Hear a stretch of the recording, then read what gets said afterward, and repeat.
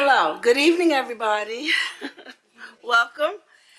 The work session of the Board of Trustees for the Spring Independent School District is officially called to order on Tuesday, March 7th, 2023, and the time is now 6:03 p.m.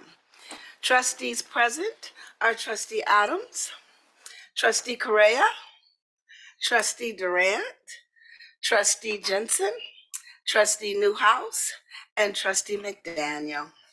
I'd like to ask everyone to turn off or silence their cell phones or any electronic devices.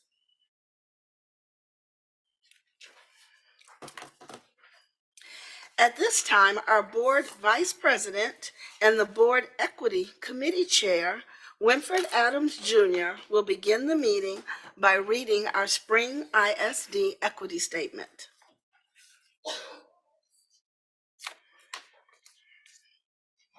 Thank you, Madam President.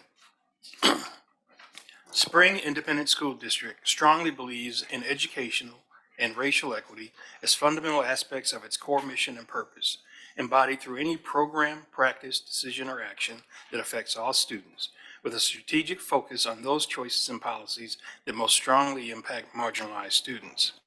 We believe all students, regardless of their ability, ethnicity, language, race, religion, gender identity, and status, should have equitable access to opportunities, resources, support systems, and educational rigor in order to maximize their academic success and social emotional well-being.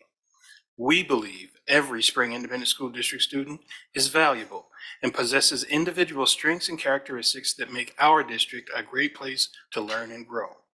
Moreover, we seek to act on that belief, instituting policies and practices that value diversity, committing ourselves as a district to continued growth and development, and working to support the success of every student in all that we do.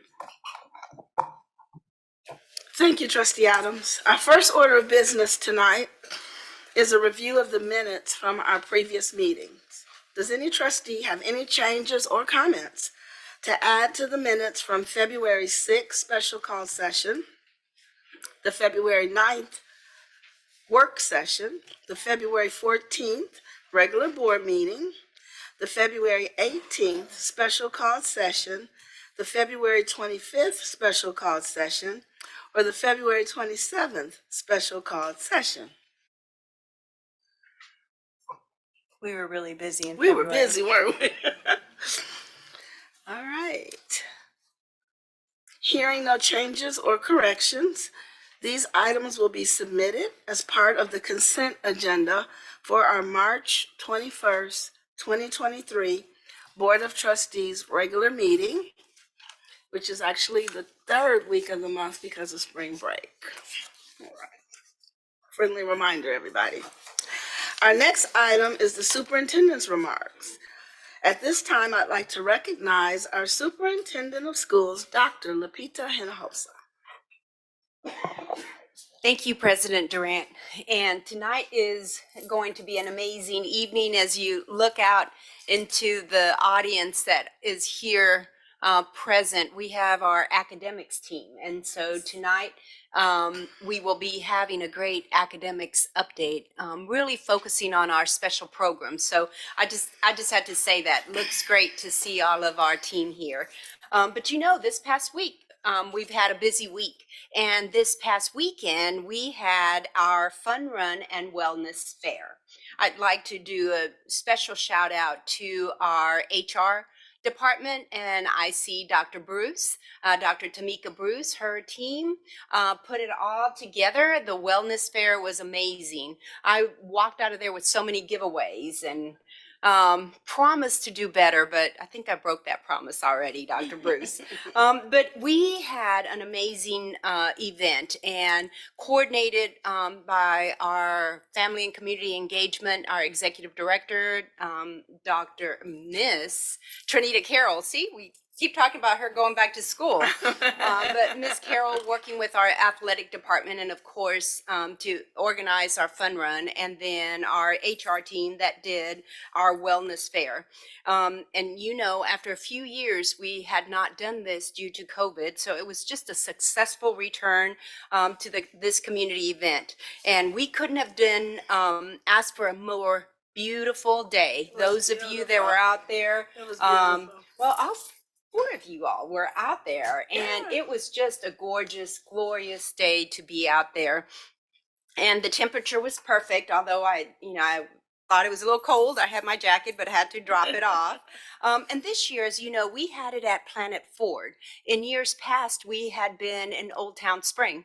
And I keep saying the reason it was great at Old Town Spring because I got to stop and buy an ice cream cone and then kept running. There was no ice cream cone here. But in fact, our top runner this year in both his age group and overall was Zachary I'm going to pronounce this wrong. Solek. He is a 10th grader at Spring High School. And overall, we had more than 200 runners. We had the Reynolds running club, and so their parents were there supporting them and all the students that had been practicing, and we raised several $1,000s for scholarships. All this money goes straight to scholarships for our students, and I have to brag because I gave him a hard time. Down to the finish line, Miss Newhouse and Dr. Jensen made it there. It was a photo finish. And I was kidding Dr. Jensen and Miss Newhouse. Miss Newhouse is an athlete. You know, she did that dive for that take. Dr. Jensen just kept running. But you need to see on Twitter, we've got that photo finish of the ladies doing that. So it was fun. And also just celebrating once again, and I know we've talked about it, but our Robertson Middle School, our school was ranked according to the Children at Risk annual list of best public schools in the Houston area, coming in at number 10 on the list of the 15 best middle schools in the region. And as you probably already know, this is our school that was named the 2020 National Blue Ribbon School. We're proud that the school serves grades 6th through 8th grade students here in the district, over 800 students. The program emphasizes math, science, fine arts, law enforcement, and agriculture and the environment. This beautiful new building is on Veterans Memorial. If you'll recall, this was part of our 2016 bond program. Robertson, I have to tell you, was also one of 2 middle schools in the top 10 that received the gold ribbon school status from Children at Risk. So 1 of 2. Like, that is amazing. So hats off to our Robertson team, to Ms. Brumsey, our principal. That means that Robertson outperforms similar schools where more than 75% of the students are considered at risk. And there's some more good news. Spring ISD actually had 3 more gold ribbon schools this year, and that includes McNabb Elementary, Anderson Elementary, and Winchie Senior High School. So 3 of our schools. And again, yes, we get to applaud that. Now, I also know all of you all have been either listening or planning to go to the rodeo down at NRG. We'll just have to remind you all, we have our very own Spring ISD Tri-Club livestock show. And so that's coming right up, and want to remind everyone that we do have our Superintendent Stampede, and that's where we collect funds. We accept all types of donations, especially departments and schools can contribute. And what we use that money for is to bid on the animals and the projects that students have prepared. They've been working on all this all year long. And one of the things that when you go to the Tri-Club show, it includes several different organizations. It's our Future Farmers of America, the Family, Career, and Community Leaders of America, Spring 4-H, And all of this is April 14th through the 16th. So everyone mark your calendars. And of course, on Saturday, April 15th, that's the live auction. And we will continue the tradition where Spring ISD Superintendent Stampede Buyers Group will bid on the animals. And so our goal this year, we want to surpass last year. This year's goal is $25,000. So just go to our website.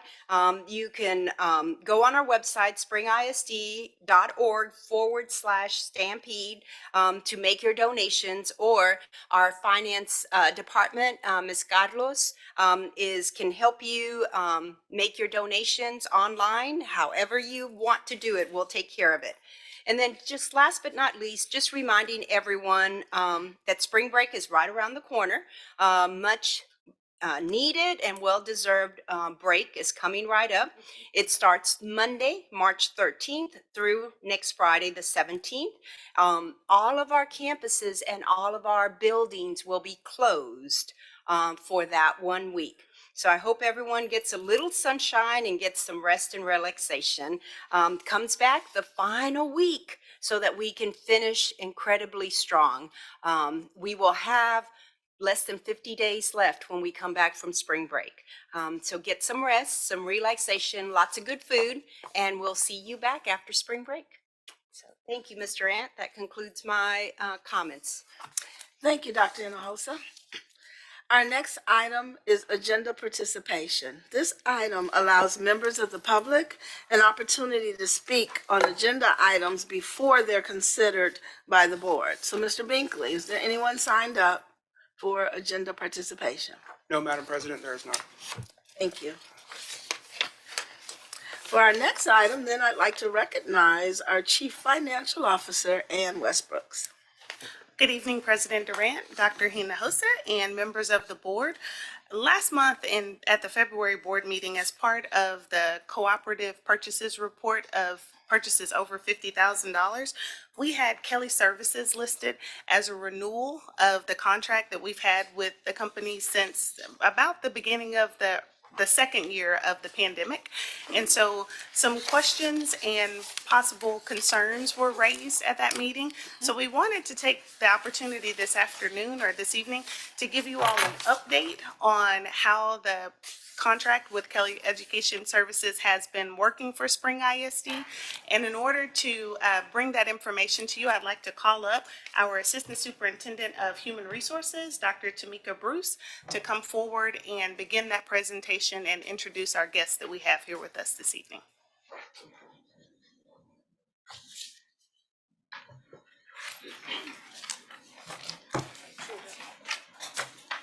Good afternoon to Ms. Durant, Dr. Hinojosa, all board members and our cabinet, our senior leadership team. We are excited to give an update. We came as a team of four because it definitely is a collaborative to how we work together. Juan Santos is our Director of Talent Acquisition, if you've never met him before, and he serves as our primary point of contact. We are very excited to talk to you about our update and share some information in regards to how things are going in spring, and it's been going very well with our partnership. And so, am I pushing the wrong button? Excuse me.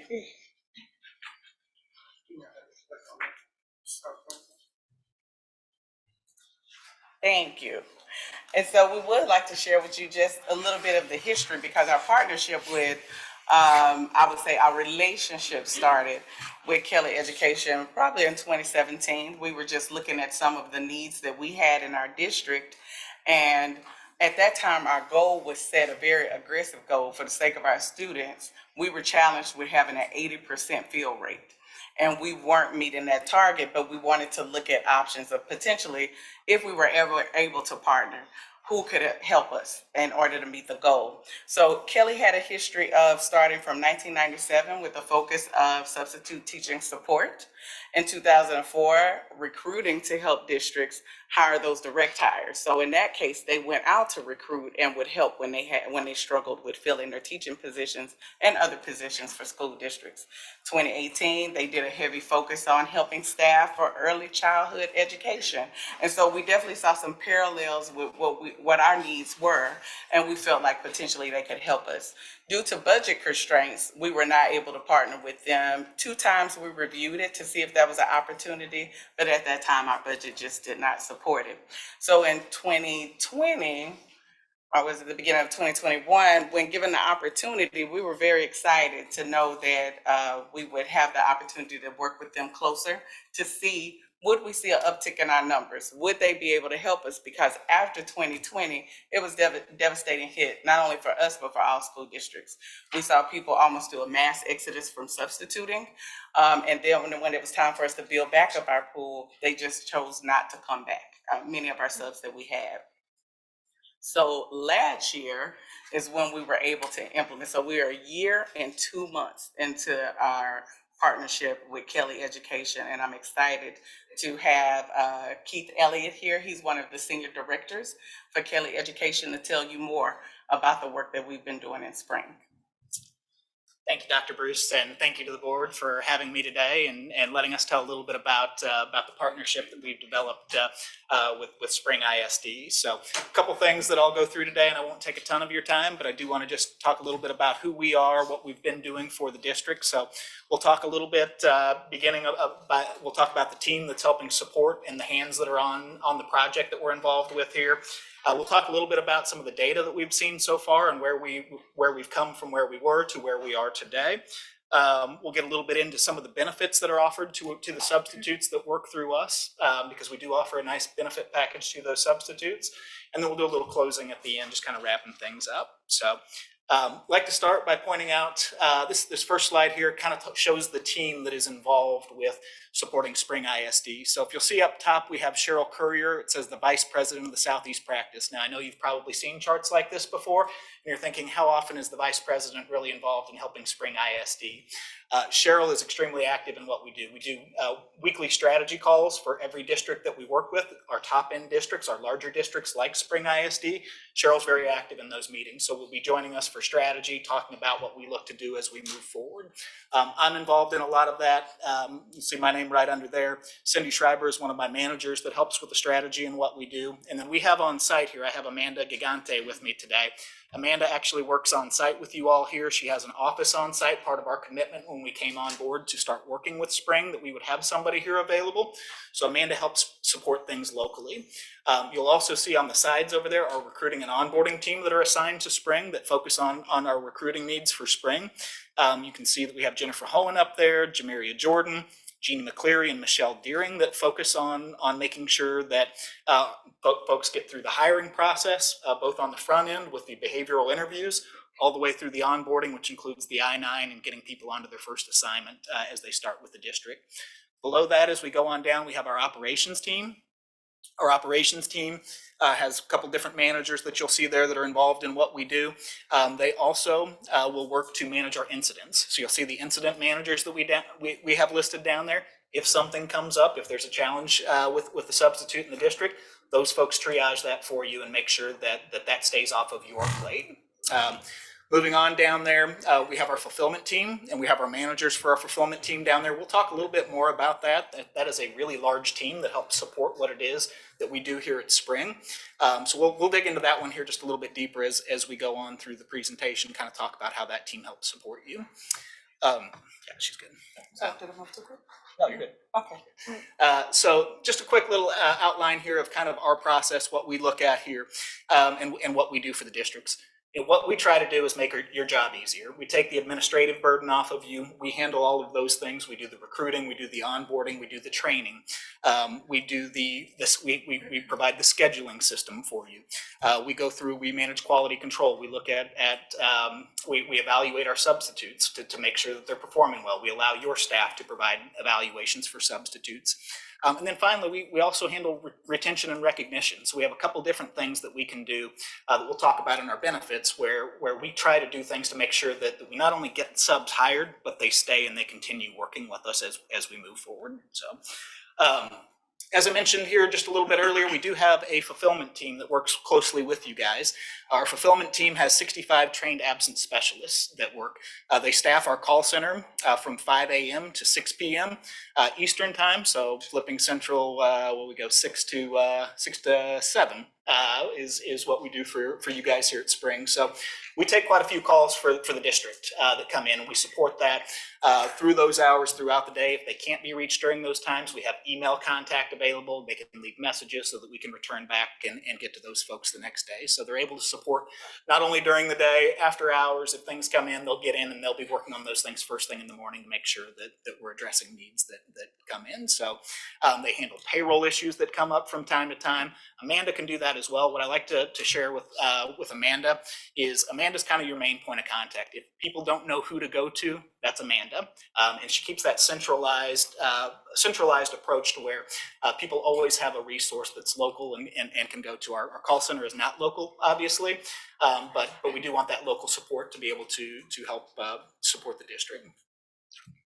Before we transition, just to tell you a little bit about the responsiveness for Amanda. We had a need at one of our campuses. Our Grow Your Own sub was not able to meet their fulfillment because we have dedicated subs for the Grow Your Own program. So we needed a sub for the sub that we didn't find out until that morning. And Amanda jumped on it, and within an hour's time, we were able to get a sub over to the campus. That's how quick she worked. So we're very thankful to have her on site with us. A couple other things that I think are important to point out. Ongoing targeted recruiting program. We're recruiting year round. We don't stop. We've already been talking with Dr. Bruce about plans for this summer and what we want to be working on this summer. I have a lot of friends that ask me, they say, oh, you have your summers off, you're in education. No, summers are some of our busiest time of the year. Summers we're working to build that pool for next year, to make sure that the subs who were with us this year are coming back next year. So we're constantly reaching out, trying to engage our subs to make sure that they're going to be back and working with us. One of the things that we can offer to our subs in some cases, if they look for this or if they want this, there are two things that subs can do. Subs that are working for us actually have the opportunity to apply for unemployment during the summer, should they want to. So they have that benefit available to them. In addition, Kelly also has the ability to be able to hire substitutes in some other capacity in some cases. So Kelly Education is also, it's a subsidiary of Kelly Services. Kelly Services does a lot of different administrative type of placement, a lot of different commercial type of placement that we do with our folks. And so if people are looking for work during the summer because they need that continued income, we have the ability to be able to do that for them. I just want to highlight a couple of areas on here. I don't want to go through every single one on here for you.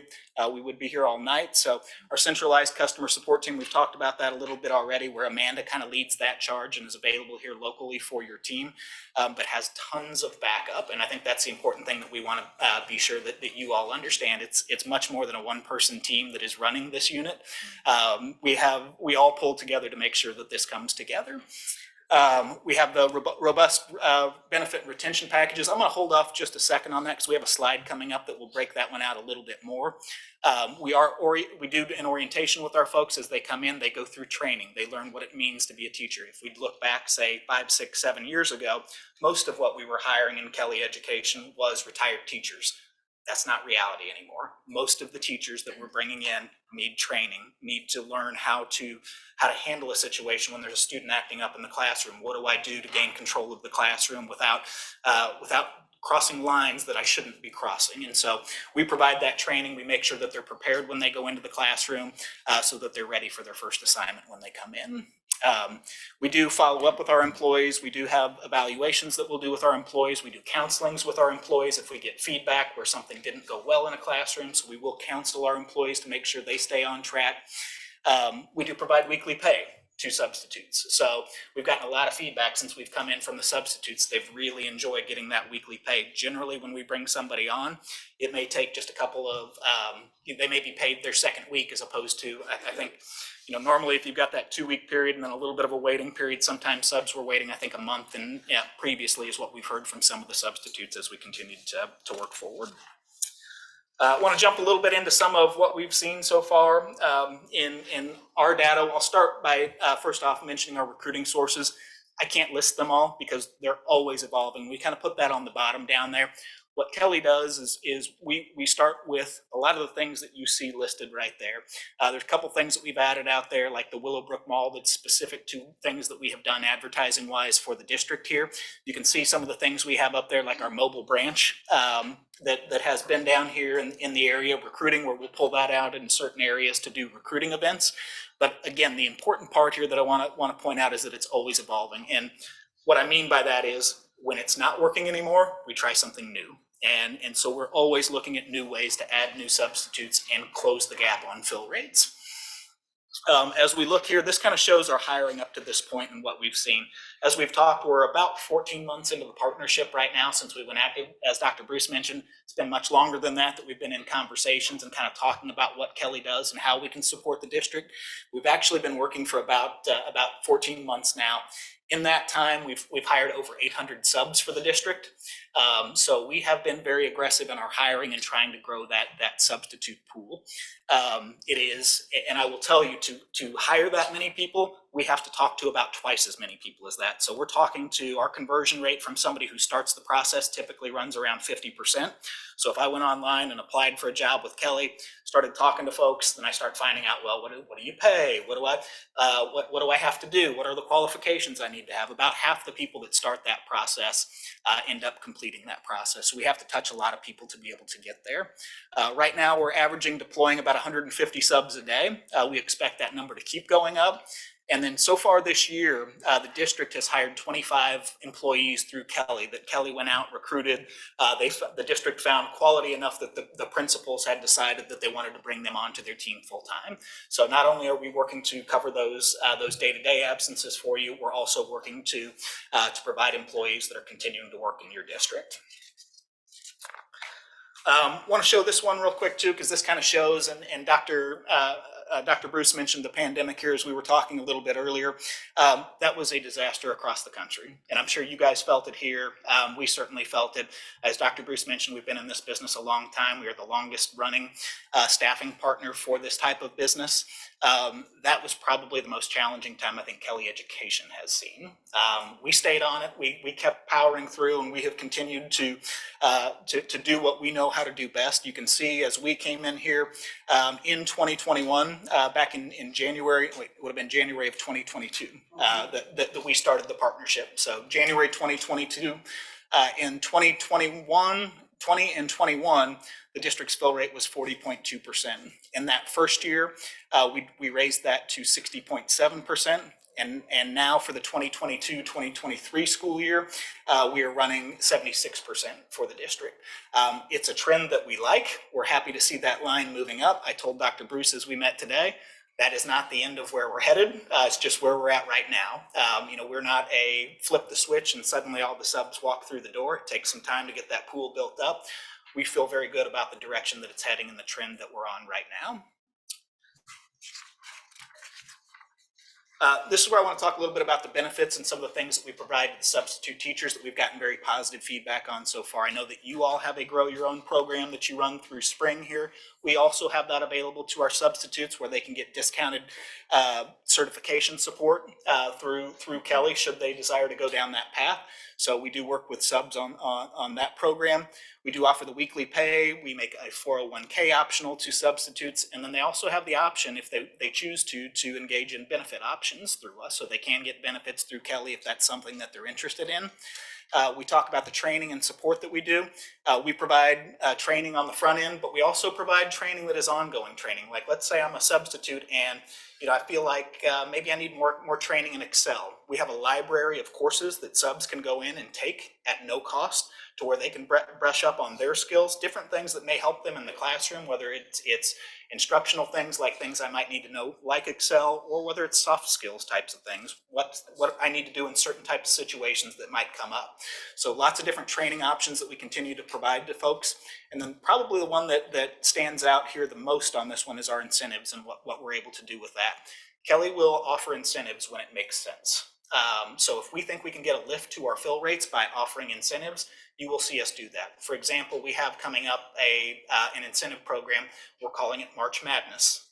As you can imagine, it is March. Basketball is beginning, and to coincide with that, we also know that that's when needs start to go through the roof.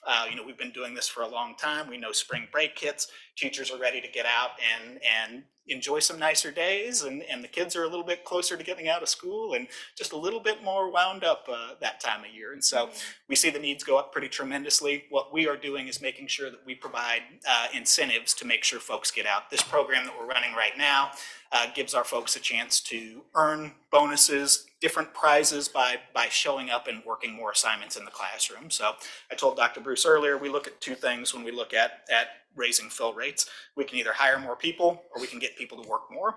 And so we use incentives to try to get our folks to stretch our sub pool so that we have more people working, get them used to working a little bit more, and helps cover the needs when we see the spikes that come up in these types of months. We also have a substitute teacher of the year program that rewards the substitute teacher of the year with $5,000. So we are able to offer that incentive. That is a national winner. We'll have regional winners and national winners that are selected. So that program runs, and like I said, we will implement. We'll have days where fill rates are down, and sometimes we just need somebody. Like a good example would have been what Dr. Bruce shared earlier, that last minute assignment. If we have a crucial assignment, it is not uncommon for us to say, hey, what if we gave you an extra $25 to show up today and work for us? We really need your support today, and we eat that cost. That is part of what we look at when we're trying to close the gap and really support you guys as partners. I always tell Dr. Bruce that we like to think of ourselves as an extension of the HR department. What the HR department needs, we want to be able to support. And so far, what we've seen from the district is that exact same support. When we say, hey, we'd like to put something on your website, we'd like you to help us on social media, we'd like you to partner with us on a recruiting event, we get nothing but support from the district. And that has been a true credit and a reason that we've been successful up to this point with the district. And then just kind of tying it all together, our value. I know when you look at us on paper, it looks like the cost is a large expense as it goes out. One thing I'll ask you to consider as you look at that is the majority of what we charge the district goes right back out to your substitutes, and we pay your substitutes. You guys set the pay rates for the substitutes. We then do our work on top of that. So what we're doing with the markup that we have attached to that, we're taking care of the cost for that team that we talked about earlier today that's helping support the district. We do all the marketing for you. We take the workers' comp responsibility for you. We take the payroll taxes for you. We take all of those expenses in and take those as part of what we do and give you an all-inclusive price for our services. This district, I will tell you, we've done well enough here, at least in the eyes of the HR team and from the surrounding school districts, that we will be adding more districts in this area. We have really put a push on growing in Texas.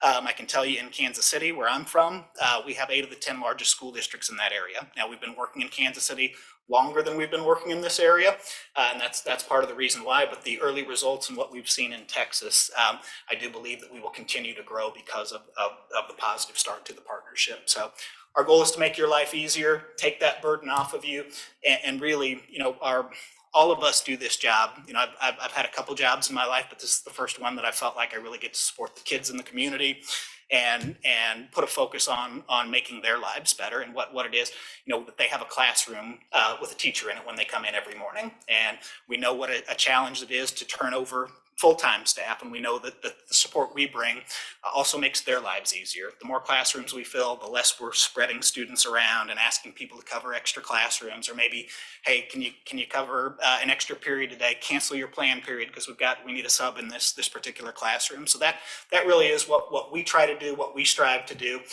We've been very impressed, like I said, with the partnership up to this point, and we would very much like the opportunity to continue to partner with Spring ISD. And with that, we'd love to take any questions that we can answer for you guys, and I'll turn it back over to the board.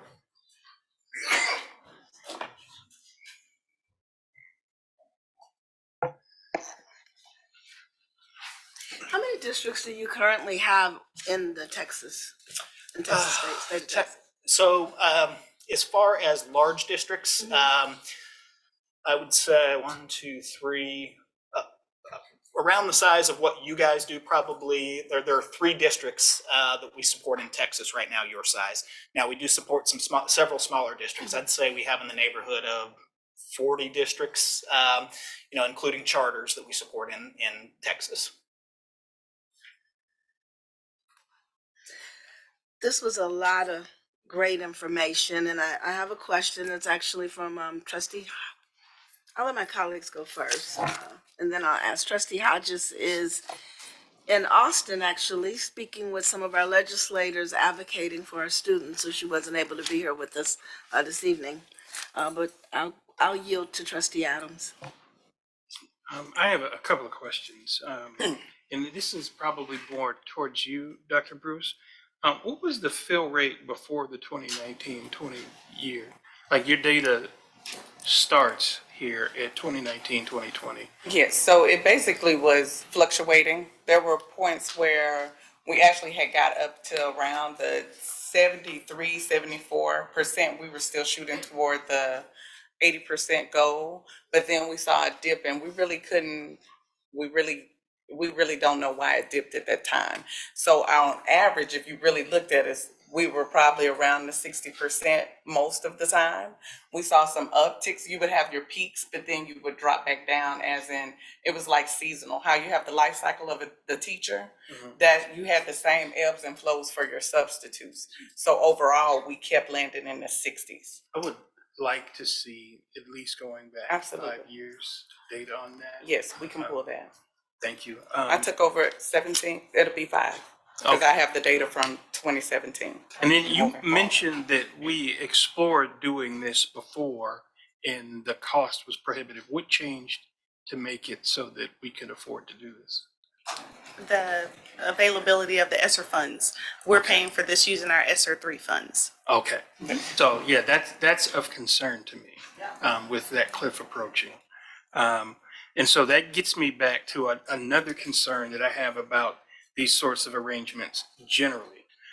Are we, as an institution, losing our capacity to service, to provide substitutes and sort of turning it over to a third party? Especially if the money might go away, are we left without the ability to do this for ourselves? So I would say, based on the state of affairs, prior to me partnering with Kelly, I had one person. So I don't think I've lost that ability to do that. I would just make sure I have to clear up one of my people, one person to dedicate time toward it, as we were before. I think we would be in the same stance as the rest of our peers. Right now, we have a competitive advantage because we partnered, because we literally, when the opportunity was presented to us, whether it was 1 year, 2 years, however many years that I was able to do it, if we were able to get enough people to go into the classroom for us, we definitely felt like it was worth us venturing. And so that's why there was the push to, if we had the opportunity, if we could please attempt it. Okay, so yeah, those are the concerns that I have. I have the cost concern, which is, I think, part of Trustee Hodges' concern, that long-term capacity concern is an issue for me. And I'm also curious to see how we perform. Mr. Elliott, you mentioned that you had 65 people Specialists. serving. I presume they're not servicing just Spring. Not specifically just Spring, available to service Spring, yes. So again, back to that capacity question, right? If it took one person to meet our needs at a rate almost equivalent to what Kelly's doing for us now, I would like to maintain our ability to service ourselves in this way.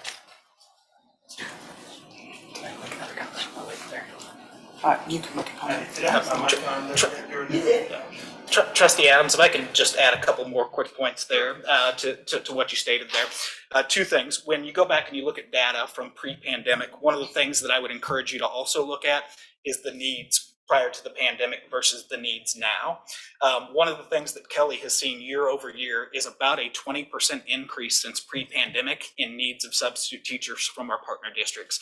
So as you look at fill rates, what you may also want to look at is your number of fills and the number of needs that the district had at that time, because that has been a big driver in what we have seen just nationally. I can't speak because I haven't seen those numbers to see what they were like pre-pandemic for the district here, but it is something that I would look at as you assess that. The other thing I wanted to mention to you quickly was when you look at Kelly and Kelly's cost, and that was something I kind of maybe didn't do a great job of expressing in the opening as we were talking. Most of the time, the cost that Kelly adds, when you break down, we have a cost calculator that we can share, and we can work with Dr. Bruce to provide to the board later if that's of interest. But what it does is shows kind of the neutrality in the cost of Kelly. When you look at the things that we're doing, from the advertising to promote the jobs that we're doing for you guys, the events that we're setting up, that we're running, the people that we're paying to go out and work these events that we're at, the bodies that we have involved, the workers' comp costs, the liability that comes along with that if there are claims that result in that. So there are a lot of soft costs there that when we break down the cost really does look a lot better than when you just look at the salary plus the cost of the market that Kelly is at. I understand. That's an excellent point. I think, so in addition to the data going back, I'd like to see the needs data too. My board members will agree that, I mean, the fill rates and, as you said, Mr. Elliott, what the needs were, I think is important data to be looking at when we make this decision. Yeah, and I would like to just elaborate on what it looked like in order to accomplish what we were doing at that time. I had one business partner dedicated to substitutes, myself, divided into many different pieces of when I could help her, a 0.5 specialist. It required many late nights, many weekends in order for us to accomplish it, as well as for us, he talked about the administrative burden. In order for us to verify and ensure that the payroll was accurate for our substitutes, it was about a 200-page document that the business partner had to review each one of our substitutes, and many times was manually catching the discrepancies. So it was a lot of manual processes that we had to take on, and just looking at how that day was utilized for her. We definitely wanted to see what that looked like for us if we were able to be in a partnership. I understand. And I don't want to like monopolize this, but I'm given to understand that there are some automation options that are available to us that would mitigate those types of labor costs. And so, like, again, with this cliff approaching, with our current budgetary constraints, I'm taking a really hard look at where we're spending every nickel at this point. And if there is a software application process that would allow us to save those, like you said, those manual costs, those FTE costs, I believe to be responsible with taxpayers' money, we have to give that a really serious look. So those are all my questions. So in between his questions and some of the commentary you had, you kind of answered a few of the questions that I had. I had the question about the staff, how many other clients are being handled by the 65 personnel. But how long have we had this contract? I guess that's one of my first questions. About 14 months is how long we've been engaged with Okay. the district. Okay. January 10th. Yeah. Okay. And is it a set amount, or is there an increase to it? Is it just a 1-year contract? Is it set? So rate? we write the contracts as evergreen. And now, it doesn't mean we won't go back and talk about rates and different things like that. Now, I've already told Dr. Bruce this year, we don't anticipate any changes to what we're doing on the contract. So we generally just talk about those things on a yearly basis as we're looking to renew the contract. So from our standpoint, until you tell us to stop, we will continue to service you. So you guys, the way we write the contract is a 30-day out period. So if at any point you guys decide that is the decision you need to make, you have that option available to you. We hope you don't exercise that but that other than that, we do renew the contract automatically every year. So when the subs are hired by Spring, is there a cost to transfer? There is. Now that is something I've been discussing with Dr. Bruce. Now we had several that we hired this year that we eliminated that cost for. That is something that I told Dr. Bruce that we can work out an arrangement where we can look at a number of subs. What I can't have is you hiring our entire sub pool to fill every opening that you guys have, right? We're a for-profit company. We're in it to be profitable and make money. Now, what we can do is look at each year and say, hey, how many can we do that we would allow the district to convert at no cost? And so that is definitely something we would be willing to negotiate and look into to eliminate that cost of the district. Typically, what we like to ask from your side is that they work for you guys for 90 days. If they work for you guys 90 days, you're very seldomly going to hear us say, hey, we need to charge a fee for that. We just have to be able to recoup our hiring cost for that employee. And Kelly waived about 10 for us this year. So we had no fees for 10. And just today, Keith and I were talking and about if we're able to move forward, what would that look like, how many he would waive, but also if we refer, so if we recruit the sub and we refer them to Kelly, then there's no fee if we ultimately end up hiring that person full-time. So that's the subs transferred from Spring to Kelly? Okay, that was one of the questions that I had.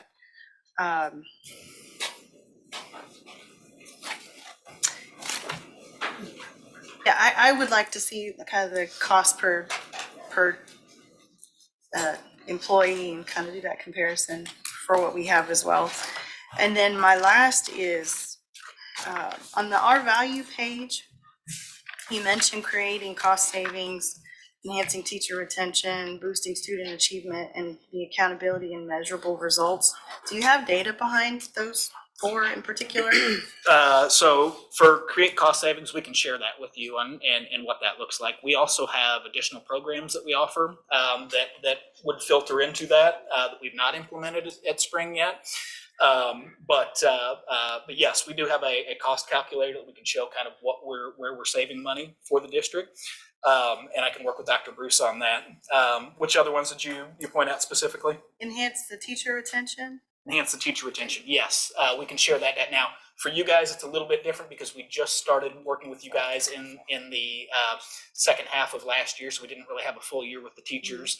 I don't know how complete that data will be at this point, but we can certainly show our retention and what we send. Now, I will tell you this. It is harder than it's ever been to retain teachers. You know, we do see turnover amongst our pool, and that's part of the reason that we keep the ongoing recruiting going on. Once summer hits, you will probably lose anywhere between 20 to 25% of your pool coming back next year. That's just an estimate based on what we know. People take these jobs sometimes as short-term, in between jobs in some cases. And sometimes right now, especially with where we've seen in some districts, with where the fill rates have been, they're just more subs saying, hey, I don't want to do this anymore. I want to move on to something else. So that's why we really keep that year-round focus on what we do for recruiting, just so that we keep those pool numbers up where they need to be to support the needs. And Trustee Correa, part of our goal is to survey the subs and our teachers. So to survey our teachers, we haven't done it yet. So it's like when we switched over to our self-insured, and then we did a survey at the end of that complete year on how people felt about it. Right. And then now we're approaching that time to where we had discussed in our timeline that we would just send a survey. It's optional for them to complete it, to where we could get some, because at this time we don't have the data, but we're hoping what the feedback will say. We've had verbal comments given to us about it's good to have us up in the building. Right. But we don't have our survey results as of yet. We haven't sent that out. The one I'm mostly interested in is boosting the student achievement. And it'd be nice to have data for our district, but I would like to see just data in general from some of the other clients, just kind of how your cost stacks up against some of the values that you have listed here. Yeah, I can look at what we do. I know a lot of the student achievement, and what we say was we boost student achievement is we put teachers in classrooms and we put trained teachers in classrooms, right? And so I don't know. I'll find out what we have data-wise on that. I'm sure we have some data points that indicate that. It's not something that I've presented before, but it certainly is something that I can look into to see if we can provide data for you. But I do know a big part of that is just keeping the classroom filled with a teacher that can follow a lesson plan and engage with the students on that day. Okay, thank you.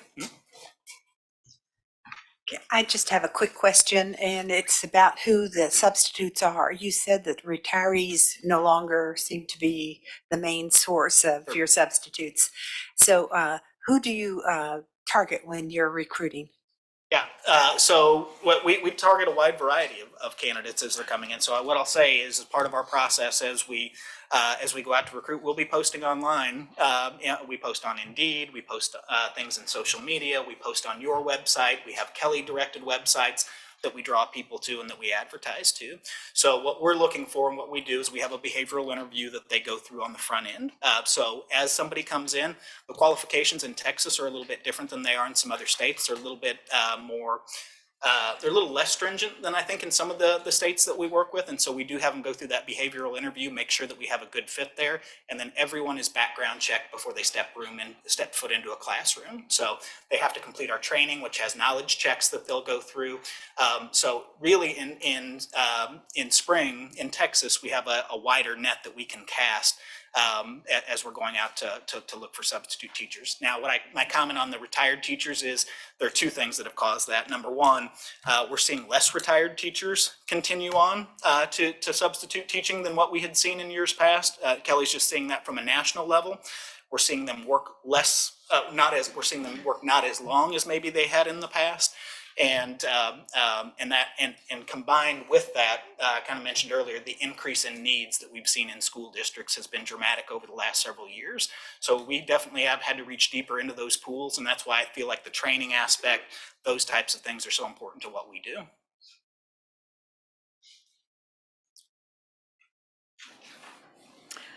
As it comes on round, I think it's my turn. You have indicated here that you had 102 Spring ISD people to go to Kelly. Why?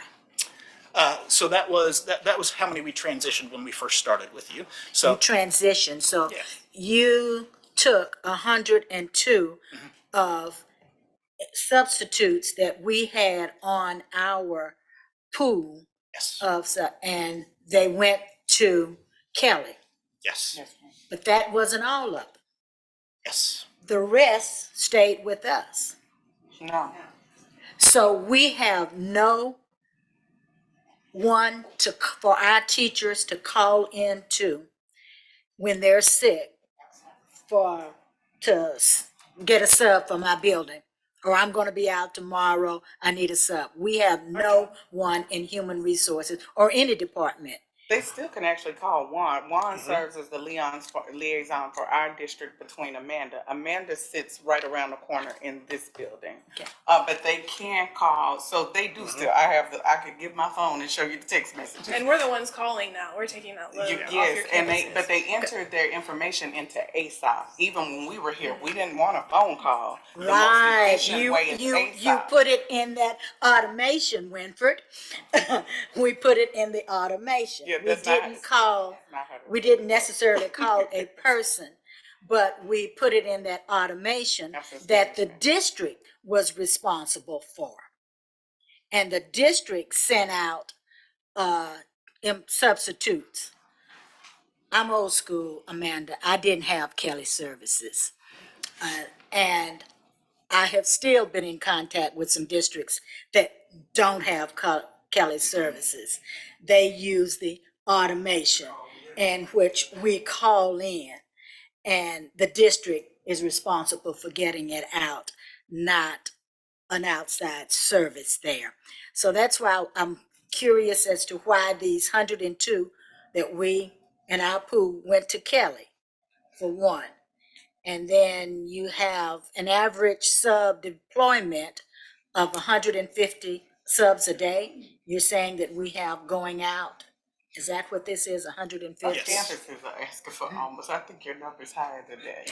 But what I can say is the 102 that went over, we couldn't compete against the request that we had for Kelly to own that service. So what we did was we educated that we probably had about 150 in the pool that took assignments. That doesn't mean that 150 went out every day. Okay, So we had about okay. 150 active. And so we literally put them, we went through a meeting with them, basically educated them on everything that Kelly had to offer, because we wouldn't, if you're gonna offer these, you wouldn't run both programs, because then it's almost like a competition of, do I go work for Spring or do I work for Kelly? So these subs that are hired by Spring ISD, you have on here 25 there. I'm agreeing, we don't need to compete against each So other. there are Who are full-time these people now. 25? They were hired, recruited by and hired by Kelly.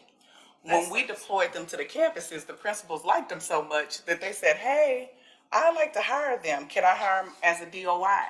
Can I hire them as an instructional aide? So they made the request to hire Kelly's staff. What was our rate, daily rate, as compared to what Kelly's daily rate is for a non-certified sub? The same. It's the same? For a certified sub, is it the same? No, daily rate is 105 for certified. So For certified? yes, Okay, and for non-certified, it's 90. 90. We still have a difference there. So, I want to make sure that we're answering Ms. Newhouse's question appropriately. So Spring ISD's substitute rate is what Kelly Services pays the substitutes. There's no difference in the rates. They pay Spring ISD's rate to the Okay. subs. Yeah. okay, We pay your rate, we have a markup that's attached to it that covers our cost, and that's where. okay, okay. And I do So want to there add is- too, as we started with Dr. Bruce, I remember the conversations as we were going through these, and we had that conversation initially on our process. When Kelly takes on a new client, it is a non-negotiable for us. We take over your sub pool. We don't want to be competing with you. So that was our push to say, hey, Kelly's coming in. If you want our services, this is how we operate. And so at that point, you guys had about, I believe it was about 200 subs in the pool, and about 100 said, hey, we came in, did transition meetings, said this is what it means to be a Kelly sub. We transitioned those 100 over to us. The others that are in the pool now have been recruited by us to build that pool. Okay, Oh, so that teacher that calls in, is she calling in to Amanda? Or is she She's the calling student in? and Front line, She- yes. She's, So they bear the The absence cost of absence management for us now. So we had absence management, they use absence management. So it would be a seamless transition for our staff. They still report the absence the same way. okay, I see the reporting. Maybe I'm Most of them getting a don't little call mixed in. up. If you ask our principals, it's either a text, an email, reporting Okay, ASAP. I get up in the morning at 5 o'clock and I realize that I can't come to work this morning. Who do I call in? Who You do first I have to talk let to? your supervisor know, that's required. Your supervisor should know. Okay. And if you promptly put it in ASAP, that's what sends the call out. So when you put it in absence management, Mhm. it alerts the system to, so if I've set up my profile to get the notification, Mm-hmm. I'm gonna get the notification. That part never was a burden for us. It's the processing of pay and other things that we had to do for our substitutes, but we're running the exact same reporting process through absence management, that, using the same system, and we wanted it as easy as possible for our staff. When they put that absence into absence management, that's what alerts Amanda. Amanda knows that it's out there immediately. And then the fulfillment specialists that we talked about earlier that make the outbound phone calls that reach out and say, hey, we've got positions open today that we'd like you to work. That notifies them that that position is available. So we always encourage folks to immediately put that in the system when you know that you're going to be gone. I tell folks all the time, there's no more direct correlation to fill rates than anything else that you guys can do than getting that absence in as soon as you know you're going to be gone. Obviously, if you put an absence in at 7:15 for 7:30 in the morning, that's going to be tough to get somebody out there to fill. So we try to encourage early entry on those types of things. Thank you. Okay, so one, I'd like to say that, thank you for the presentation. We just talked about our blue and our gold ribbon schools. Kelly definitely is offering us a blue and a gold ribbon service. I think we all acknowledge that, we appreciate that. Coming out of or in the midst of the pandemic, we all saw a mass exit, from the teaching profession. And we were all looking for new and unique and innovative ways to address that. Even our legislators had the foresight to understand that we needed additional funding in order to continue to operate through a pandemic. And then catch up our kids once they come back. And they did that with the ESSER funds that we have that will be running out next year, which is why I think we've got so many questions for you this evening. So definitely a blue standard, blue ribbon standard, definitely has been a valuable asset for us. I think our heartburn is around, can we continue to afford it, right? Especially with those funds running out. And I do know you've said we have $90 to $100 is what we currently pay our substitutes. And I think your rate is what, 130? Yes. Okay, so we're paying that difference for the surcharge for all of the great services that you offer. And I know that we also too continue to do marketing and promotion and everything ourselves. So we're actually hitting it from both sides. So I think one of the questions is, we know that things are starting to normalize again, especially because I can see smiles and not masks tonight, especially from our academic folks that are here, that I want to try to get you guys home not too late. But we can see smiles and faces tonight. So as we continue to see that dip, can we really afford to continue to pay that rate? And I think that's one of the questions that Trustee Hodges, who unfortunately couldn't be here, she is online, so she sent in a couple of questions. But the real question is what is the cost? My question is, what are the barriers that we have to transition this back in-house? And then what is the cost to staff up? Because when I talked about those barriers, you named automation, and you also named the ability to have the appropriate amount of staffing, right? So what is it going to take for us to get there if we don't stay with the Kelly Services contract? And what are our barriers outside of those two that you've already identified? So, go ahead. So we can certainly work on that, Dr. Bruce, and, look at the comparison. I think, as Mr. Rand says, this is, gold service. We've got several principals here that can tell you gold service. For the first time, our teachers are able to call in, go into ASAP, put in their absence, and be assured someone's coming to their classroom. From, us having a pool of 200 substitutes to Kelly's Education having a pool of 800.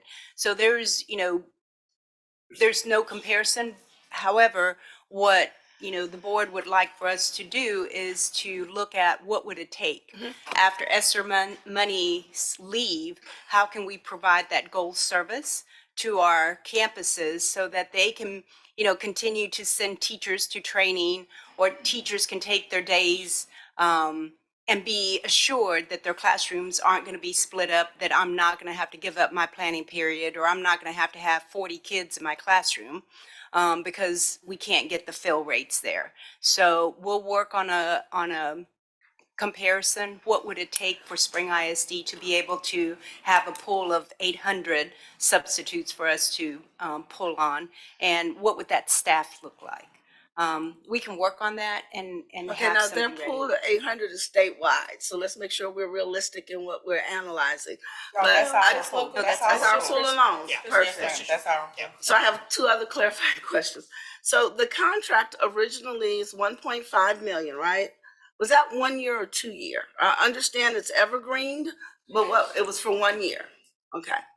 And so we just did the renewal, and we're 4 months into that renewal. And it's evergreen for year over year. Okay. Wanted to clarify that because I heard it was a multi-year contract. It's not. It's annual. It's evergreen.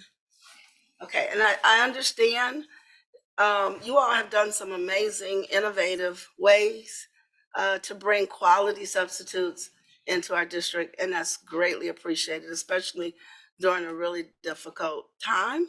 But what I think we would like for you to do is to put your innovative hats on and figure out how we can move forward, understanding that we're restricted in state funding for public education.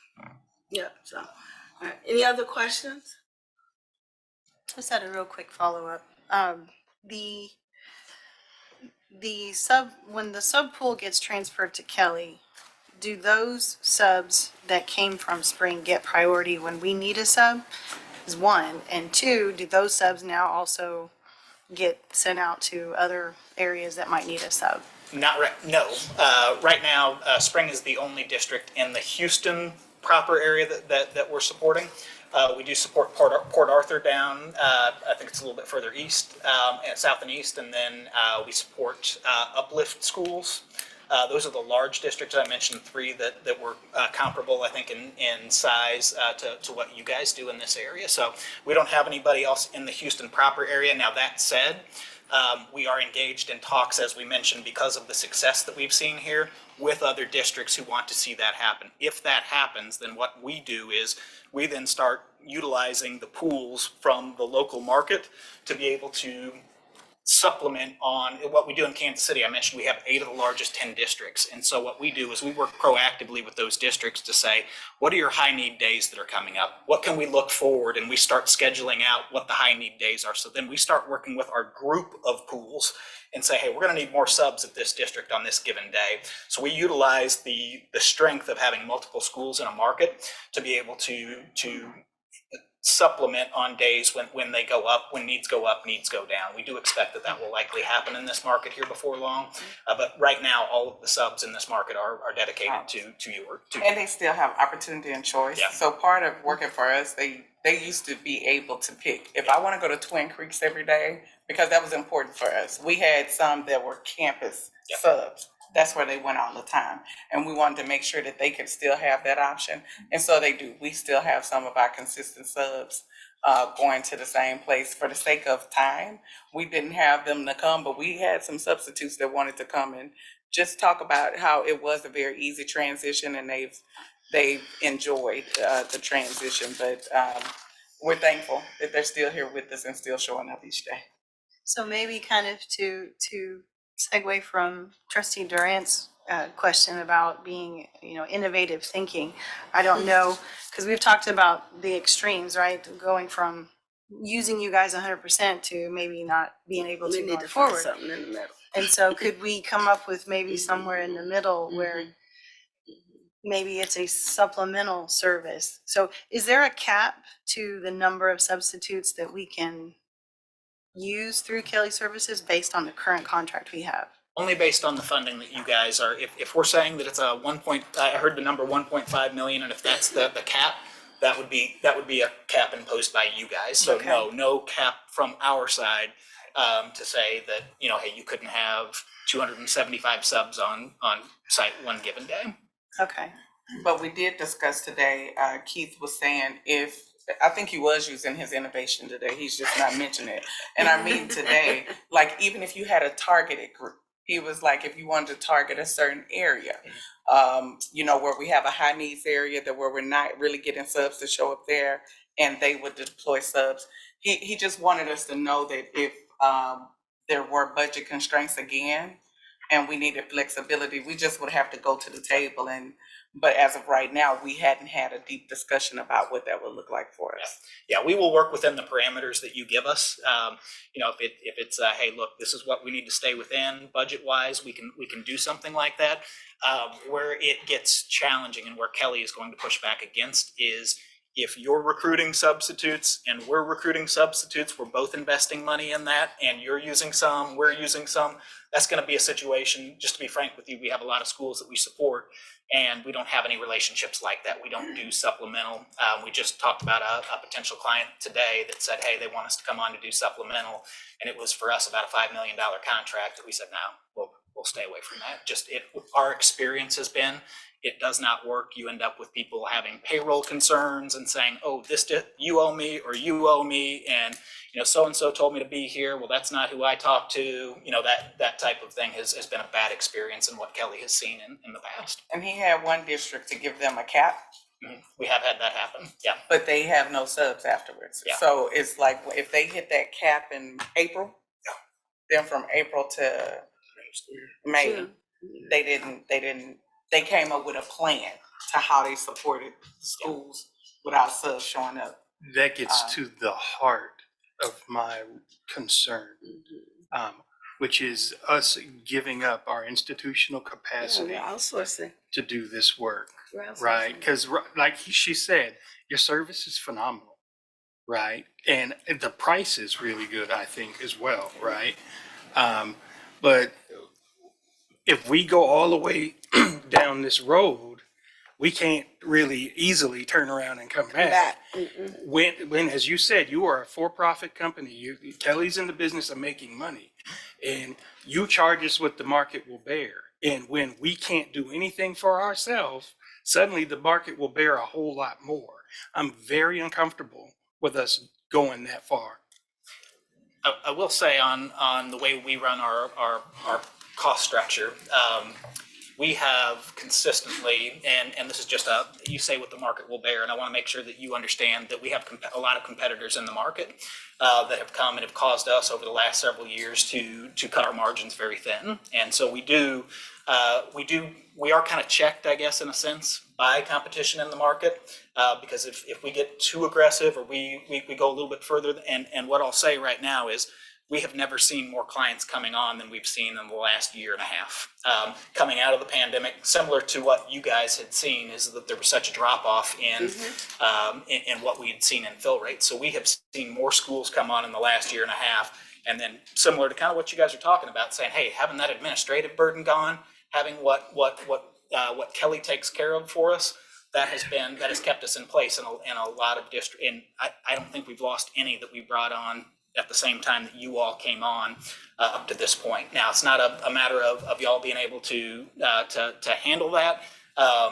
In my opinion, I think really what we're looking at is, Kelly will continue, like I said, we are going to continue to fill more jobs for you. You're going to continue to see that fill rate go up. And if that is a concern, then it is going to be a challenge. But what I will tell you is we can continue to look at, and we will look at things that we can do to try and make it better. We have some other innovative products and some things that I've actually even already started talking with Dr. Bruce about that we can look at, that I think we can maybe look at some different options to see what we can do to get innovative, get creative, and try to keep this relationship in place. Kelly does not want this partnership to go away. And I understand you look at that from a business standpoint, but from where we sit on that, we like working with the district. You guys are a good district to partner with, and we feel like we can continue to do good things for the community if we continue to partner. Yeah, and I think one of Trustee Adams' concerns is one of mine as well. And unlike you, we are nonprofit. Sure. We are in the business of educating children, and we're also responsible for taxpayer dollars. Sure. And where we could maybe do some partnerships is in working with us or partnering with the school districts that you support to lobby our legislators to continue to support us through the ESSER funding and school financing so that we can continue to provide this quality of a service across the board, not just in substitutes. I think we really need to talk about it from across the board. I do know that it's been a win-win. Our subs are now getting paid weekly. They've got 401k, they have incentives, so it's been good for them. But sometimes when you give away all that institutional knowledge, you leave yourself lacking. And I think that's where Trustee Adams is going. If we ever hit that wall and that slide when that funding gets cut and now we've outsourced it all, where have we left ourselves? And so we really need to think it through end to end, but we would like to think it through together and how we can continue to partner. All right? Any other questions? So Dr. Hinojosa and I do a good job in trying to, we calculated 20 minutes for this. We are way over our time, but I just want to thank you guys so much for being here this evening. We appreciate your time and the opportunity to talk with you. Thank you. Thank you. Our timeline's blown.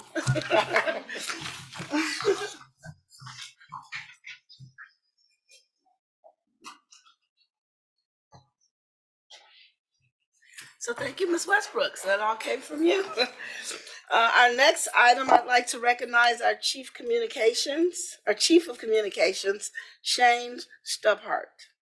Thank you, Madam Your President. name, did I get your name right? Drew Bart. Strubart. Okay. That's- I'm I just glad found out- I asked. I just found out Corhart is spelled very similar to mine. Borkhardt, I'm sorry, is spelled. He's also German. Anyway, so Strubart. yes, Got perfect, it. perfect. Thank you, Madam President, trustees, Dr. Hinojosa, administration, and audience.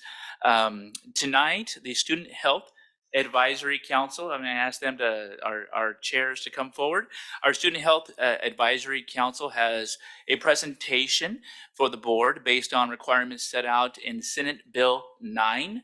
And presenting this evening is Chair Lady Trinita Carroll and Co-Chair Lady Nancy Torres. I'd like to invite them to the front here.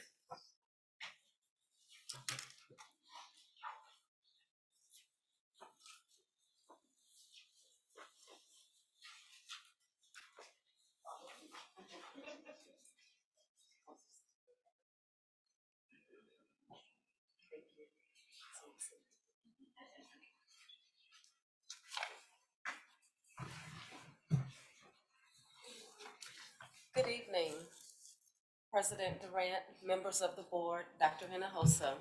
Thank you for the opportunity for us to come and share our information and share the work that we've done as it relates to Senate Bill 9. My name is Trinita Carroll, and as Mrs. Strubart said, I do serve as the Executive Director of Family and Community Engagement, as well as the staff co-chair for SHAC. And accompanying me tonight is Miss Nancy Torres, who is our parent co-chair and a proud parent of Anderson Elementary children. Also, I do want to recognize Dr. Crystal Collins, our Director of Guidance and Counseling, who also did great work with our SHAC.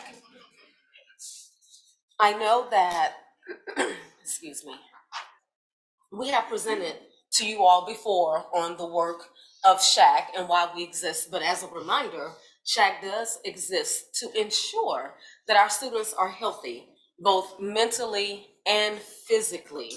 And we ensure that our community's values are reflected in all the work that we do as it relates to student health. Our committee is composed of parents and community members, again, led by myself and Ms. Torres here. So during the last legislative session, Senate Bill 9 was introduced, and that changed the scope or the focus of the work of SHAC. It has 4 components. The board shall adopt a resolution convening the district SHAC to recommend curriculum materials for the instruction related to the prevention of child abuse, family violence, dating violence, and sex trafficking, what we call child anti-victimization topics. And in January 2023, the board did adopt the resolution convening us so that we can begin the work. Senate Bill 9 also requires that the SHAC hold at least 2 public meetings on the curriculum materials before adopting those recommendations to present to the board. We held those 2 public meetings on February 1st and on February 6th, 2023. SHAC shall also present its recommendations to the board at a public meeting, which is why we're here tonight. And after the board ensures that the recommendations meets all the standards, the board shall take action on those recommendations by a record vote at a public meeting. And we are hopeful that after tonight's presentation, you will accept the recommendations that we are bringing forth tonight. So I mentioned earlier that we did hold 2 public meetings. After those 2 public meetings, SHAC did reconvene on February 21st, and we had very, very detailed discussion as we deliberated to determine what materials would be the most appropriate for our students. And in those conversations, we reviewed 5 programs to address, again, those child anti-victimization topics. We reviewed the Monique F. Burr Safety Matters, or MFB, Safety Matters by the Children's Assessment Center, Quaver, Goodhart Wilcox, and 2 programs from Northwest Assistance Ministries, the Youth Empowerment Program, and their Dating with Respect program. After carefully reviewing through 2 public meetings these 5 programs, our SHAC believes that our best and most appropriate program for our students is the MFB Safety Matters from the Children's Assessment Center. This is a free program. It is comprehensive, it's evidence-based, and it addresses all of the Senate Bill 9 topics. That's one thing that the Children's Assessment Center set out from the other programs. Not all of the programs address all of the topics. And you'll notice we had to review 2 programs from Northwest Assistant Ministries because they didn't have one program to address everything, where Children's Assessment Center does. Their instruction is age appropriate and it's developmentally appropriate for our kids. And something that was particularly important to us is it includes a parent component in multiple languages. That one stood out for us because whatever conversations we have with our students in the classroom, especially on topics so important as child anti-victimization, we want to be able to have those same conversations with our families using the same materials. And the Children's Assessment Center allows us to do that. Also, we are currently using the Children's Assessment Center to address other topics that are not related to Senate Bill 9. And so we are already familiar with Children's Assessment Center. We are already utilizing their facilitators to help us have important discussions with our students. And so it would be a very seamless, not even transition, but it'll be a seamless addition to the work that they're already doing with us. And so it is our hope that you would be in agreement with the Children's Assessment Center, the MFB Safety Matters program.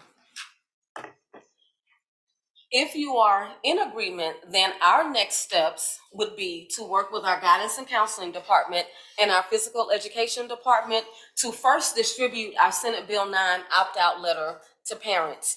Before we can have discussions with the students about human trafficking and dating violence and child abuse and things like that, our parents have to give us permission to have those conversations. And so we would distribute the opt-out letter. And once all of that has been settled, we will begin to facilitate those lessons with our students this year.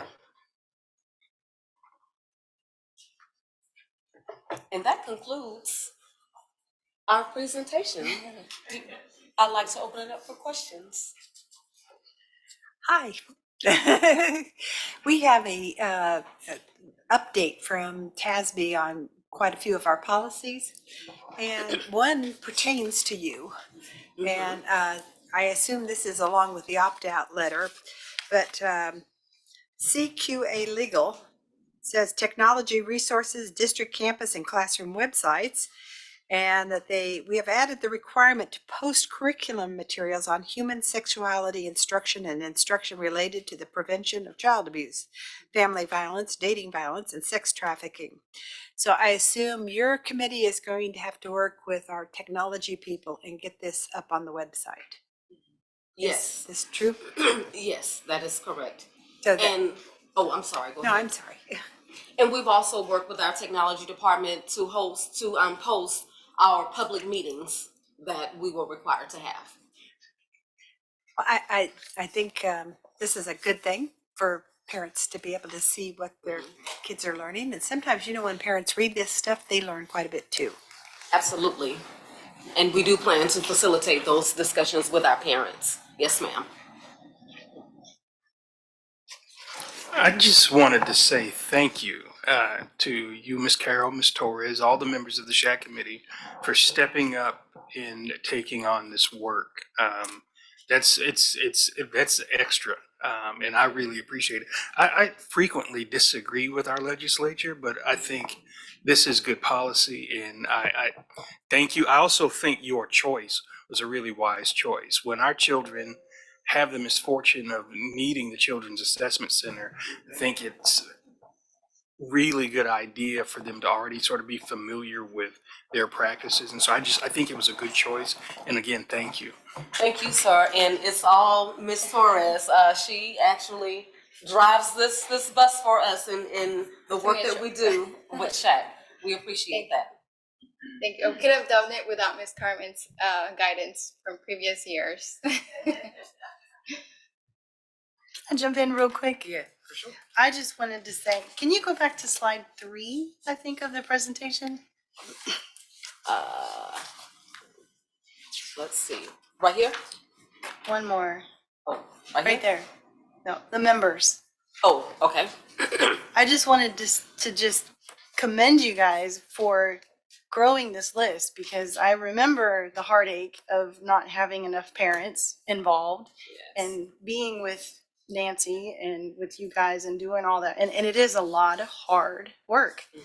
And so I loved seeing that this list is growing, and I hope it continues to grow. And I hope that we can get more parents to come and get involved, because it's a super, super important component that I don't think gets talked about enough. So I just wanted to say thank you so much for continuing the work and doing such a great job. Thank you. Thank you. Yeah, I would love to see a representative from each school in the future. That's our goal. Honestly, yes, that's the goal. Just one quick question on you listed the reasons for selecting this particular curriculum. Is there a rubric or a tool that's used to determine the criteria, or is it more of a dialogue amongst the committee? So, well, primarily it was a dialogue, but what happened during the 2 public meetings, we did invite representatives to come and facilitate a discussion. Now, as it related though to Quaver and Goodhart Wilcox, our Lori Carroll, who serves as our health and PE coordinator, she actually facilitated that discussion. As you know, well, Quaver and Goodhart Wilcox, they're not based here in Houston. And so she did facilitate that discussion, because you might recall last year during the adoption of House Bill 1525 that addressed human sexuality, we did adopt Goodhart Wilcox and Quaver to address those topics. And that work was led and was implemented by Ms. Carroll. And so she was very familiar with those 2 programs. And so she did provide the information during those 2 public meetings. But at any rate, after reviewing them and learning all about the 5 programs, we did have discussion. Every participant actually had to submit to us a written form of what they liked about the program, why they chose that program, and what they liked about it. And we did put it in one of the Qualtrics surveys. And so, yes, it was primarily discussion, but they did have to submit in writing what their recommendations were. Yeah, thank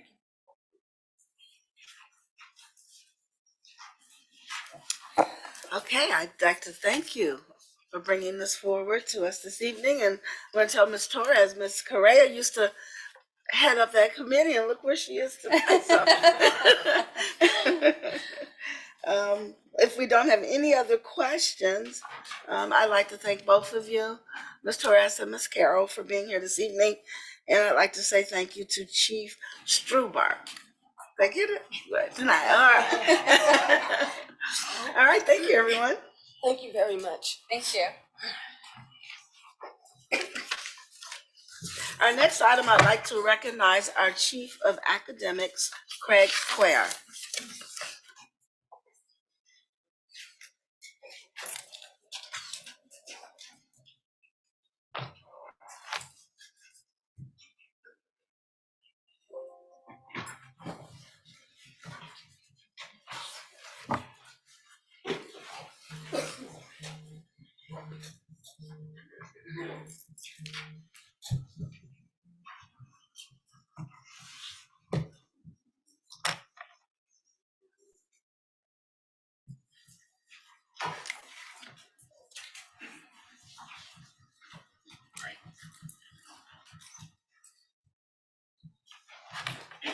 right. Thank you, Madam President, esteemed members of the board, Superintendent Hinojosa.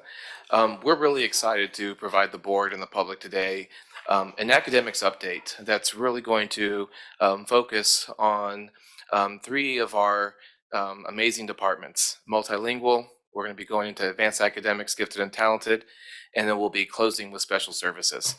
We are joined at the front by Drs. Mendoza, Drs. William, Dr. Edwards, and Ms. Hauk, who are going to be conducting the presentation today on our three department spotlights. So we're really excited to be able to have an opportunity to showcase some of the work that we're doing in the Office of Academics.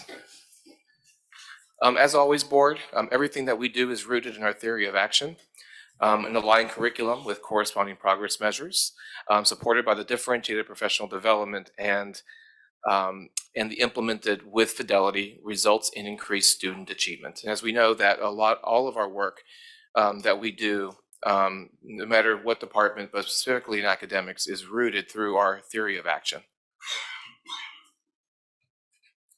As always, everything also is connected to our core values here in SISD, based on our decisions, of course, always through the lens on what's best for our students.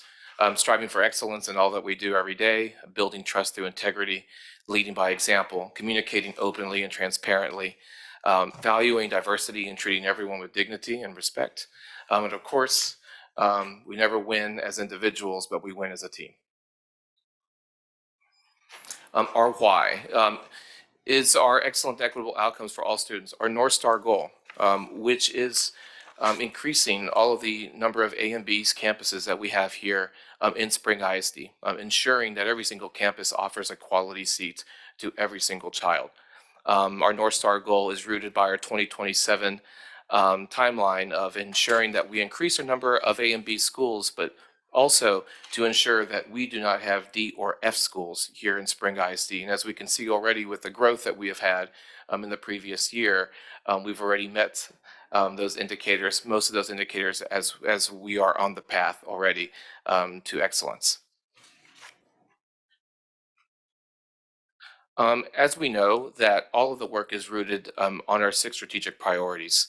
The presentations that you're going to hear today are specifically focused on 3 of the 6: student outcomes, equity, and opportunities. And now moving into our presentation, I'd like to go ahead and introduce Dr. Mendoza, who will now kick us off and lead us into our multilingual work. Thank you, Dr. Cuellar.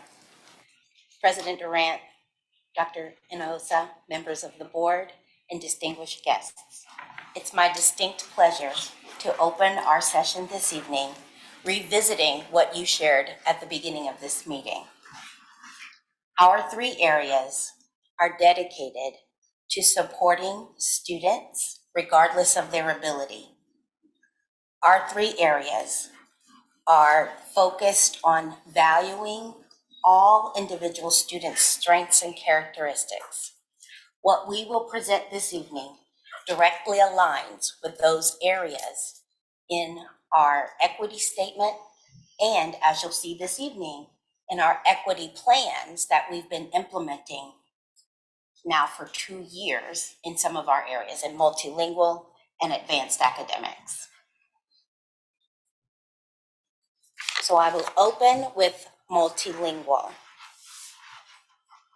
Specifically tonight, you will hear how our elementary, middle, and high school students who are classified as emergent bilinguals receive language support services while having access to high quality, culturally relevant core and enrichment content through scaffolded support. This slide may look familiar to you. About a year ago, the multilingual team came before you and presented this research when we asked you to consider as we were moving to a dual language program district-wide. The information you see here is from the Houston Education Research Consortium through Rice University. We shared with you at that time, that this research indicated that 59.9% of the EL students in our district were becoming long-term emergent bilinguals, which was higher than the regional rate. And so we asked you to consider looking at two-way dual language and one-way dual language as we move forward. So that's the slide you see in front of you here. This is the information that we shared with you, that Rice shared with us, that bilingual students who participate in dual language immersion programs are less likely to become long-term emergent bilinguals or EL students. So this is what they considered a protective factor. And so with your approval, we were able to move forward with one-way dual language district-wide. So let's bring you up to speed where we are today. Today we have, well, as of February 27th, 10,711 students who are classified as emergent bilingual in our district. That comprises about 31% of our total district population. I'm gonna let that sink in for just a second. You also see right next to that 3 bars. So currently, as of the end of February, we have 4,312 students at our elementary level who are participating in our one-way dual language program. This is the program model type that we are utilizing for students who qualify for language support services. And in our case, those are our Spanish speakers, because we have more than 20 students at a grade level across our district that speak that language. That's important when I get to the ESL bar in just a moment. The second bar that you see are those students who are participating in our two-way dual language program. Ms. Hauk, in just a few moments, is going to give you some distinguishing features. What are the differences between one-way and two-way dual language programming? That number looks a lot smaller, so you might be wondering, why is that? This is the group of students that we have at 2 campuses right now. And so we have 493 of those students in our program. So a little over 4,800 students who are in our elementary bilingual program who are being served either through one-way or two-way dual language. The last line you see, the last bar you see, says ESL, and it says elementary and secondary.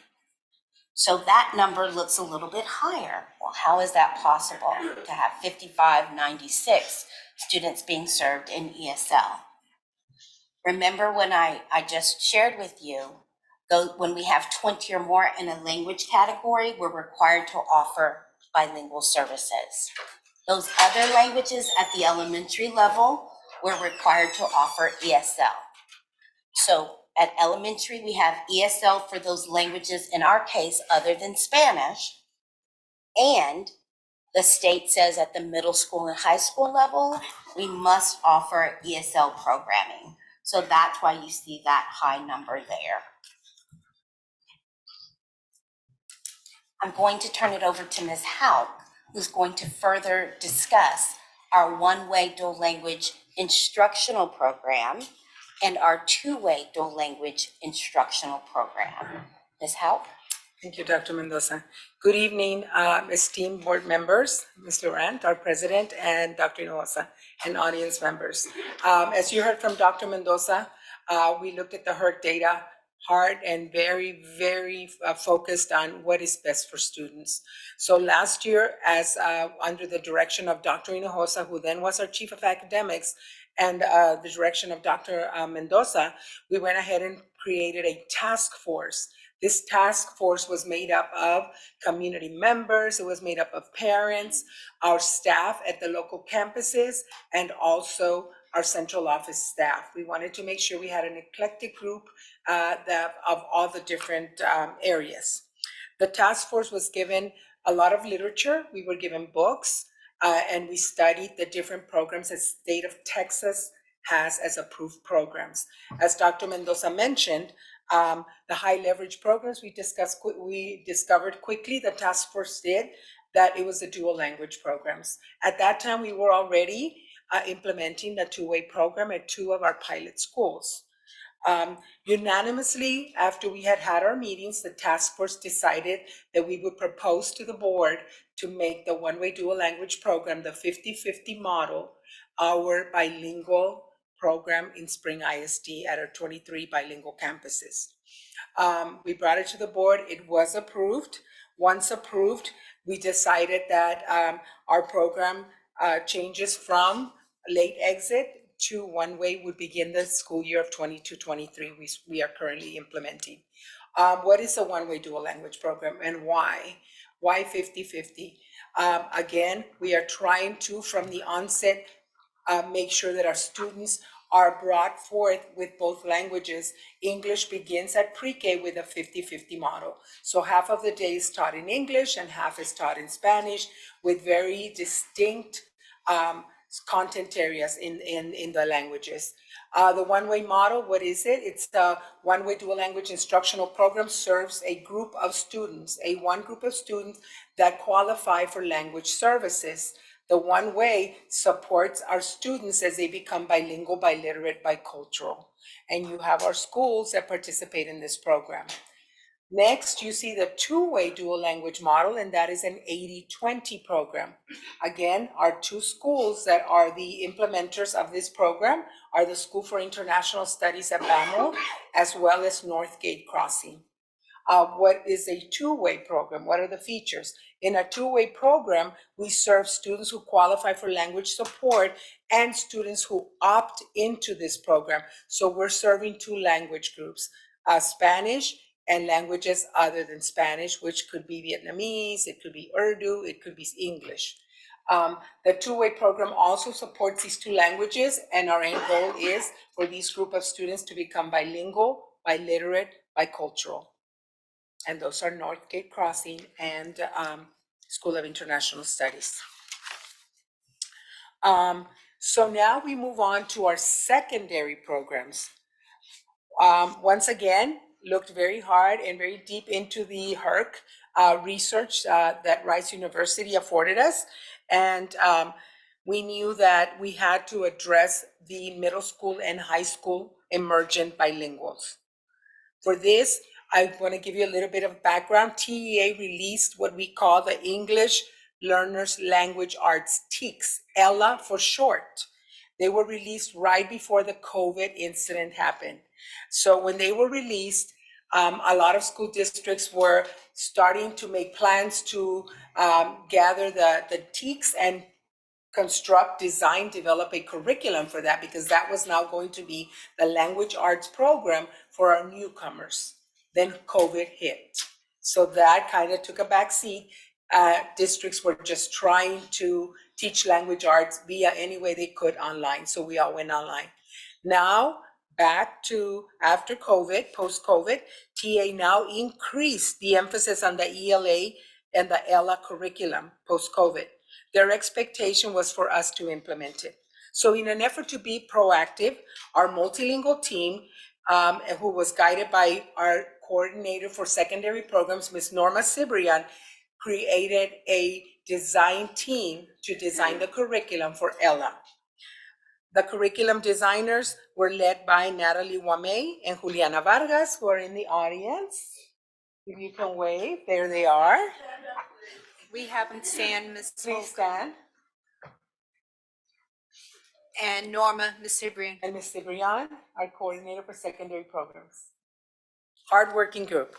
And so they took it upon themselves to design the curriculum using the TEACs and the rigor that the state had given us for our newcomers. Language acceleration was at the forefront. Furthermore, they not only designed the curriculum and developed the lessons, but they also designed and developed models to train the ELA teachers and supports to ensure that they had full implementation of this curriculum. Several other multilingual secondary staff also got to work on a paired curriculum to Ella, but I will discuss that in a bit. Part of the supports for the curriculum are bi-weekly sessions with Natalie and with Juliana, where the teachers look forward to what is coming up within the next 2 weeks. So we're consistently meeting with those teachers. It is our expectation in academics that all middle schools implement the ELA curriculum with fidelity and consistency so that we can service our emerging bilingual newcomers with language acquisition. You may notice that Roberson and Spring Leadership Academy are not part of the schools that you see under the ELA program. This is because they do not have any newcomer students at their campuses. However, this curriculum is available to them should they enroll any newcomers at any time, and the support for it as well. Now I would like to call your attention to the middle column. That is where we have the English Language Development and Acquisition course. Of course, TEA, after looking again as the language proficiency of students in long-term ELs, we noticed that they also had TEKS to accelerate language. The ELDA curriculum is a paired curriculum for our newcomers and at the high school level. We're talking now high school. Dekaney, Spring, and Westfield, all of them implement this curriculum. Ms. Brenda Peak, again, under the guidance and collaboration of Ms. Norma Cibrian, our secondary coordinator, hit the ground running. And you might remember Brenda because you honored her. So these are for our kiddos that are first and second years who need that extra push with accelerating the English language. So Brenda, would you please stand? And Ms. Cibrian again? That's a dynamic duo right there. So again, it is the expectation of the academics department that ELDA be a paired course for our first and second year students at the high school. Again, our goal is acceleration of the English language curriculum. In the last column, you see English Reading Enrichment Curriculum, for short, ERIC.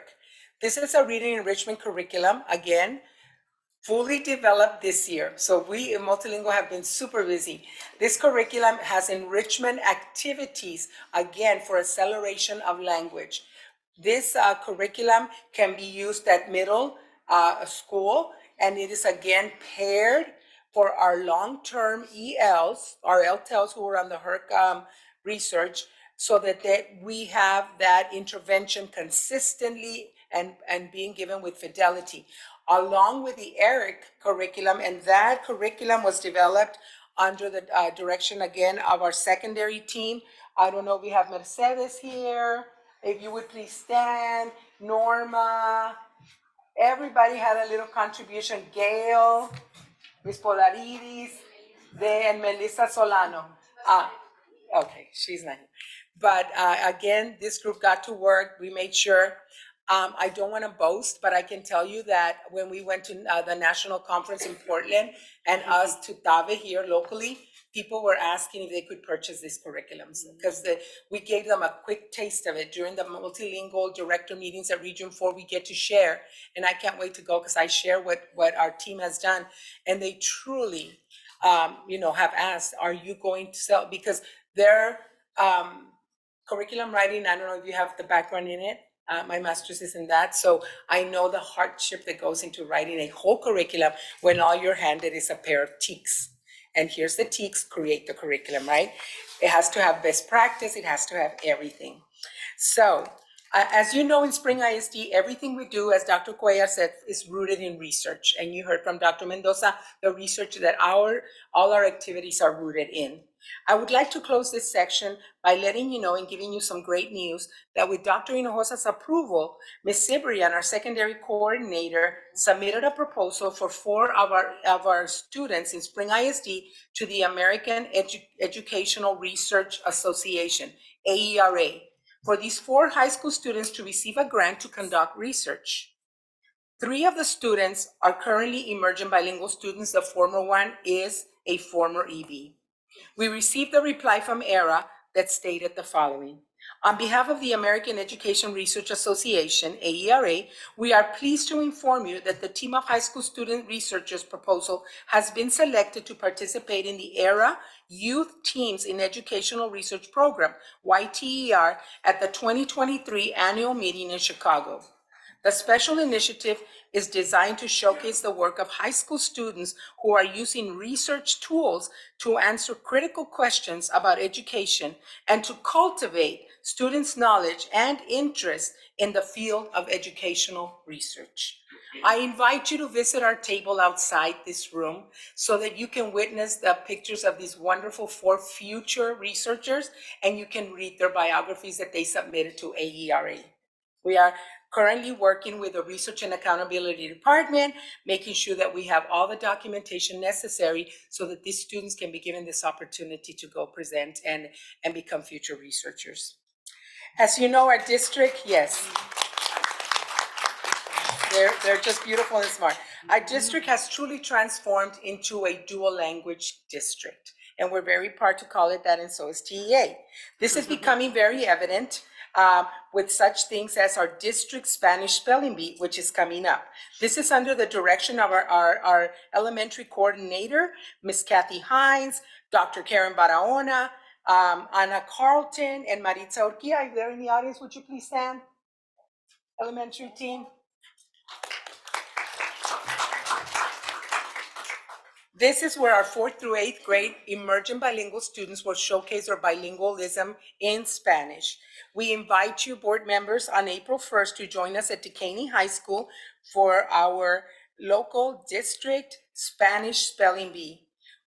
We have planned that our middle school winner will travel to El Paso to compete in the national spelling bee. Now that we've given you an overview, we are proudly featuring 2 students from the School of International Studies at BAMO. Aiden Santiago and Natalie Salazar. If the Santiago or Salazar families are in the audience, can you please stand? I did speak to the families, and mom works till very, very late, so they thought they were going to try and make it. So what you're going to witness will create a clear picture from the lens of 2 of our dual language students on the importance of being bilingual, biliterate, bicultural, and the opportunities stated in our equity plan are visible. So we are going to start with Aiden. Please enjoy.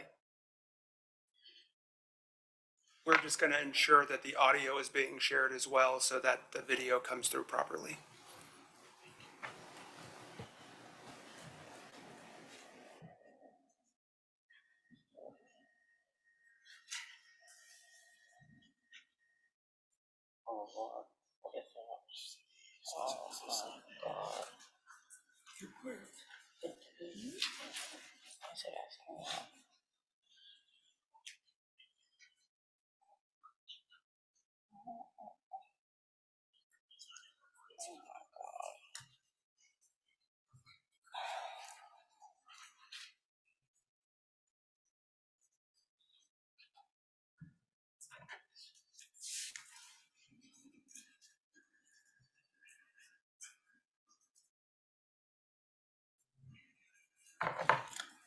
Well, Dr. Mendoza logs on. It was so funny when we were videotaping the children and we told the parents, they said, oh my goodness, Mrs. Howe, why did we go viral? What is this? How many likes do you think we're going to have?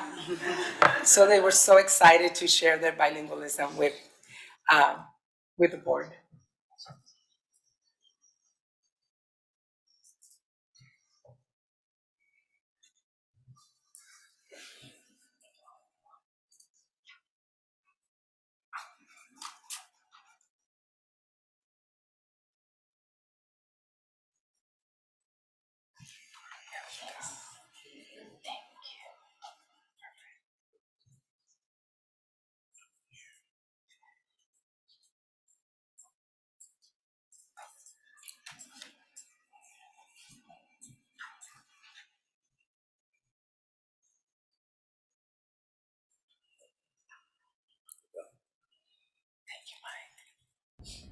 Hi, my name is Aiden. I am in 4th grade at SISB, and my teacher is Mr. Molina.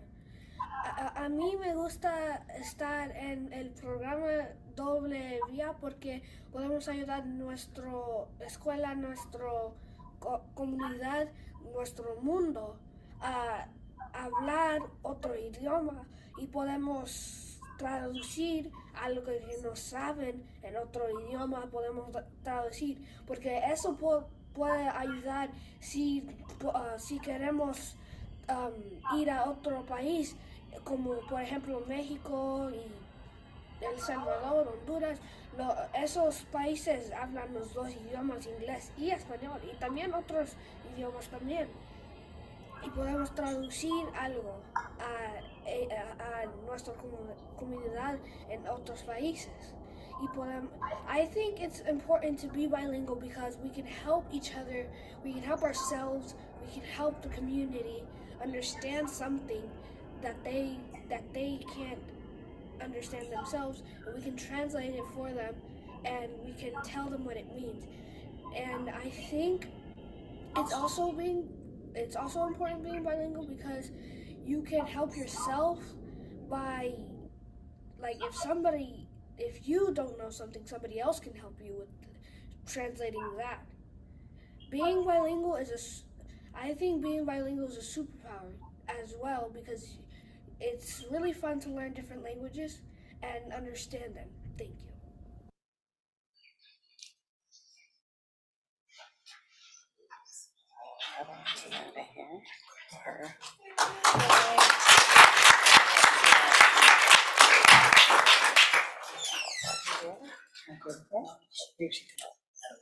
Yes. Yes.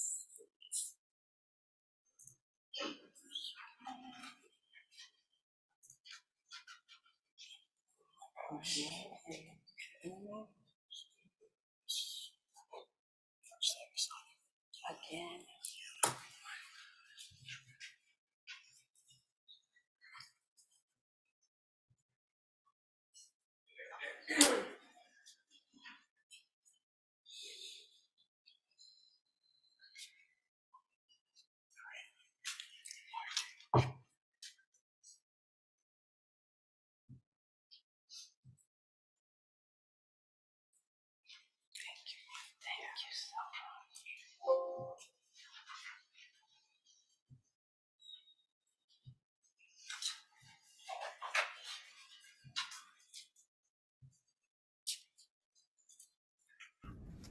My name is Natalie Salazar, and I'm at SISB, and I'm in second grade.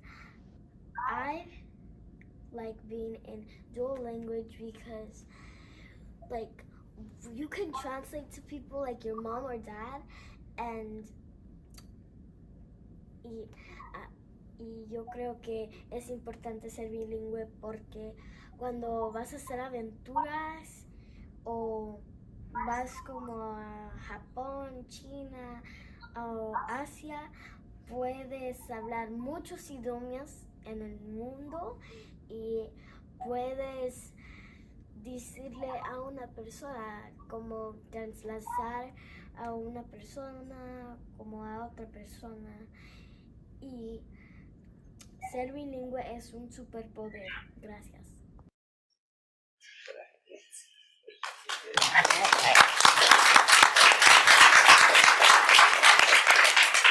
From the mouth of babes, right?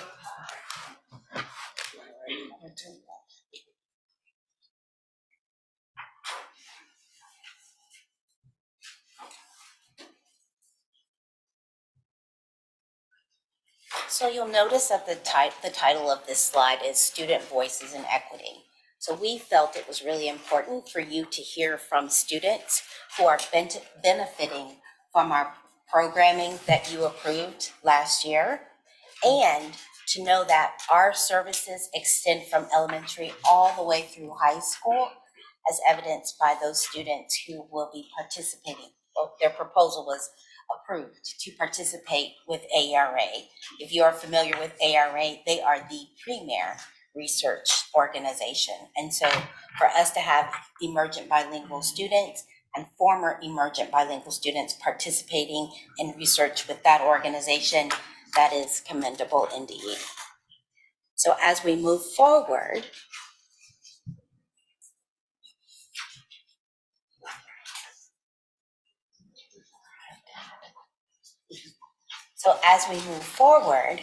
we're now going to shift slightly into advanced academics and multilingual or equity plan. And so these, our work groups have been collaborating very consistently for the last almost 2 years. When Dr. Hinojosa approached us about looking at participation in gifted programming with an equity lens, we were tasked with putting together a 3-year plan. Part of what we looked at was the research around equitable access for emergent bilinguals in participating in gifted programming in our district. So we shared with you some numbers earlier with our multilingual programming. This slide gives you some detailed information about students in our district who are participating in our gifted education programming. Currently, we have 2,842 students participating, which is 8.7% of our total district population. That is an increase. So we are above the state average, which is about 8%. And we just want to remind you that our state funds gifted programming up to 5%. And so while we are aware of that, we are also committed to equitable access to gifted programming. So we are proud to say that we have 8.7% of our total district population participating in our gifted programming. We attribute that increase to the equity plan that these 2 work groups have been working together. We also attribute it to our universal screener and our commitment to providing this access for this particular student group. So in just a moment, I'm going to turn the mic over to Dr. Tiffany Williams, who will go through some of the milestones that have been accomplished since in year 1. And then she'll kind of forecast where we see ourselves going as she and Ms. Hauk collaboratively work with that fabulous group of people back there, our multilingual team and our gifted team. If y'all will just stand for just a moment, all of you. So that's the team that's been collaborating and implementing this plan that we are now in year 2 moving forward. And we also have one of our students who was recently identified for gifted services, and she's also a fabulous emergent bilingual. So at this time, I'm going to turn it over to Dr. Tiffany Williams to walk us through this piece. Thank you, Dr. Mendoza. Good evening, President Durant, Dr. Hinojosa, Board of Trustees, and our senior leadership team, as well as our guests. My name is Tiffany Williams, Dr. Tiffany Williams, Director of Advanced Academics. I'm still getting used to saying the doctor. Thank you for this opportunity to share with you an update from our Advanced Academics program. This evening, I will share with you 2 areas of work that our team is focused on in supporting our advanced academics programs. As Dr. Mendoza shared, during the 2019-2020 school year, Dr. Hinojosa charged us with increasing the number of emerging bilingual students that are in our GT program. When we analyzed our data, we discovered an underrepresentation of emerging bilingual students in Spring ISD that also mirrored the state. In response to the data and in collaboration with Letty Hauk, Multilingual's Program Director, we developed the equity plan for increasing English learner program participants in gifted education. As Dr. Mendoza stated, the purpose of our plan, again, is to increase the identification of emerging bilingual students for GT services. Specifically, our goal in the next 3 years is to increase by 9% the number of emerging bilingual students identified as GT at a rate of 3% per year. In addition, our goal also includes engaging our teachers of EB students in a GT teacher cohort. We want to be able to increase the understanding and the knowledge of giftedness in supporting our emerging bilingual students. This plan aligns with 3 strategic priority areas: equity, opportunities, as well as leadership. This evening, we celebrate several milestones that we have accomplished in our first 2 years. We have increased our collaboration between the advanced academics and multilingual teams, and we've also provided opportunities for 4 parents to attend the Texas Association for the Gifted and Talented conferences, both this school year as well as last school year. In collaboration with our multilingual team, we also implemented an emergent bilingual and GT summer talent camp to expose our pre-K and kindergarten students in learning experiences. In addition, our elementary dual language and our Spanish for Spanish speakers teachers at the middle school level are engaging in a 3-part professional development series, demystifying giftedness in emergent bilingual students. For example, at Northgate Crossing, the dual language teachers have participated in 2 of the 3 sessions. The sessions take place during their grade level PLC time, and during those sessions that are led by elementary GT specialists, Kristen Kimball, as well as at the middle school level, middle school GT specialist, Chantel Newsom. They are both here. Please stand. During the time, teachers learn about the common myths associated with EB students and GT programs. In the second session, teachers review an advanced learner profile in order to be able to develop an advanced emergent bilingual profile for recognizing giftedness in our emergent bilingual students. In addition, we've had an opportunity to connect with those in our community to share our experiences in implementing this equity plan. For example, in the fall, I had the opportunity to present at the Texas Association for Bilingual Education Conference, as well as the Texas Association for the Gifted and Talented Leadership Conference. Also, Kristen Kimball presented at the TAGT conference in December. In addition, we have a national presenter, Chantel Newsom. She presented at the Educating Children of Color Conference, again, which is on a national platform. The longitudinal data that you see on this screen tells you the number of newly identified EB students from last year as well as this year. We are so very excited to report that we have met and exceeded our goal of increasing the number of EB students in our GT program over the past 2 years. We attribute our success to the collaboration between advanced academics and multilingual. We also believe that the attainment of our goals is attributed to the universal screener of our emergent bilingual students at the elementary, the middle, and the high school level. The universal screener removes the barrier of a sole referral source. In order to ensure access to our GT programs to our pre-K and our kindergarten students, we will continue to offer another summer camp. It will provide exposure and experiences to build their learning capacity and bridge the gap between nonverbal and verbal skills.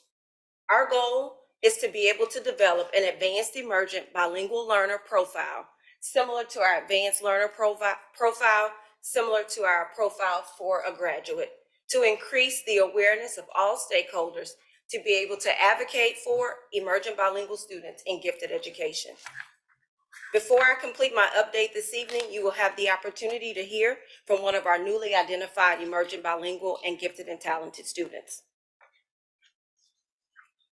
As we look across our district for opportunities to support our emergent bilingual students, we also looked at the high school level, specifically in the area of advanced placement. I will now walk you through the equity plan that was created for our advanced placement program. Our second equity plan, the equity plan for increasing participation and performance in gifted education and the advanced placement program, was developed to focus on both participation and performance. Our goal is to increase AP participation as well as increase the number of students scoring a 3 or higher on AP exams. As you are aware, the AP program is an open enrollment program with opportunities for all students to participate and is a part of our high school GT service design. The College Board's AP program offers a rigorous learning experience that has connections to post-secondary success. This plan also aligns to 3 strategic priorities: equity, opportunities, as well as student outcomes.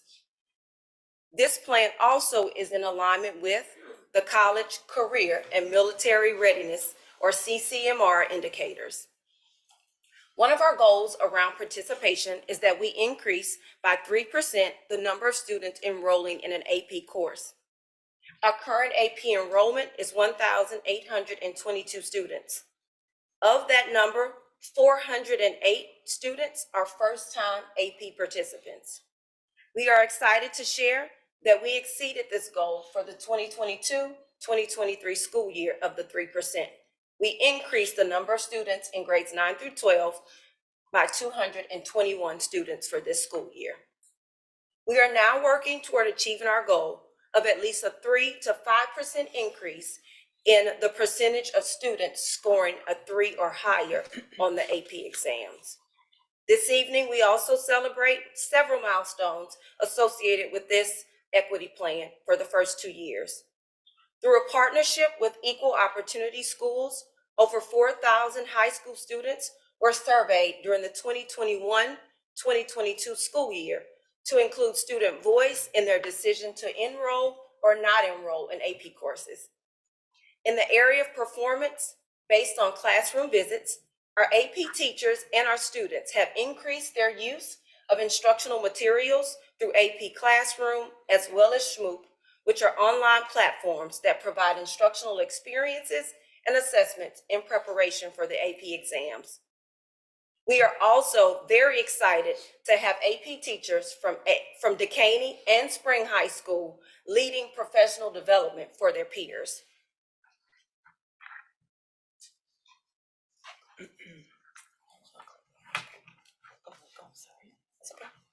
As you recall from last month's board work session, this slide was shared with you as a part of the TAPER report. I would like to clarify a few things regarding this slide and provide current data to you. The bottom portion of this slide references the percent of students scoring a 3 or higher on AP exams. This includes the 2019-2020 school year, the COVID school year, when AP exams were administered as a non-traditional assessment. The assessment accounted for a decreased percent of the content as well as was completed in the comfort of our students' homes, and so they were able to use books and notes. The non-traditional assessment may account for the decreases that we see at the state, at the region, as well as at the district level between the 2019-2020 data and the 2020-2021 data. As you see on the screen, 14% of our students scored a 3 or higher on an AP exam in the 2020-2021 school year. Keep in mind that the TAPER report has a 1-year lag. Our more recent data from spring of 2022 indicates that 15.75% of our students scored a 3 or higher on their AP exams. That includes a 1.75, a small increase in the number of students scoring a 3 or higher on AP exams in our previous school year. We acknowledge our data, and our goal is to improve our student performance on AP exams. Therefore, we have identified the following areas of focus. First, AP profile sheets. AP profile sheets were developed for each high school to provide both participation and performance data. The profile sheet includes recommendations for opportunities to increase AP course offerings over the next 3 years through our strategic plan. The intended use of the AP profile sheets is to support master scheduling as well as student engagement. Second, AP staycations. This is just a fancy, catchy phrase for AP tutorials for students. AP staycations were designed to increase student performance and provide opportunities for AP teachers to learn strategies from their colleagues. The AP staycation idea was initiated last school year as a district level pilot by the high school GT specialist, Dominique Brown, who is with us this evening.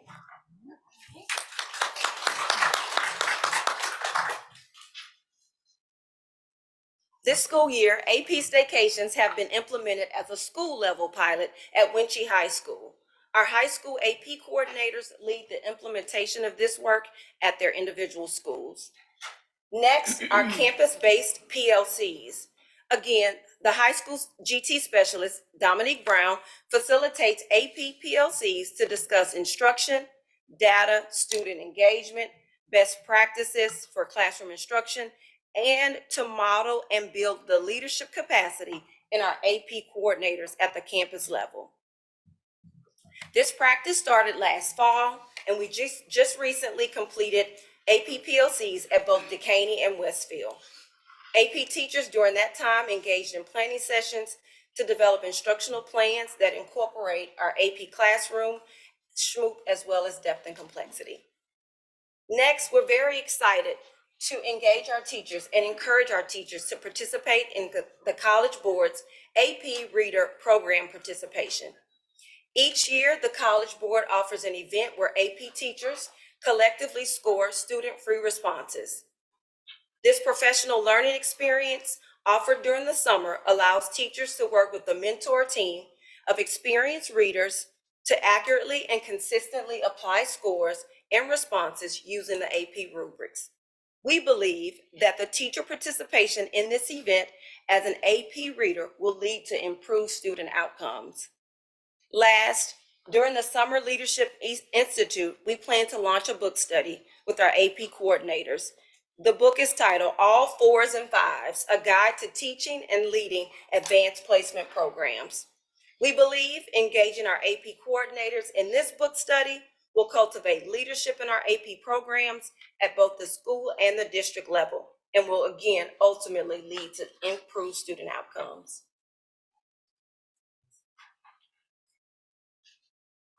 Yes. Now I would like to celebrate the accomplishments of our program participants. In January, Early College Academy, Westfield High School, and Winchie High School competed in the academic decathlon competition.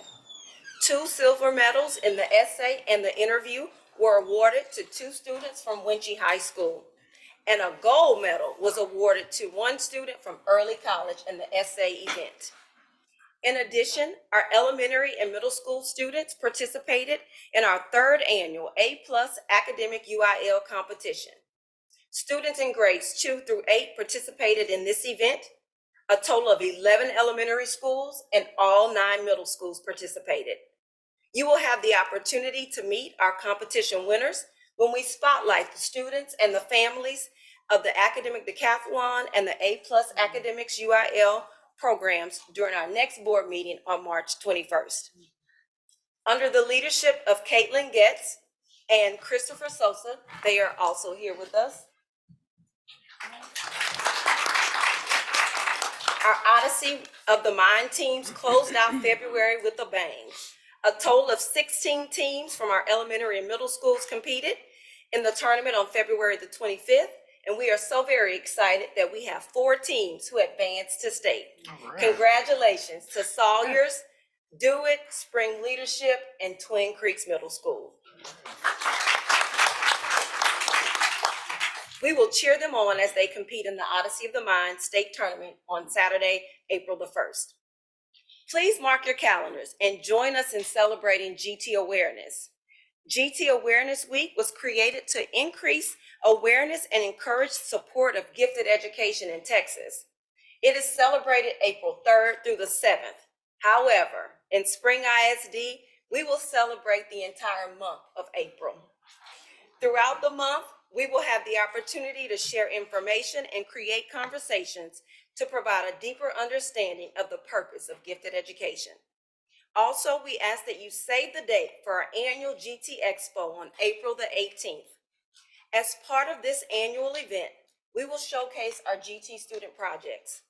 We will also showcase our district's participation in a worldwide event, the 2023 Jacobs Teen Innovation Challenge.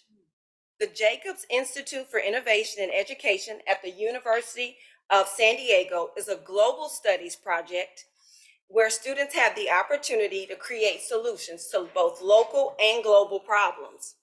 2 teams under the leadership of Christopher Sosa who you met a few moments ago, 2 teams from Dewitt Middle School and 1 team from Bailey Middle School will compete in this worldwide event through a digital submission of their innovative solution to a global problem. We look forward to seeing you at the GT Expo. Now that I've given you an update, I would like to feature 5th grade student from Hoyland Elementary, Casey Flores Tercios. She is an elementary emergent bilingual student participating in our GT program. This video emphasizes the importance of the equitable outcomes and opportunities included in our equity plans aligned to our district's equity statement. Yes, Casey and her mother are here with us this evening. Please stand.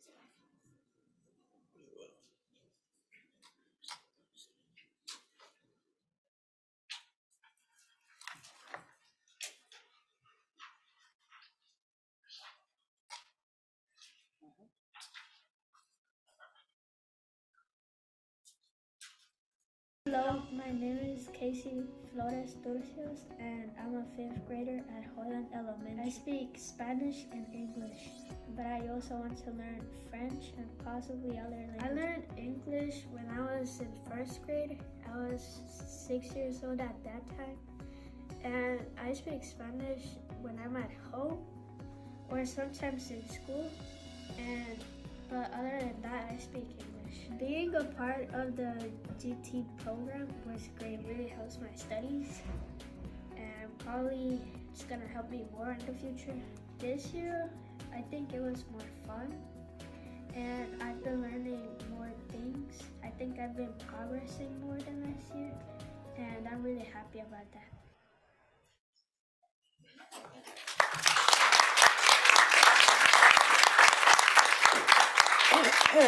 Thank you, Casey, for sharing your insights with us. We look forward to your success in middle school. She will be moving on to Robertson Middle School next year as a 6th grader. I would like to also recognize Hoyland Elementary's principal, Saradia Johnson, as well as Hoyland's GT coordinator, Lorena Barker, as well as Casey's Odyssey of the Mind coach, Dr. Tanisha Gale. We look forward to continuing our efforts through our equity plan for emerging bilingual students, as well as our equity plan for advanced placement, so that we can continue to excel and grow our students and our program. Thank you, President Durant, Dr. Hinojosa, Dr. Cuellar, and members of the board for the opportunity to lead this work. Our students, our families, and our team members appreciate your investment of your money, your time, and your support of our Gifted and Talented program. Thank you.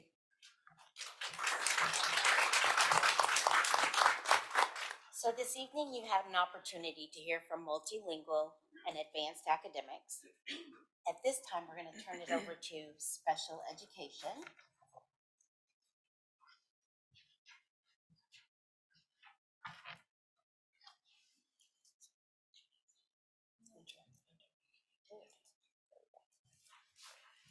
Thank you, Dr. Mendoza. Good evening, Board President Durant, Board of Trustees, Superintendent Dr. Hinojosa, Senior Leadership Team, and all others present. My name is Felisa Edwards, and I serve as the Executive Director of Special Services, which supports Section 504, dyslexia, and special education. I am excited to continue our presentation with updates on special education through the lens of equity, specifically noting our Spring ISD equity statement that we believe that all students, regardless of their ability, cognitive, physical, or social emotional, should have equitable access to opportunities, resources, support systems, and educational rigor in order to maximize their academic success and social and emotional well-being. As a special services team, we believe that with the proper support and opportunities, every student can learn and succeed. We also believe that learning differences and disabilities are to be respected, and that when we collaborate with parents, special and general education teachers, school staff, and special education staff, that we are meeting the essential needs of our students with disabilities. We also believe that language differences are not disabilities, and that our aim should be and is to minimize the impact of disabilities while maximizing opportunities for students to participate in the general curriculum. We also believe that students with special needs should be involved in decision-making that affects their education, which ultimately should lead to self-efficacy as they transition from school to the community. And finally, we believe that we must have high expectations for all students, including those with disabilities. As a special services team, we focus on three main areas: advocacy, capacity building, and support. Our target groups include students, staff, parents, and the community. This evening, we will provide a special education update on our student demographics, our service delivery models, our overview of recent student performance data, and we will conclude with an update from campus administrator, Ms. Natalie Johnson, who is the assistant principal of Ponderosa Elementary School. As of February 27th, 2023, the special education student population in Spring ISD was exactly 3,800 students, which represents 11% of our total student population, which is the same as the state. Our special education student population, as you can see in the graph, is comprised of approximately 55% of elementary students and 46% of secondary students. Stay there. So, of the 13 disability conditions identified by the Individuals with Disabilities Education Act, the majority of our students in Spring ISD have a primary disability condition of a specific learning disability at 22%, autism at 22%, or a speech impairment at 17%.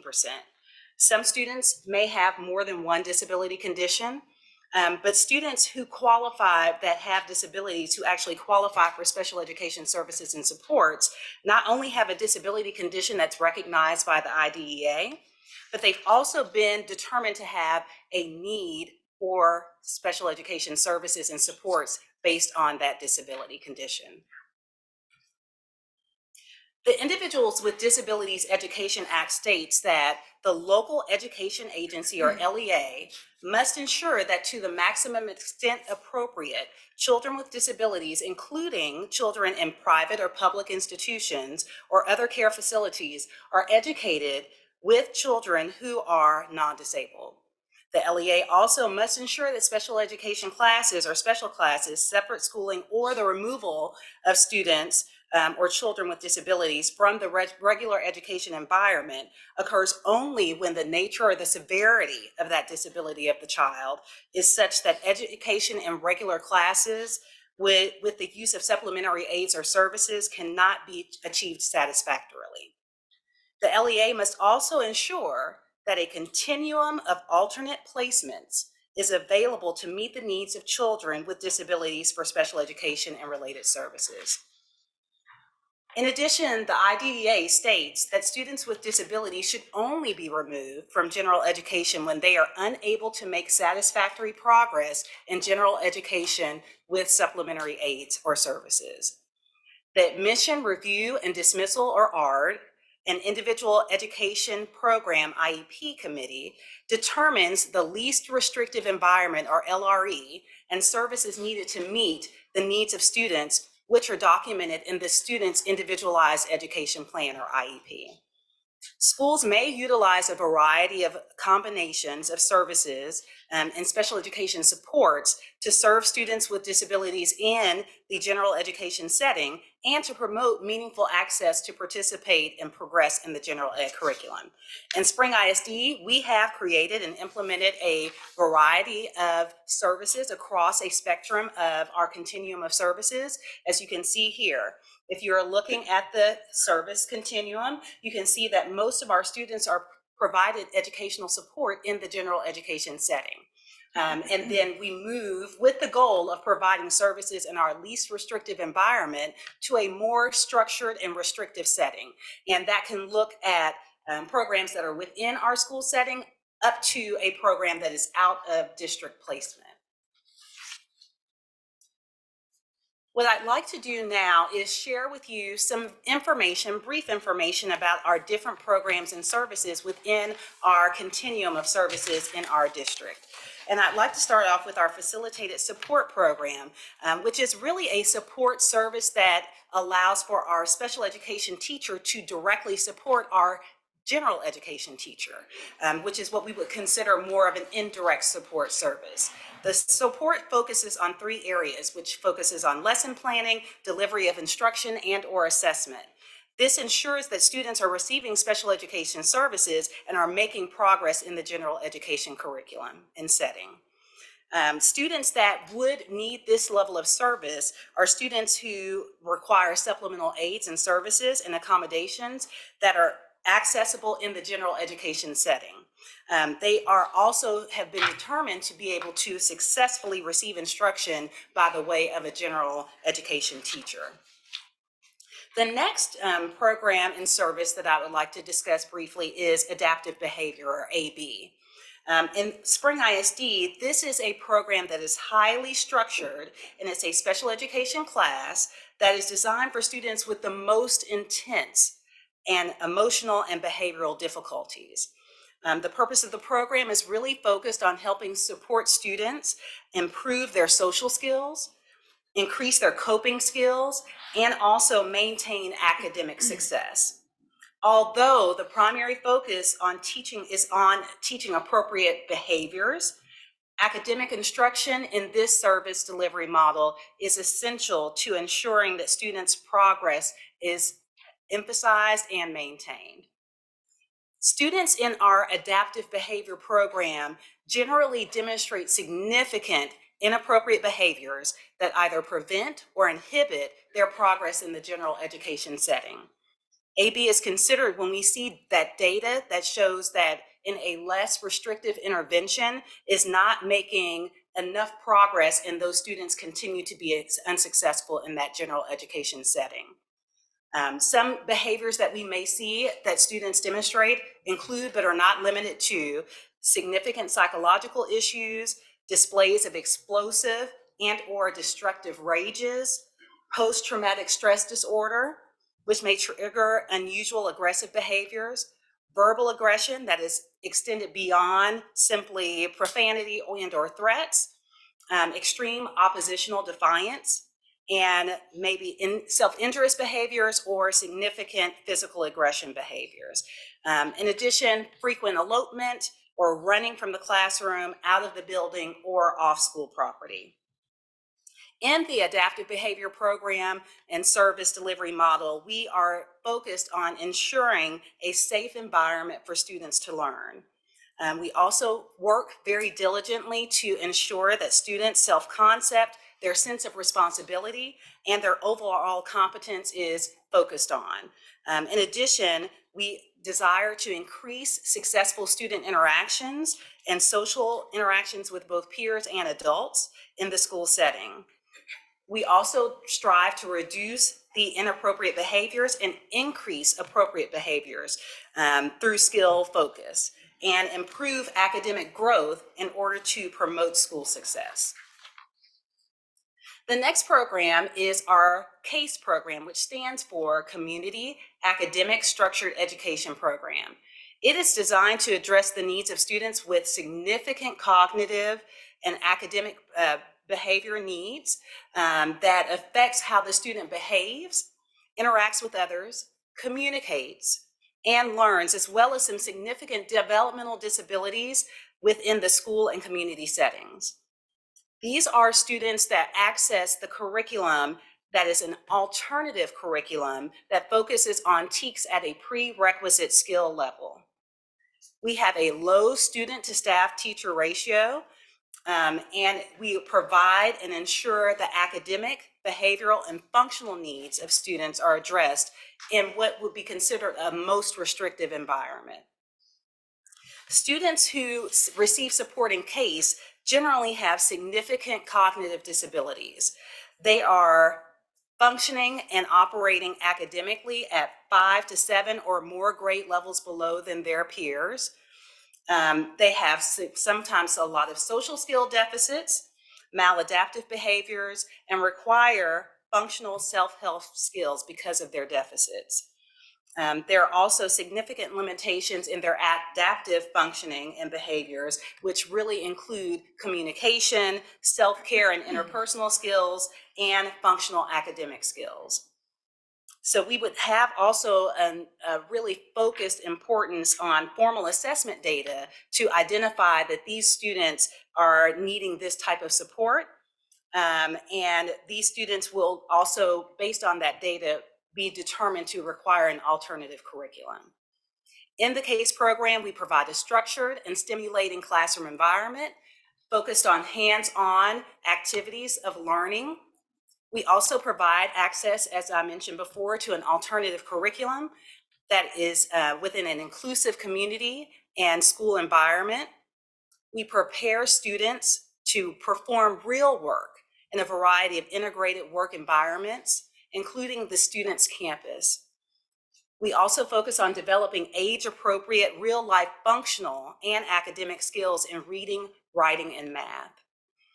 We also focus on teaching social skills through daily integrated lessons and skills that are necessary to access in the future community facilities and services, and also how to utilize their free time constructively and creatively. The next service delivery model is in-class support / co-teach. And this is a program and service that is provided in the general education setting by a special education staff member. In-class support allows for us to provide specific targeted interventions related to the course content and takes place during a specific duration of time that's outlined by the R committee and determined by those members based on the student's needs. The students' individualized goals and objectives, their classroom accommodations, and modifications drive what is initial support that that student needs in the classroom. That support can be either academic, behavioral, or both. In terms of who would need this level of service and support are students that can come from a range of service delivery needs, and it can be based on a daily basis up to a weekly basis of support. The support time varies based on the student's need and is documented in that student's IEP or individualized education plan on the schedule of services page. Special education staff who provide these supports focus on the specific needs of those individual students, and they also may support other students in that classroom who may benefit from in-class support activities and practices. Teachers continue to monitor ongoingly the student's progress, and levels of support are constantly being adjusted to meet the needs of those students. Next, I'd like to share about our positive approach to student success, which is called PASS. And in Spring ISD, it is our approach and our district-wide behavioral management system that's designed for students with behavioral issues that are negatively impacting their academic progress. But it is also built on the belief that children with emotional and behavioral issues also benefit academically from participation in the general education curriculum and behaviorally from educational experience with non-disabled peers. Students who need that level of support are provided support by staff who support them with emotional and behavioral challenges in the general education classroom. So very different from the adaptive behavior program where it's in a special education setting. PASS combines targeted intensive instruction with behavior monitoring, coaching, and support for the student and the teacher. PASS aims to assist the student in developing self-management skills and relies on data to drive that program. Students in that program begin in phases beginning with a period of self-contained support and instruction and pro-social skills behaviors, and advancing to full inclusion with individually determined levels of monitoring and support from a past teacher or aide.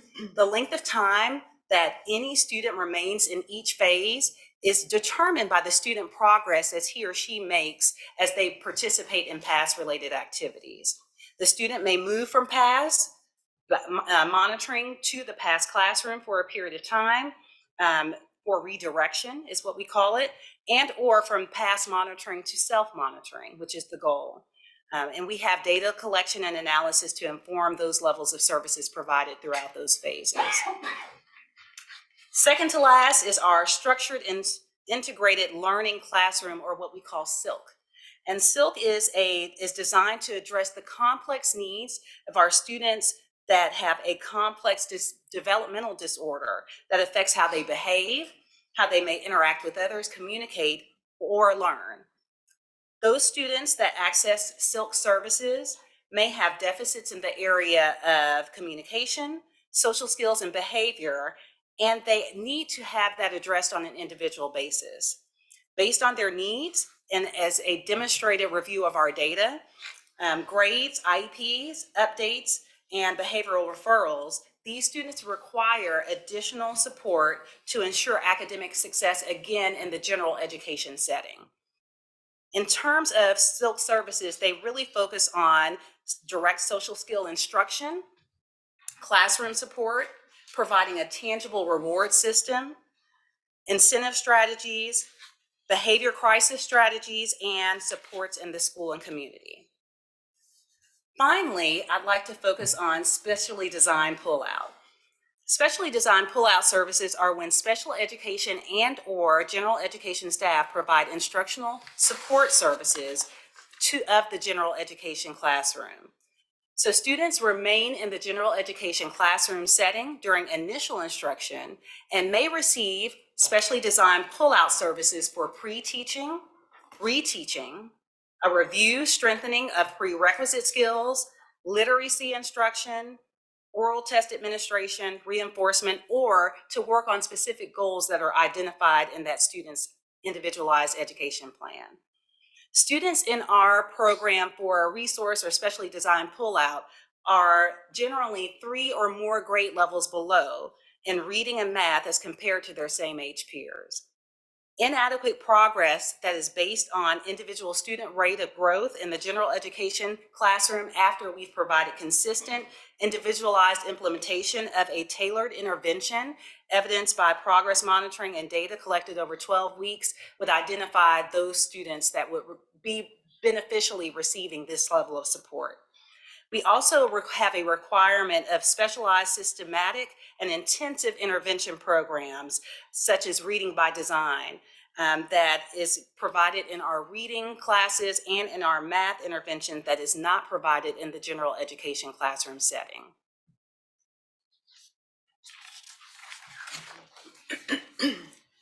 So now that we've talked about our programs, I'm excited to revisit data of our academic performance of special education students in groups that are comparing our students with special education supports and services at the state, at the region, and the district level. As was reviewed last month during the board work session, the Texas Academic Performance Report, or the TAPER report, includes special education STAR 3 through 8, and STAR EOC data for all subjects. This data indicates that from the 2021 to 21-22 school years, special education students in Spring ISD increased their performance on STAR and STAR EOC exams at the approaches grade level at a rate of 8 percentage points specifically, while the region increased 6 percentage points and the state of Texas increased 7 percentage points. When comparing special education students from Spring ISD to special education students in the region and state, Spring ISD also increased 4 percentage points across all subjects on STAR and STAR EOC at the meets grade level. Region 4 in the state increased 3 percentage points. And then finally, when comparing special education students in Spring ISD to special education students in the region and state, all groups of special education students increased 2 percentage points across all subjects of the STAR 3 through 8 and STAR EOC at the master's grade level. So as a district, we recognize the need for continued growth and the improvement of our academic performance of our students with disabilities in Spring ISD. However, we also affirm that our students have demonstrated growth rates that surpass and or are on par with the growth rates of the students with disabilities at the region and the state levels. Additionally, as we indicate in our Spring ISD equity statement, we believe every Spring ISD student is valuable and possesses individual strengths and characteristics that make our district a great place to grow and learn. So we affirm this statement, and we affirm that it is true for all students, and we're excited to support students with disabilities in a district that recognizes that while it's important, student achievement is not only measured by standardized assessments. And we also are excited that our district truly recognizes the value of the individual strengths and characteristics of every student every day. At this time, I'm very excited to invite Ms. Natalie Johnson, who is the assistant principal of Ponderosa Elementary School, to provide an administrative voice to students with disabilities that both she and her team support, and to share the strategies that are implemented at the school level to support the various service delivery models for all special education students.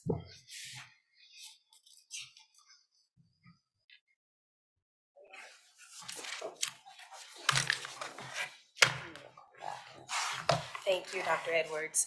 Good evening, Dr. Hinojosa, President Durant, Board of Trustees, senior leadership, and guests. It is a pleasure to be before you tonight representing Ponderosa Elementary. Ponderosa is a very unique campus, and I don't say that because I get to serve as assistant principal.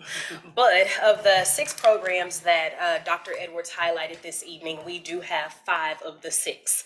And so our total campus enrollment is 798 students. Of those 798, 99 of those students are in special education.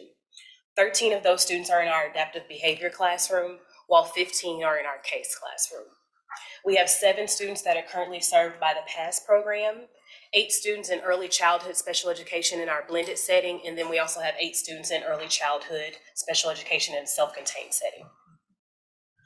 Although those numbers may seem minuscule in comparison to our overall enrollment of 798, I'd like to offer some perspective and share the district's current staffing ratios and capacity extensions. And so customarily for adaptive behavior, early childhood special education, as well as CASE classrooms, the ratio is typically 3-to-1. With the use of the capacity extension, the current ratio is 8-to-1-to-1, 1-to-1 being the classroom teacher as well as the classroom paraprofessional. And so throughout the year, we have consistently exceeded those ratios. While the success of all of our students is at the forefront, it is of course not without its challenges. With that said, I'd like to take a moment to highlight some of those challenges and some practices that we've used at the campus level to help us continue to meet the individualized needs of our students. The first area of concern I wanted to bring to your attention is staffing. And so we know that vacancies have impacted all industries and departments as well as in our district and nationwide. At the campus level, to alleviate this concern, many of our paraprofessionals have taken on additional responsibilities. They've benefited from stipends that are available from the district. Our SPED and leadership team have also taken on additional roles and responsibilities to address those classrooms that are in need of additional support due to staff vacancies. We're also grateful to the special education department who have consistently provided support staff for our campus to meet those needs. We are cognizant, however, that it's not a long-term solution because many of those staff members that support those classes, that is not their primary role. Another challenge or area that I wanted to highlight are students with disabilities. I know that Dr. Edwards did mention some of those disabilities to you. And so some of those disabilities as well as medical diagnoses that we see on our campus specifically include students that have emotional disturbance, ADHD, schizophrenia, specific learning disabilities, dyslexia, speech, as well as autism. Specifically in our adaptive behavior classroom, we also have students with undiagnosed cognitive disabilities, mainly because their behaviors, I guess, were at the forefront and determined that that was the reason that they were behind academically. As a solution to ensure that we're meeting all of the academic, behavior, and social and emotional needs of our students, we heavily collaborate with our campus diagnostician, speech language pathologist, as well as our licensed psychologists. A third area of concern are academic deficits. Of course, that does not come as a surprise as we are talking about special education students. Many of our students are not on grade level and require individualized instruction. While they do receive that individualized instruction in the classroom, we are working towards being able to push in and provide additional in-class support, as well as specially designed pull-out support for those students, specifically in adaptive behavior. The last barrier that I would like to highlight is the classroom environment. Specifically in looking at adaptive behavior, as new students are received into the classroom, they have the ability to shift the classroom dynamics for the better or for the worse. Usually it's for the worse before it gets better. Large class sizes, of course, continue to be a concern, as well as the behaviors that are presented by those students with those severe emotional needs, such as elopement, verbal and physical aggression, as Dr. Edwards mentioned as well. Every time a student elopes, it takes the leadership team away from their task to try to recover that student, and then in addition to the instructional time loss, calming that student down and getting them to a point where they can re-enter the classroom. To alleviate some of those challenges, we have to practice frequent classroom resets. We have to ensure that the students' behavior intervention plans are implemented to fidelity or with fidelity. We utilize a token economy. And then, of course, we rely on frequent parent communication. Overall, the goal for our special education students is to set them up for success so that they can achieve. However, we are aware that that is a process that takes time. Thank you. So we want to thank you for the opportunity to present in the team of academics, and we'd like to turn it back over to you if you have any questions or comments at this time.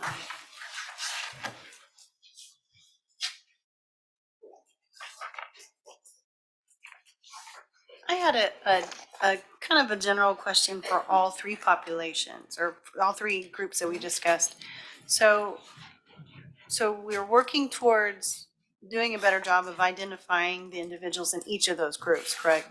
But what do we do with the students that kind of just barely miss that mark? So like the GT kids, for example, maybe they didn't quite make it enough to be considered GT, but you've still got a bright kid. So what are we doing for those kids? And the same thing with SPED and even AP. Do we refer those almost GT kids to AP? You know, is there a process for that? So Dr. Williams mentioned the summer camps that have taken place. And so one of the things that we are keenly aware of is the need for students to have experiences. And so in the summer of 2022, there was a summer camp designed specifically, and we called it a talent pool. So they're not necessarily identified yet, but we believe that if we provide those experiences for students, then there's a possibility that they may qualify for those services. So those are built into that plan.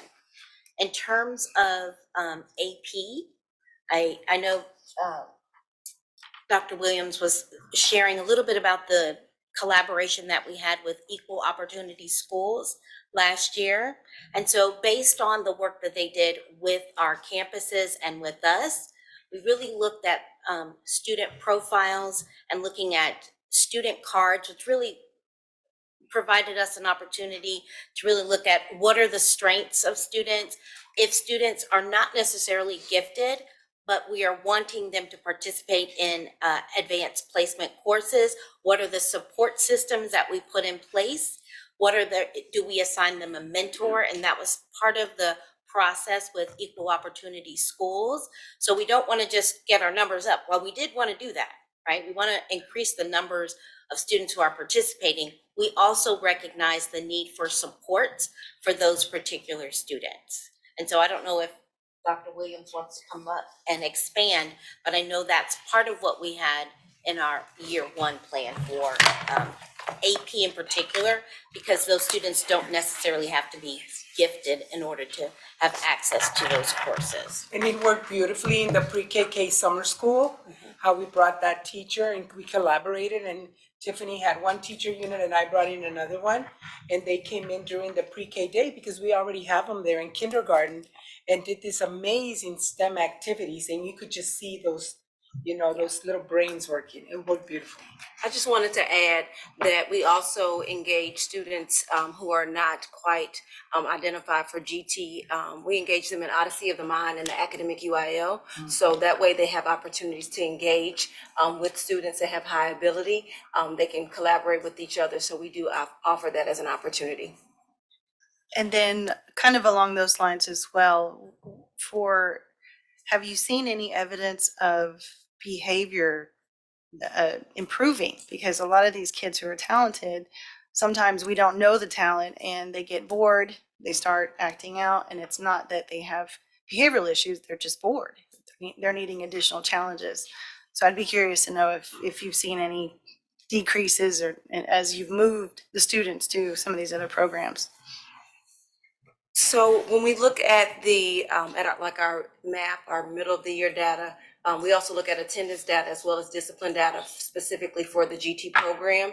And where we see increases for a particular feeder pattern and or our campus, we're connecting with research and accountability to find out who those students are so that we can connect and follow up to determine what additional supports are needed.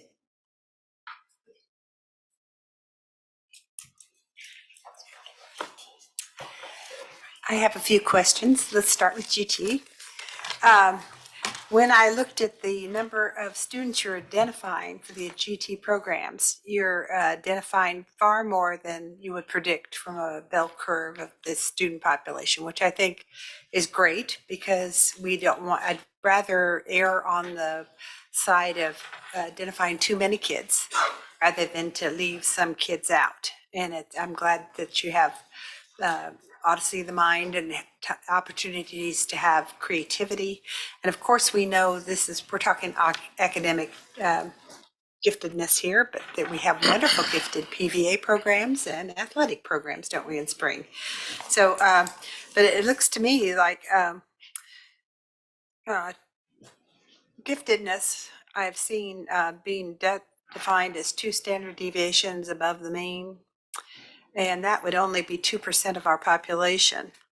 1 standard deviation above the mean is still less than 20%, and we're at elementary 47% being identified, which is way over probably what there are there, but I can see that in middle and high school you get down into the 20s. The next thing I want to ask about is those AP tests. Are really, really, really low scores. And I don't blame teachers, I don't blame students. Sometimes there's a mismatch between the course and what is tested on an AP exam. And I see that you are really working on trying to get that match with the things you're talking about. But I really believe that by the time you're taking an AP course, you're building on top of many, many years of rigorous coursework. And it's looking to me like we may have a systemic problem. And all I can ask you to do is, can you have heart-to-heart talks with the AP teachers and ask if those kids are ready to take an AP course? I mean, we're saying that we have all these gifted students, but when you hit an AP test, you're hitting the real world. And if you haven't had rigorous courses up until then, you don't have a snowball's chance and you know where. Okay, so I'm just really worried about that. And also, I know we didn't separate this out by AP test, but in the past, students taking the Spanish AP test did extraordinarily well. And somebody taking the physics AP test did extraordinarily poorly.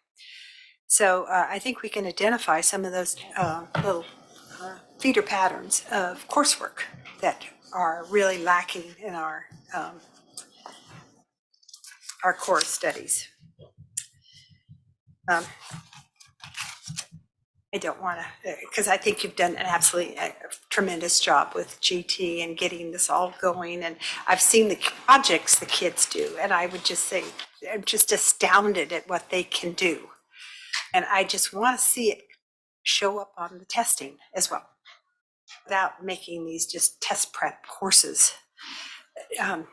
Like I say, the rigorous coursework all through middle school and into high school is what sets you up to be successful there. I will be at your GT, God willing and the creeks don't rise, I will be there, so thank you. Thank you. The other, I don't know, did you want to say anything? I'm not asking a real question here, I'm making comments and giving my opinion. Perhaps you would like to say something about this, or? Sure. Thank you for your support. I think that one of the things that we did some time ago, pre-pandemic, is that we surveyed our AP teachers and we asked them what did they need in order for students to arrive to their classrooms prepared. And so they gave us some feedback. And so that's when we developed the instructional strategies to use at the middle school level. So what we've tried to do is we've engaged our middle school teachers in just taking a look at what an AP exam requires of a student. So being able to talk to middle school teachers as they prepare students for the AP program.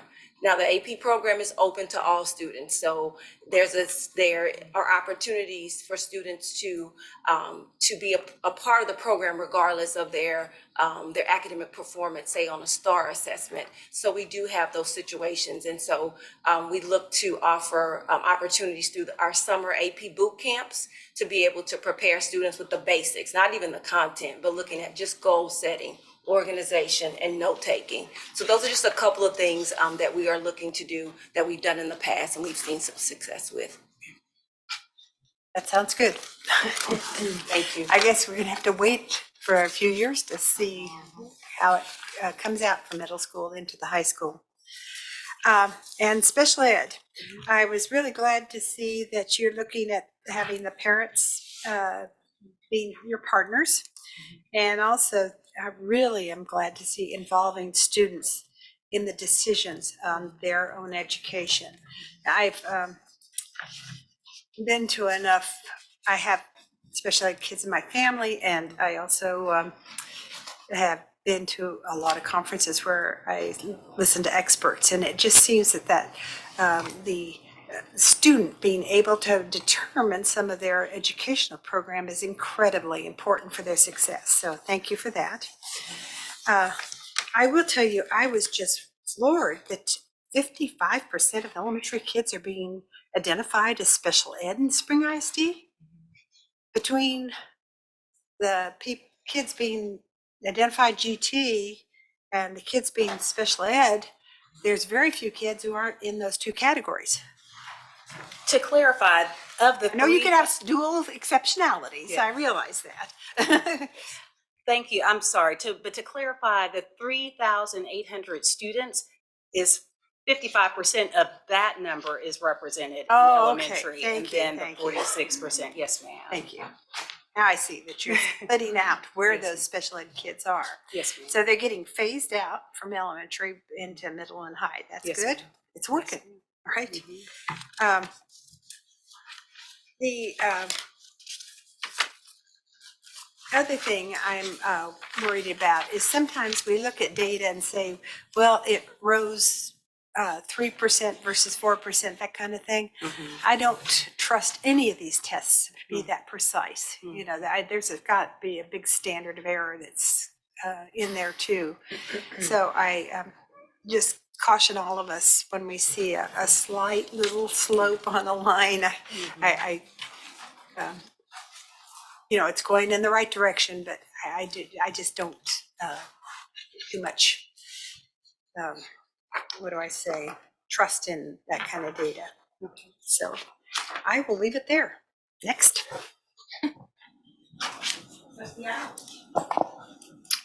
Good evening. doctors. So, so if you could go to slide 27.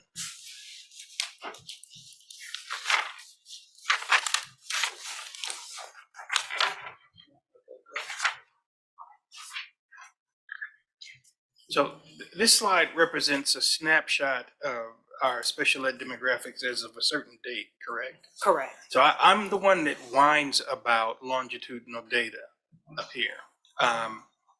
And I'd like to see whether we can see a trend of dismissal in the ARD process. And I can't see that from this. The other thing that I feel like is missing, and I think it's missing in the taper, is something that came to me as you were talking, Dr. Edwards, about the different service models. Is it possible for us to disaggregate our special ed populations by support type? Yes. It'd be really interesting, I think, to see where we are in terms of our different populations of special ed, special needs students, right? And whether a group of students receiving a particular type of supports is more or less successful. I think like special ed has been something that we've struggled with since I've been on the board.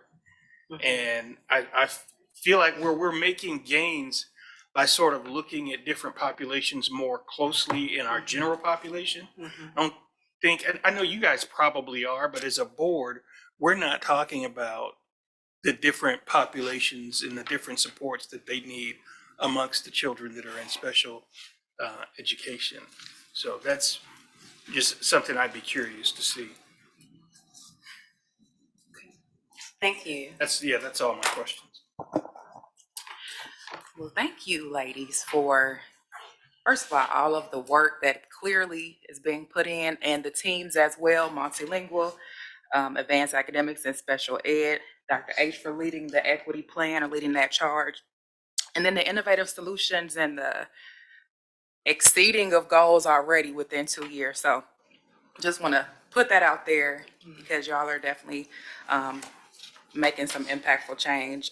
Going to slide 12 with the equity, the Ella, the Elda, and the Eric. So for teachers who are, if I'm teaching the Ella curriculum, is that the sole curriculum I'm using, or do I have another curriculum that I'm aligning?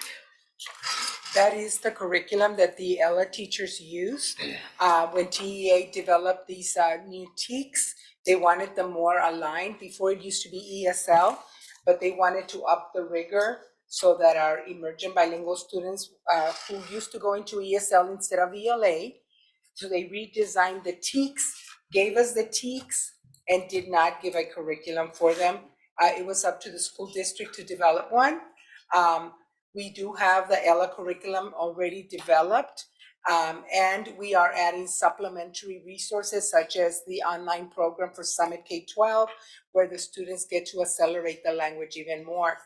We have a fabulous teacher at Twin Creeks, Miss Lee, who on her benchmarks, her kids do absolutely brilliantly because she has implemented that with fidelity and consistency. So it is at the rigor of the TEKS for Texas.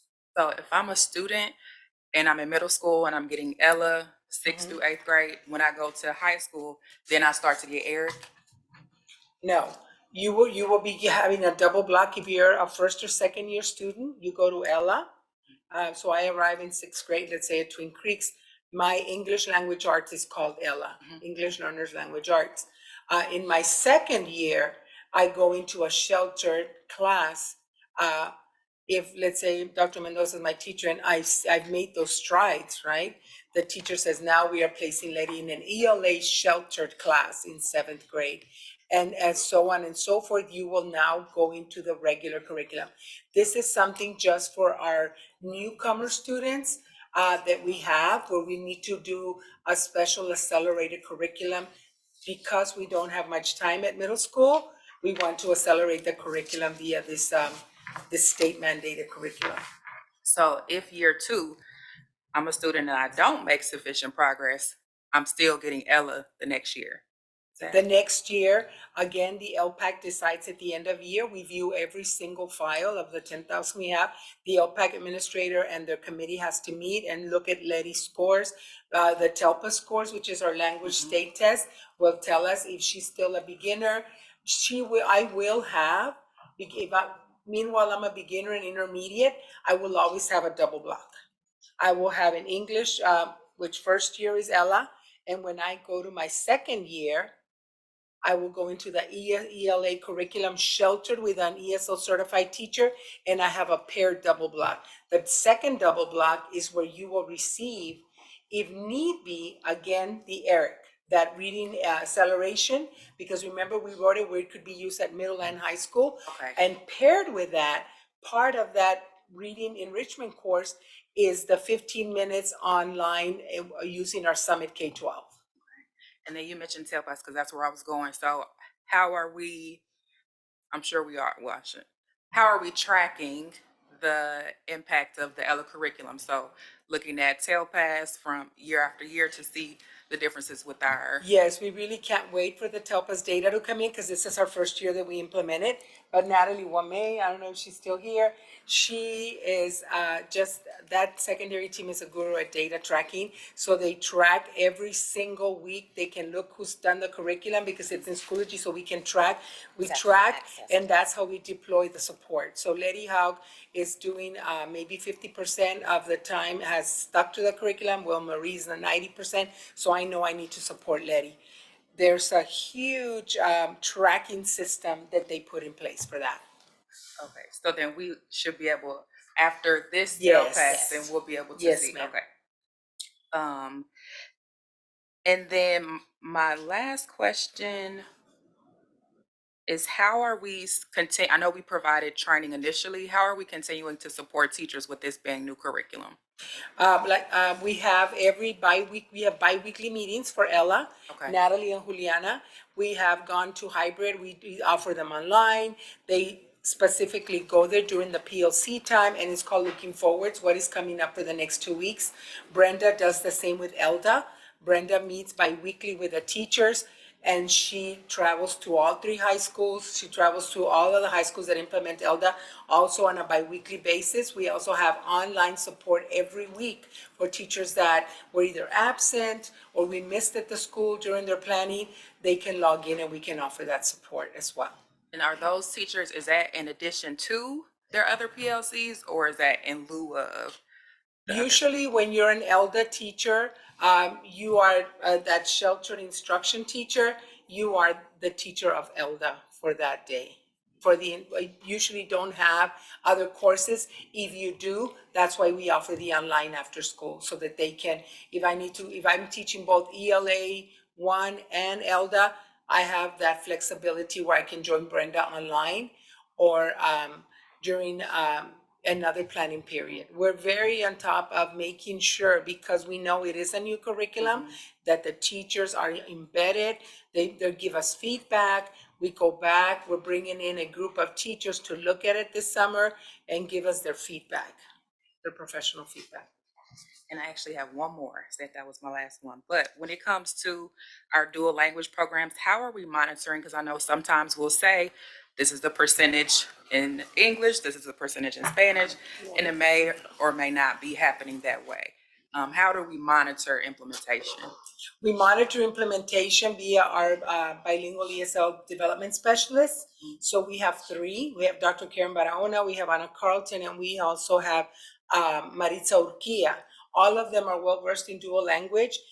We have Miss Kathy Hines, who's also dual language trained in every area in elementary and language program.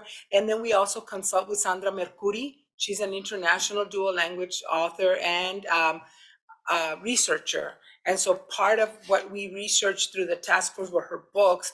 And so she comes, we have contracted certain days with her where she comes, she does observations in the classrooms, and together with the campus administration, we meet with them, and then we look at what are some areas. Oh, we didn't see a lot of preview review sessions going on throughout. So then we know, okay, we need to do some of the professional learning under PVR. So we look for those strategies. We have look fors that the administrators have as they walk into the classrooms. And of course, we also have our marking period, what we call a progress reviews, where we progress review all 10,000 students to see which one of our EBs are failing. And we meet school by school to look at what plan can we make for this student. We do the same with our dual language kiddos. We go to every elementary campus, we run a failure report, and if we see any faltering, we know that's a teacher that we need to go help within our programs. So we monitor several ways. I think I just want to add, one of the other things that we do in instructional services, we've built the capacity of all of those people you see sitting back there. So our literacy team, our advanced academics GT team, and our multilingual team have all been trained and supported by the multilingual team. Because if you think about 3 elementary specialists for 4,800 students, do the math on that. That's right. So what we have strategically done is built the capacity of each one of those members of instructional services, and as part of our academics piece, also invited those participants in all of academics to learn about what's the programming expectations, what should it look like, what should it sound like. And so last year we spent time really not just talking about it on paper, but actually pairing and walking with each other so that we could actually see what's that supposed to look like, really to build the capacity of our team so that when they go out individually, they can go in with the equity lens of looking at how do I support emergent bilingual? How do I support the gifted student?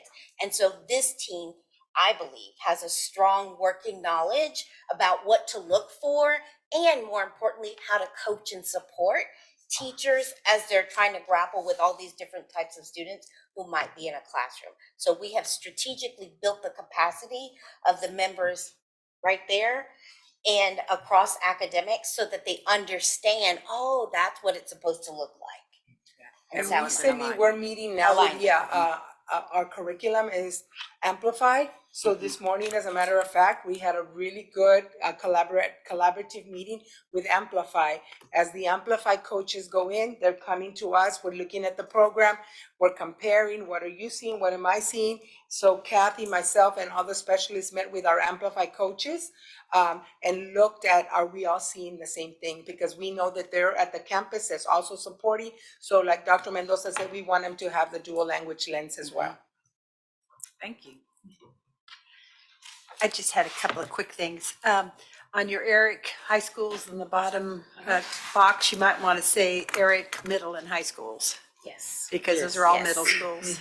But I noticed that Eric is for both middle and high. Yes. Thank you. The other thing is, everybody in here probably knows what a sheltered classroom is, but we have a lot of people online who are gonna may think that it's just this dumbed down kind of thing instead of the enriched environment it is. Would you mind describing it a little bit? Sure. So our sheltered instruction program for Spring ISD currently is the SIOP model. So the SIOP model, what we did when we selected that model is we sent part of our team, like Dr. Mendoza says, cross-train, send them to the national SIOP training, and they became national SIOP trainers.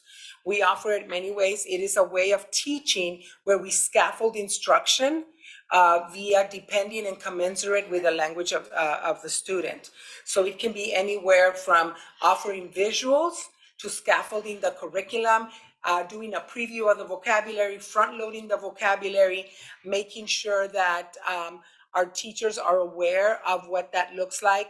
We have had, I kid you not, this year alone, about 50 SIOP academies. Hybrid, Saturdays, online, face-to-face. Gail Podarides, I don't know if she's still here. We call her the guru of SIOP. She absolutely loves and enjoys it. And she'll text us on Saturday, I have 30 today, I have 50 today. So it is a way of teaching where you use best practices and a lot of hands-on. And when we train our teachers, we treat them as students that are learning. And so they go through the activities themselves. It's about to change. So now what the state is going to is the content CBIL, I believe. It's a content-based language instruction now. So here we go, right? Different name. We have to get that training this summer. And that starts next year. I think the only other thing that I would add to that is we are hyper-focused on literacy across disciplines. And so when we talk about sheltered instruction, we want to make sure that we provide students the opportunity to listen, speak, read, and write, and think across the disciplines, because that's what sheltered could be: a math class, a science class, or a social studies class. So our literacy team has been hyper-focused on, because they've had this support from multilingual as well, going in and how do we take what we're doing with literacy across the disciplines to support students who are in a math class or a science class or a social studies class and understanding the content, but making it comprehensible through those strategies with sheltered instruction. No. Okay. Great job. I want to thank Ms. Letty Hall, Dr. Mendoza, Dr. Williams, Dr. Edwards, and a special thanks to Ms. Johnson, our AP from Ponderosa, for being here tonight. A lot of great work that you've put in, and we're looking forward to see what our outcomes continue to be as they continue to grow. So thank you. Thank you. Also want to say a special thank you to the academic team that stayed here with us past 9 o'clock this evening. We really appreciate you being here and all of the hard work that you do. What I'd like to do at this time, if there's no objections from my colleagues, we've been going since 6 o'clock, so we're going to take a short break, and I'm going to kind of collaborate with Dr. Hinojosa and see if we can't make some adjustments, because we still have quite a few things left on the agenda, and maybe we can push some out till Tuesday. So why don't we take a quick 5-minute break, and we'll get started again in 5 minutes.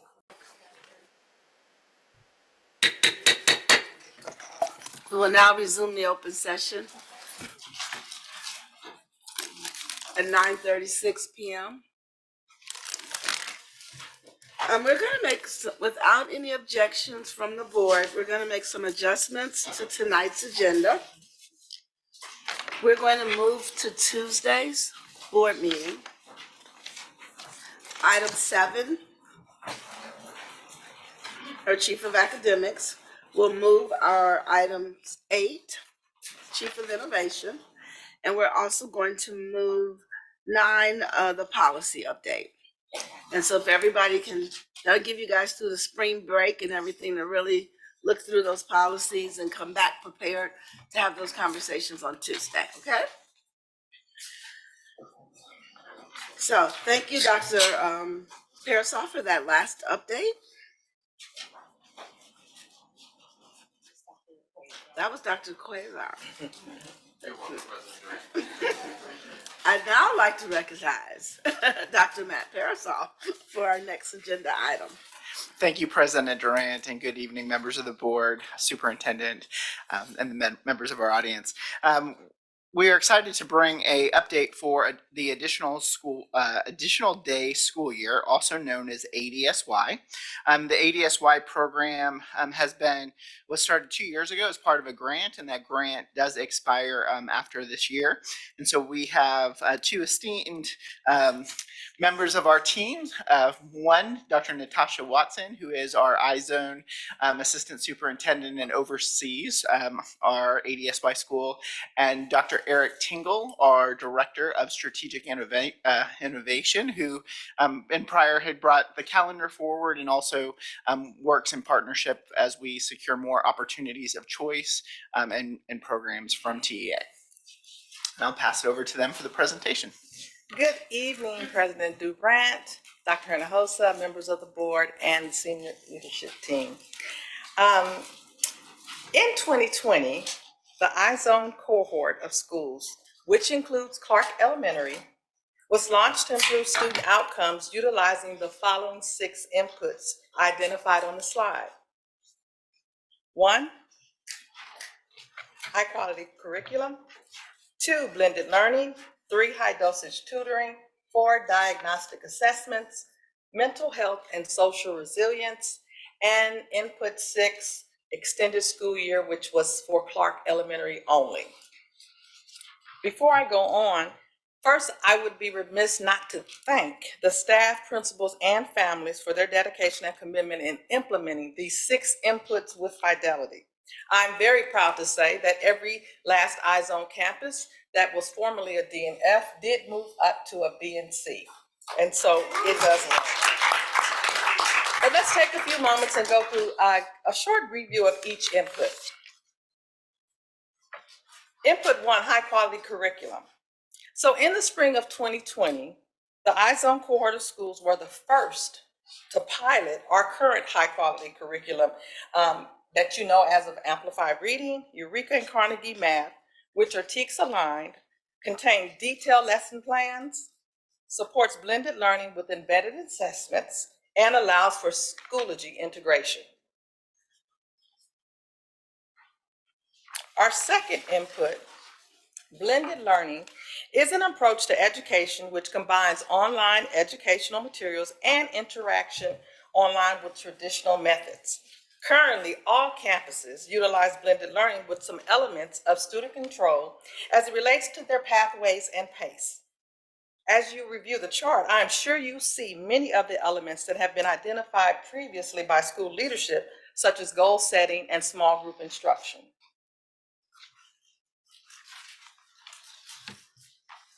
The third input is high dosage tutoring. Each iZone campus provides tutoring through our 21st Century Community Learning Grant that focuses on math and literacy. These engaging and aligned activities are provided every school day and 6 weeks during the summer time. The fourth input, diagnostic assessments. We know that data drives instruction and the importance of meeting students where they are. Each campus is involved in formative and summative assessments and data collection. This data collection allows for teachers to implement targeted reteach interventions, acceleration, and enrichment.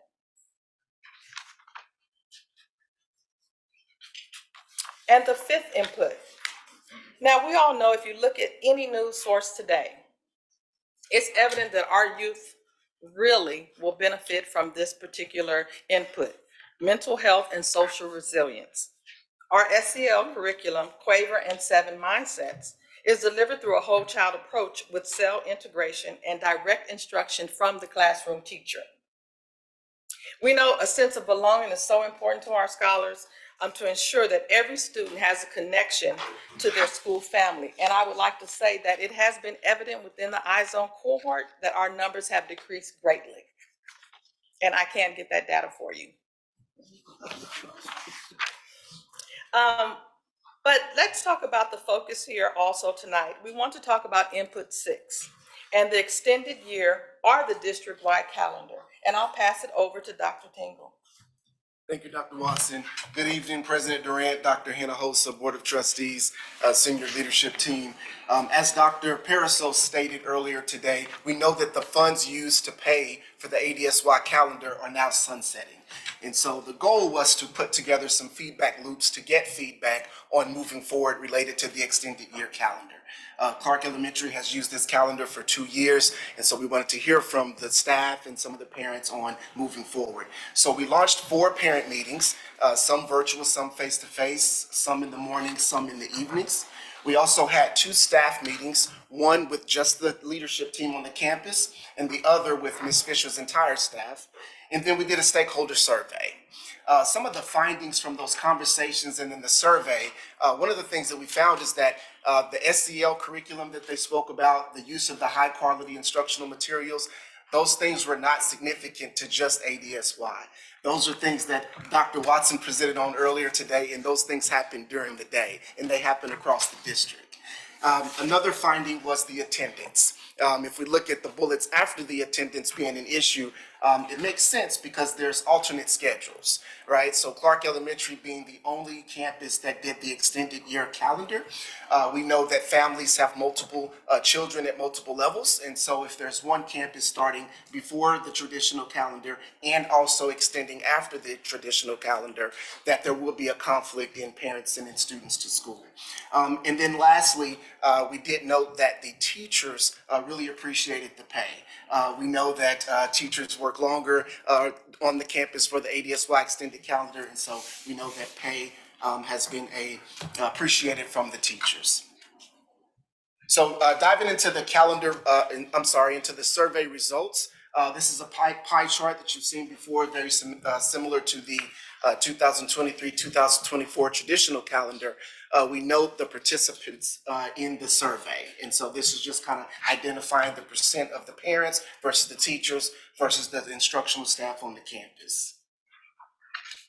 We took that same pie chart and broke it down by those different groups to state who would like to continue the ADSY extended year calendar and who would like to discontinue the ADSY extended year calendar. And looking at the bar graph, I think what stands out to me is the feedback from the parents and the school staff, 75% and 79% respectively, saying they would not want to continue that calendar. And then lastly, we took those survey results and then broke it down to compare the staff that participated in the survey versus the parents and guardians. And then we took the survey results and just overall to say, out of all the participants that participated in the survey, 63% of the participants feel they do not want to continue the ADSY calendar, and 37% stating that they would want to continue the ADSY calendar. And so with the information that we've shared, I want to turn it back over to Dr. Watson for some administration recommendations. And so tonight we are coming to you with these following recommendations. One, we would like to continue with blended learning and enrichment activities. Two, continue all social emotional needs and strategies.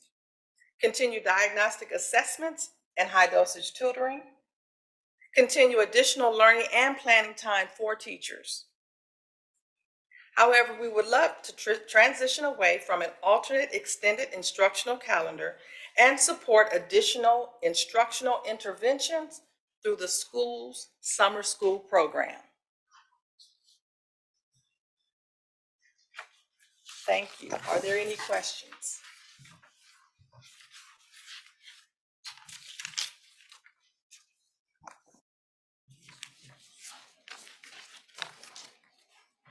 You want me to go first?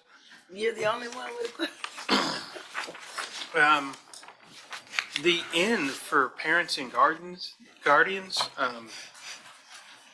seems low to me. How many kids are at this campus? There's over 1,000 students at Clark Elementary. That's one of the bigger campuses. Yes, sir. And we only got 51 parents to participate in the survey? Yes, sir.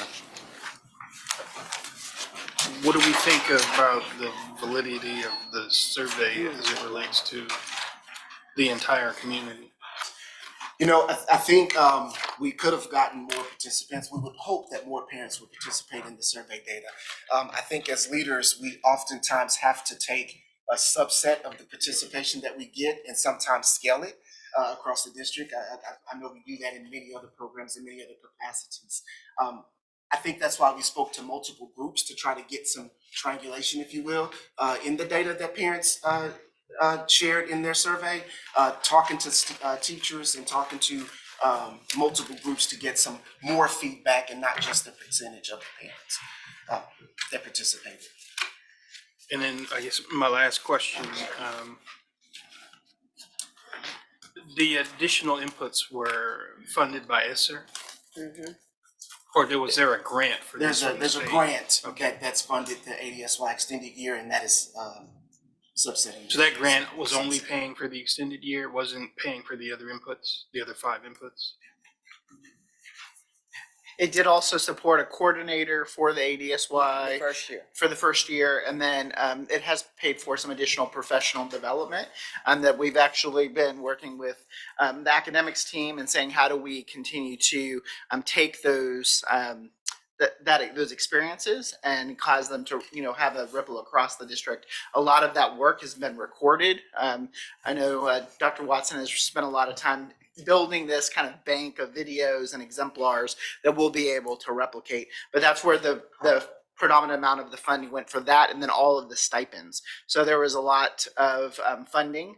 When you have ADSY, the funding only covers half of a day of instruction, and all of those days are non-compulsory. So, parents don't have to send their students to school on those days. So that's where she spoke of the low attendance, because, their other kids aren't in, and they know they don't have to bring their children to school.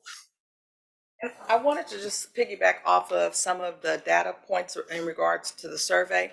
Previously years, when we had a survey, the numbers never toppled over 100. For the last 2 years, when we kind of wanted to discuss the calendar. So this has been kind of a trend, and we've had continuous focus groups and meetings with parents. So it's around the same number. I did want to speak to your question about the ESSER funds, because the teachers that are on this calendar are working an additional 30 days. And we do have a line item in the ESSER 3 budget to supplant the general fund to help offset that additional cost, because each teacher is getting about $10,000, $12,000 additional because of those additional 30 days that they're working. So to answer your question, there is a portion of this cost that is in the ESSER 3 budget.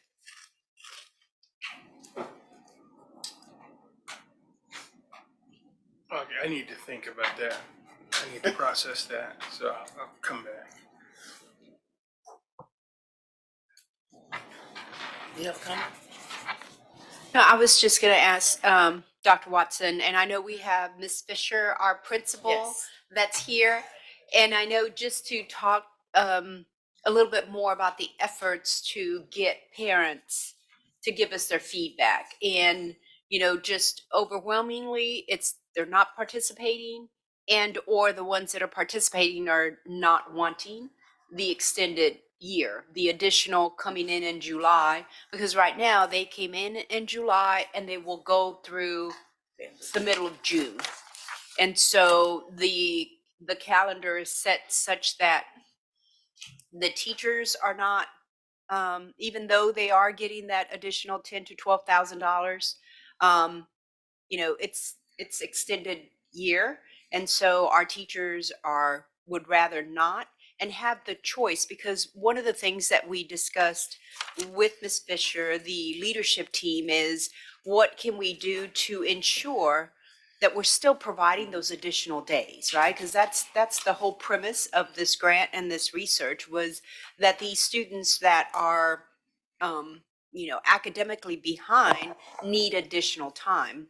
So if our parents are saying we don't want this calendar, then how can we provide that additional time? So the focus will be in following our traditional calendar and ensuring that they come during summer school, which is the month of June.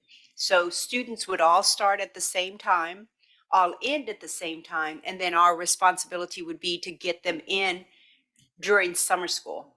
Our teachers would then have a choice to teach summer school or not teach during that summer. So they would have a choice, and they will still have the opportunity. The other, I would say, not setback, the other thing that was a challenge was we created special professional development for these teachers. Our academics team did their training, but it was just for this campus, where district-wide you get to participate during this training with others. And so while they were getting the training, it was just directed for them. So there were several factors of why our teachers did not want to continue this calendar and why our parents didn't want to continue this calendar. I think it's Really, if you look, well. if you look at page 10, well, page 129, it's page 10 of that one right there. If you look at the administrators and the teachers, it's almost half and half. And the teachers kind of lean towards it, and it's probably the salary, is what I would guess. But if you look at the staff and our parents, they overwhelmingly don't want to continue it. It's almost, it's year-round school. We've got, just shy of 80% of the staff and 75% of parents It that aren't doesn't- in favor. It doesn't seem like the extra time was that much of a value add, because it looks No. like all the iZone schools, even the ones that didn't get that particular input, Exactly. saw the growth gains. And so we will continue all of the inputs, it's just the extended year. Any other questions? Thank you so much. Appreciate it.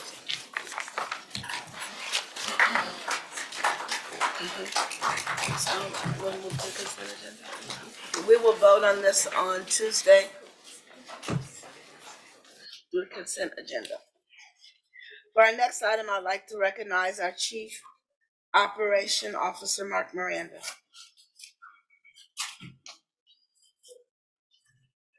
President Durant, Dr. Hinojosa, members of the board, we'll be going over the boundary discussion as soon as it comes up.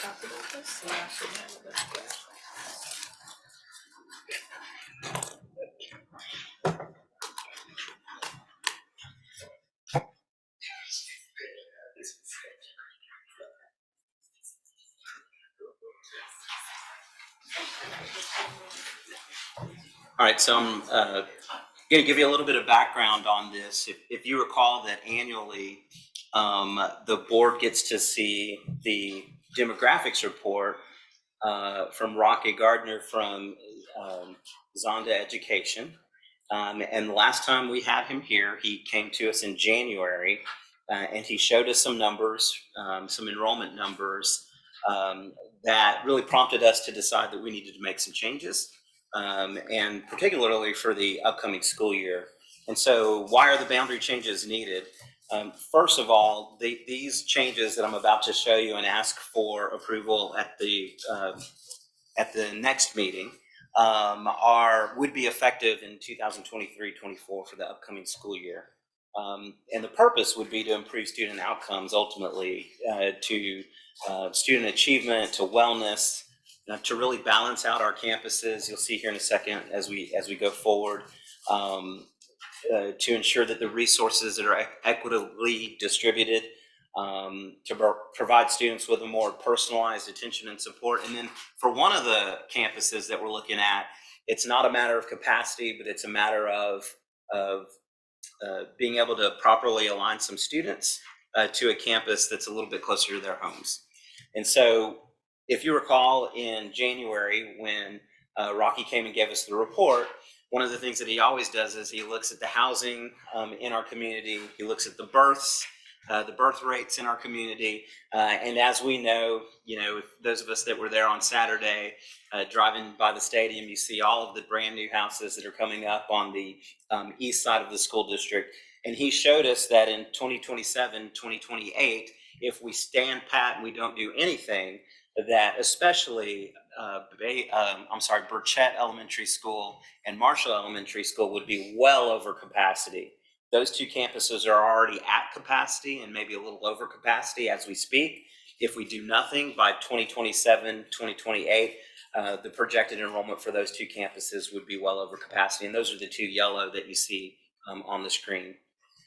There's another campus on the west side of the school district, which would be Clark Elementary School, which is also in that same category of being at or over capacity. We just heard the Clark number here just a second ago.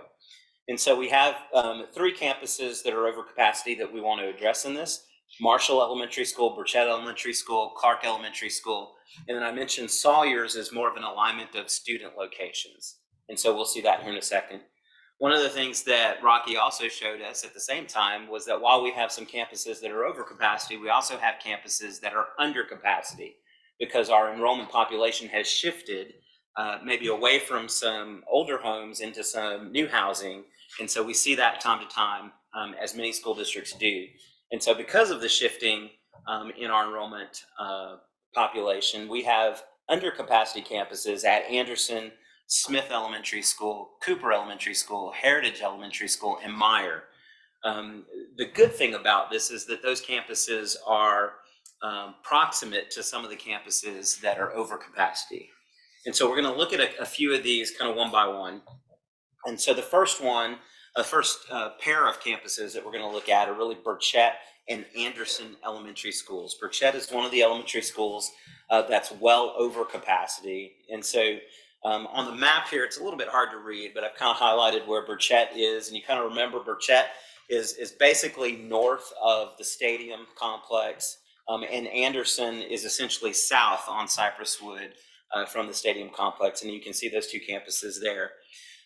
The part of the enrollment of Burchett Elementary School that we are asking to move to Anderson Elementary School is the location that is south of Treshwick. And so I've kind of highlighted on the map on the screen there so you can kind of see the area that we're talking about. In talking to some of the principals and administrators that have been in the school district for a while, this location was once zoned to Anderson Elementary School prior to Burchett being built. And so it wouldn't be a new thing for this neighborhood to be zoned to Anderson. So as you can see on the screen, we'll be taking that neighborhood and we'll be moving it from current year to next year. We'll move over to Anderson Elementary School to create the new boundary that you see on the screen there. So that's the first set. And what we would be doing there is moving, projected to move about 150 to 200 students from Burchett's attendance zone to Anderson's attendance zone. The next combination of schools that we're going to see is Marshall to Smith Elementary School. So kind of in the same vicinity, in the same neighborhood. You have Marshall Elementary School on the map here. Its attendance zone is kind of in that peach color. And then Smith Elementary School just north of that, kind of in that pinkish color on the map. They're similar colors, but you can probably make out where they are. And of course, they're on either side of Cypress Wood. And so from the areas that we're looking at moving is kind of that north area that you see on the screen that just got highlighted from Marshall, and then also an area that's kind of to the west, the southwest of Marshall. Both of these are, neither of these are part of the newer development around Marshall. These are established homes in established neighborhoods that have been there for a while. And so we would propose moving both of those to Smith Elementary School. In doing so, the new map for next year would then develop and look more like this one. And we would take away those areas from Marshall, and those areas would then become a part of Smith Elementary School. We've had a few meetings at the campuses, and we have sent out letters to the parents just to let them know that these discussions are in progress and to be able to answer any questions that they have. There's also a website that they can go to that talks a little bit about these proposals. So that's, again, Marshall to Smith Elementary School. And we're just going kind of from east to west along the way, and kind of the next group of campuses moving from east to west along our boundary map is Sawyers to Meyer Elementary School. This is one that's not about the enrollment capacity at Sawyers. This is more about realigning some students for equity in their case. And so what we have here is, and I really have two maps. One is to kind of show you the breadth of what we're talking about, and then one to go into a little bit more detail and zoom in a little bit. But Sawyers Elementary School is the current location, and that's kind of north. You can see that. If you can see it just a little bit, it's bisected by I-45, with Meyer being on the southwest and Sawyers being on the northeast side of I-45. And the location that we're talking about here is a small portion of the Cypress Station neighborhood. I almost forgot the name for a second.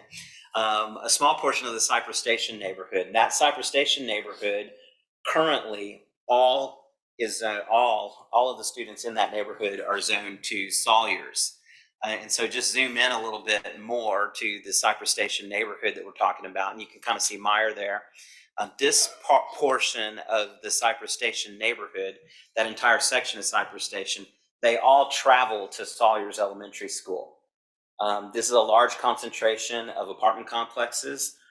Their bus ride can be, on a good day, anywhere from 15 minutes. We've heard some stories of 45 and even longer with traffic going to Sawyers Elementary School. When you factor in the different stops that they have to make, and then the traffic, that bus ride can be a very long bus ride for those students. And so what we're proposing here is to make their bus ride a lot easier by moving them down to Meyer Elementary School. And so in the new maps that you're seeing develop on the screen, we would then take away a portion of the Cypress Station neighborhood, and we would move that to the Meyer attendance zone. This will cut down tremendously on their commute and probably bring that down to about a 10-minute bus ride, if even shorter than that. There's access from Cypress Station to the I-45 feeder, and they can travel the I-45 feeder to Meyer, to that North Forest neighborhood in no time. So continuing to travel east with the, yes, absolutely. Let me take it back a notch. I'm sorry. The Cypress Station section there, you're saying you're taking part of that to go down to Myers. Yes, ma'am. And it looks like you're taking the, I'm gonna say this is north, south, east, and west. Yeah. The southern That's part correct. of that and north part is still gonna be making that long drive It up to is. Sawyers. Why There's- didn't you there's take? still all the of numbers. So because of the The numbers apartment was too complexes high? here, there's a high concentration of students I there. kind of thought that, but I And thought so I failed to tell you the numbers moving from Sawyers to Meyer. Right now, just in that group, it's a little over 100 students that would be moving in that southern part of Cypress Station down to Meyer. There's almost an equivalent or more in that northern part of Cypress Station that moves down to Sawyers. And so it was a numbers situation. It is something that we've committed to continue to look at. And we've told the communities and the principals that we will continue to look at ways we can mitigate away from that long bus ride for those students. And it's something that we're committed to keep reviewing. But right now, the proposal is that southern part of Cypress Station. How do we assess what part we're moving? We worked with the demographer who has planning units on his maps that he kind of lassos apartment complexes and neighborhoods and what have you in groups of concentrations of students. And so in a meeting with him, we were able to play around with the maps, if you will, and we had our transportation department on that call as well. And from a bus standpoint and a travel standpoint, they were able to see some of that as well. So once we had the numbers of students lassoed kind of in a group of apartment complex and as much of a natural kind of line there as you could get, which isn't necessarily easy to develop there, we picked those students to be able to go south. You mentioned that you surveyed, did you say you surveyed their community or? We've been out to have community meetings at the communities. We've sent them letters. Other communications have gone out to them as well to let them know. So what has been the feedback from the community and their participation? Like what kind of numbers are you getting? Honestly, there hasn't been good numbers at the community meetings that we've set out to have with those community members. And so we have options to continue to do some additional things. One of the things like for Cypress Station is determining that we might need to go to them and have something kind of closer to their community as opposed to up in Sawyers, which is where we were. And so we're going to try and have something closer to them to be able to give them the information. And there are other there's been emails, there's been telephone calls.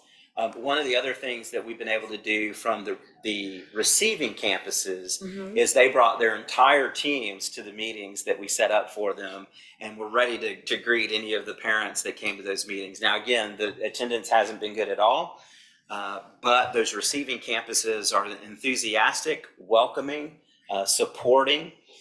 They are reaching out to the sending campuses, principal to principal, to be able to have coffee talks at the receiving campuses, to be able to have, they've invited parents to be able to come and set up tours of their campuses. So there's been a lot of interaction from the receiving campuses saying, welcome, we have room at our campuses, we'd love to have you. And they've been really encouraging the sending campuses and the parents that will be moving over in this proposal to be able to say, hey, come to our campus, take a look at what we have to offer, and we're really excited to have you. So, and we continue to be looking at additional ways to engage those communities.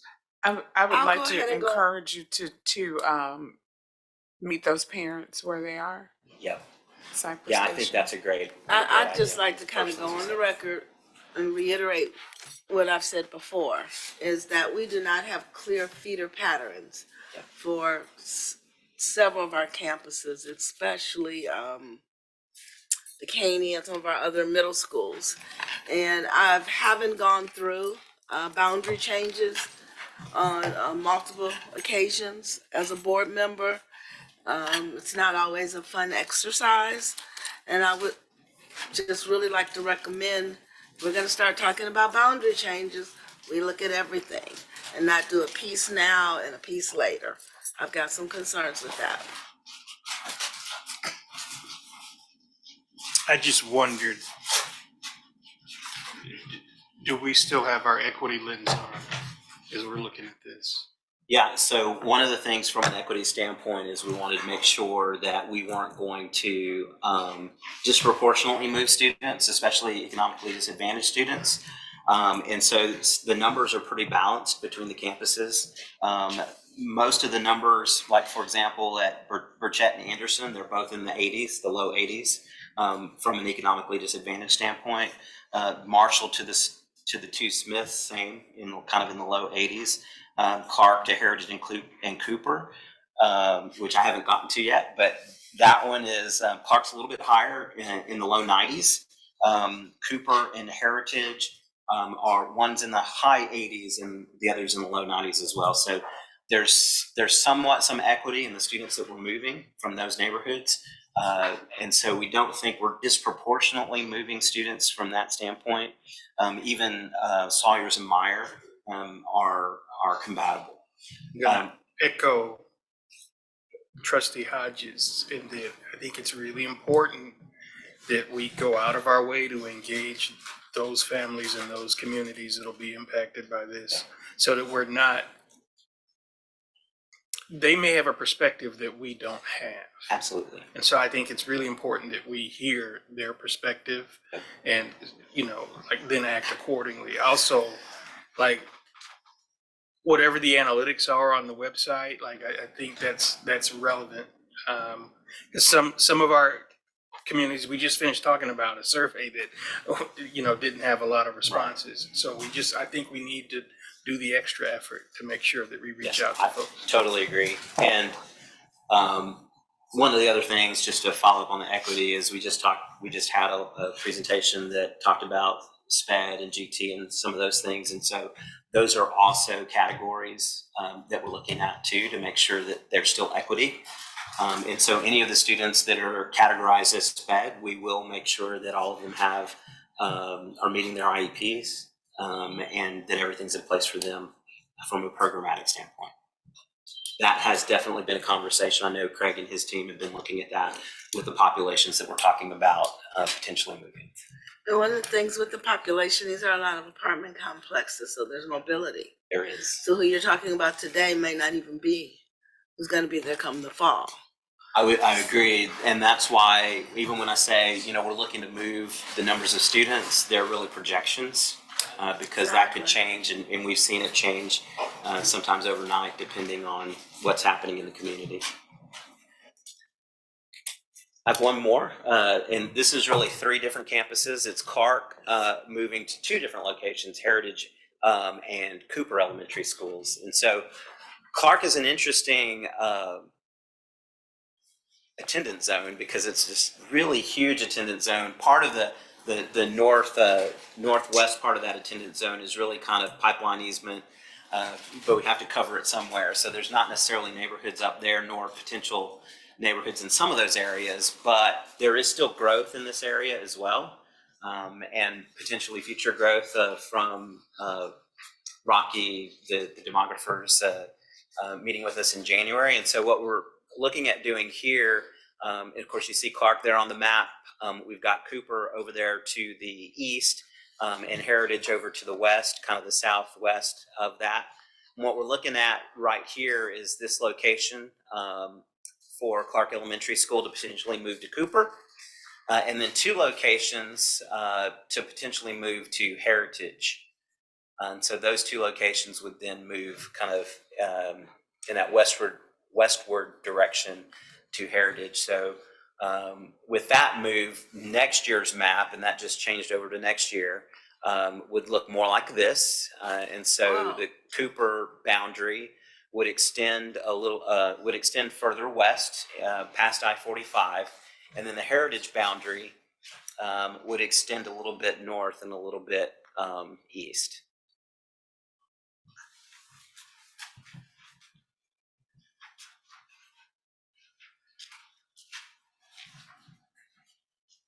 Just giving you a second to absorb that a little Can bit. you go back to what's moving? I'm sorry? Yeah, sure. Where do the red lines go? Yep, I'll put the red lines back up.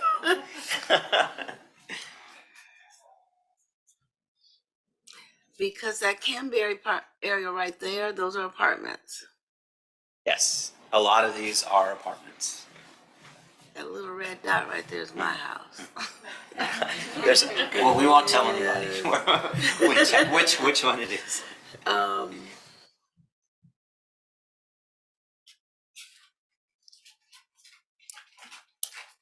Is that splitting Cranbrook? In which location are you looking at? I wish I could do my. On the other side of Ella. On the other side of Ella. Between Ella and 45. North of Spears. We're not splitting a subdivision to 2 different schools, are we? I'll have to double check. Okay. Yeah, I do. I tried to put it on this. It won't do it on the screen up there. Because it's a television screen. We can take a look a little bit closer. I think there's where I can zoom in a little bit more. Oh, that didn't zoom in. Oh yeah, it did zoom in.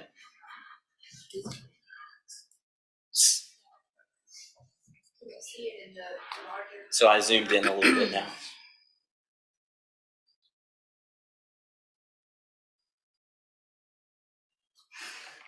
I think the location.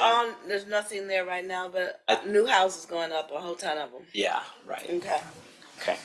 I can't believe they're building so much over there. Right. Okay. I just didn't want to lose the woods behind my house, and they're still there. So this would be the next year's boundaries if this were approved. And then just one more, I think we have maybe one more slide. So we will do, and we normally do when we have this, is current 5th graders. So this is rising 5th graders and their siblings can be grandfathered in to allow them to remain at the campus they're currently attending. So a 4th grader who would be a rising 5th grader next year would have the ability to stay at the campus. And as we've done in the past with boundary changes, and most school districts do, they would not be provided transportation if they were to ask to be grandfathered in. And the parents would be responsible for arranging the transportation. That concludes the presentation. So the last bullet, those are so are they currently riding the bus?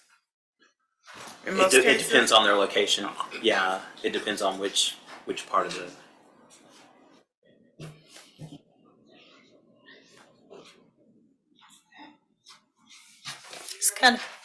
Just kind of a random question. On the mobility issues, do we have any sort of data that kind of shows which apartments, I guess, are kind of competing with the other apartments as far as like where our families move within a given area? The demographer does have some data that shows movement within the apartment complexes. So that might be something that we can dive a little bit deeper into.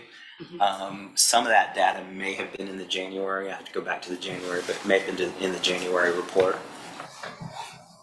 He does show yield for both single-family homes and multifamily homes. So he can tell us from a given apartment complex or a given neighborhood, how many students those areas are yielding. And then he does a lot of his projections based on that yield, based on births in that area, and real estate transactions. Thank you, Mr. Miranda. Oh, I have one more. Just Oh, along, sorry. Not yet. just along the lines of Trustee Correa talking about the apartment complexes. I don't know realistically how it could look, but even though people move, the complex is still there. So is it possible to relay the information to the complex, maybe signs or flyers or things of that nature? That's a great idea. I mean, yeah, absolutely. Shane and I have been going back and forth about how we can continue to get the message out. To everyone's point, we want to make sure that just because parents didn't come to the community meeting doesn't mean they're not interested. They may not have had the ability to make it to the meeting. And so pushing out that information and getting to where they are is definitely something we've talked about, especially in that Cypress Station area, but really in all of the areas. That's a really great idea of letting the complex know when people sign those Absolutely. new leases that they know they'll be going to a different school. Right. I will say that even though the attendance has been sparse at the community meetings we have had, we have not had any major pushback or any concerns given to us by the parents that have come. And some of the parents are actually excited. Their kids, most of the students that have come have been smaller students, and the parents have been enthusiastic and understood why the change. Some of the parents said, well, we knew this was going to happen because our neighborhood was just bursting at the seams. And so we knew that something had to give. And so that might be some of the communication that we'll receive from the families when we go out, but we definitely will continue to push that. We're just getting into March, and so we have a little bit of time still to continue to really push that out way before, we get to the school opening in August. All right, so again, thank you, Mr. Miranda. Our next item, I'd like to turn it over to our Chief Financial Officer, Ann Westbrooks. Thank you, President Durant, and I'm going to share my screen.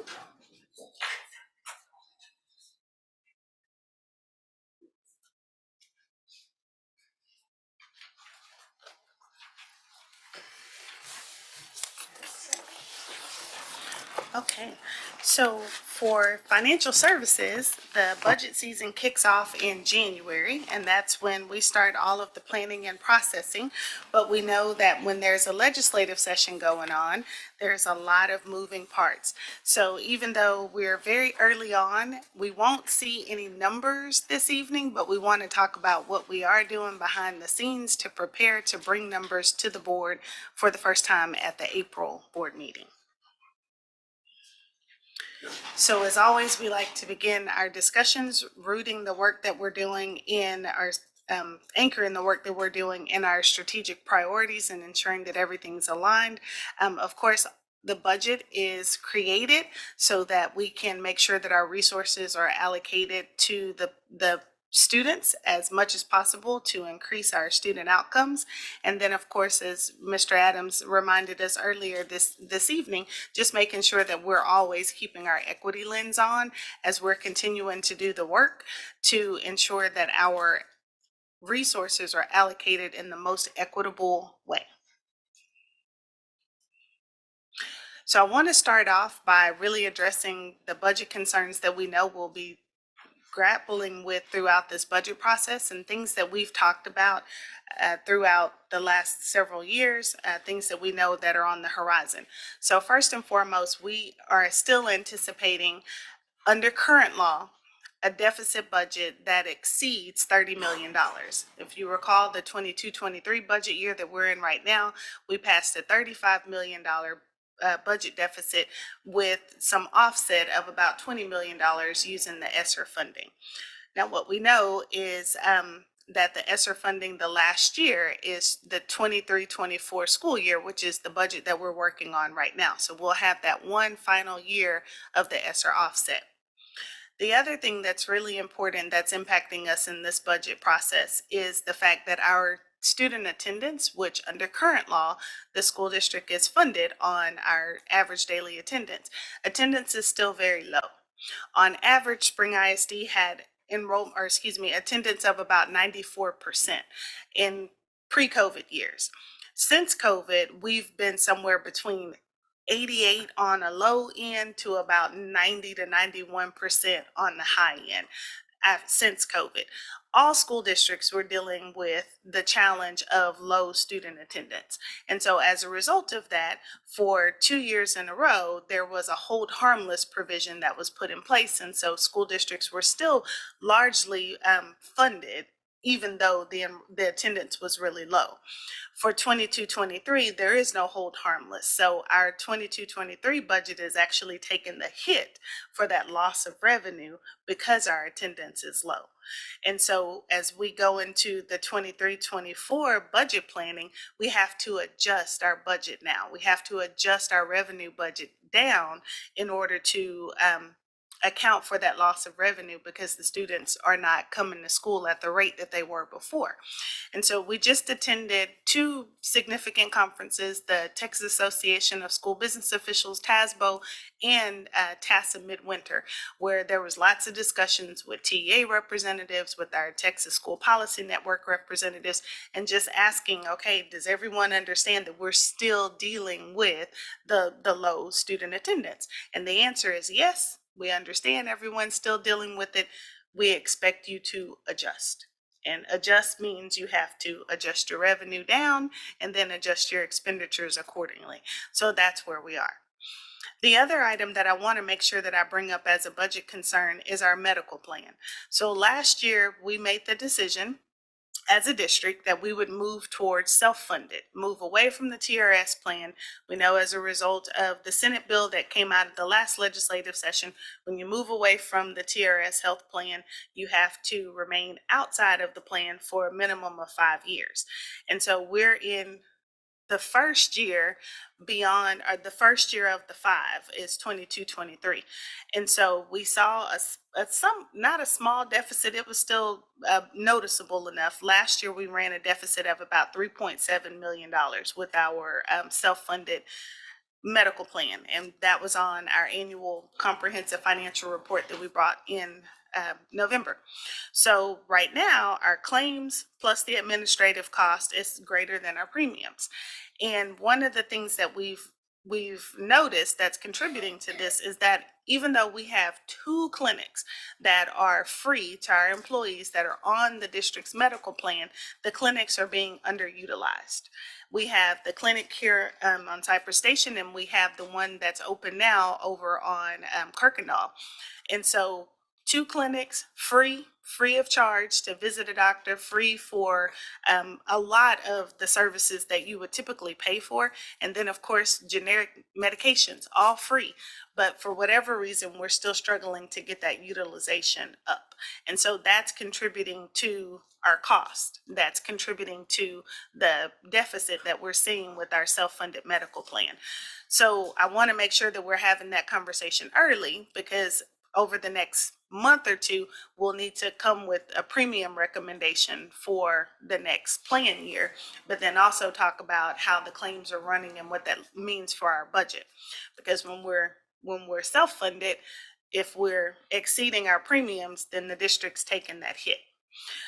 The other thing that I think is of notable mention is that Universal Benefits Consortium, UBC, who is our third-party administrator that oversees our self-funded plan, is a part of a group that's working with legislators to create what's considered equitable funding with our medical plans. So I know we had some conversations around the table about the fact that the TRS medical plan received a really nice infusion of funds through the state's ESSER plans last year, but those of us that are self-funded didn't receive any additional funds.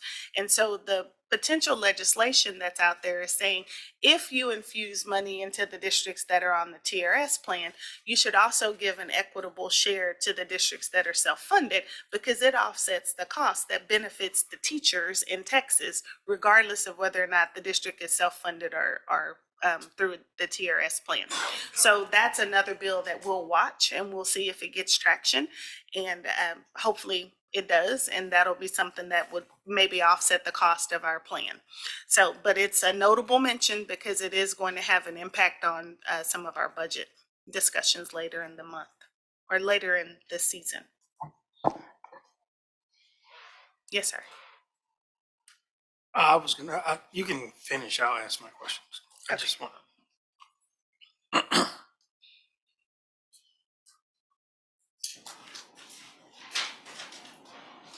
Okay, so as always, when we're developing our budget, we have to begin with some assumptions so that we can start calculating our numbers. With the work that we've done with our demographers who came and met with us a couple of months ago, and also with our internal research and accountability team, our projected enrollment is 34,271 students. And of course, that if right now, today, our enrollment was 34,175 students. So for all intents and purposes, we're assuming a flat enrollment. Now, we had a very nice bump in our enrollment last year, and we would love to see that again, but we're not planning for it because that's not something that we see in our forecast right now. We talked just a moment ago about the attendance and the fact that we have to adjust our budget down to our actual attendance levels that we're seeing, not changing any of our efforts. We're still working as hard as we can to get our students to come to school every day, but we have to adjust the budget because we're past the point of anticipating that it'll get better the next year. We haven't seen that happen. With property value growth, we're starting this year off a little higher than what we've done over the last several years. Typically, we start off at 5%. Last year, we grew by almost 15%.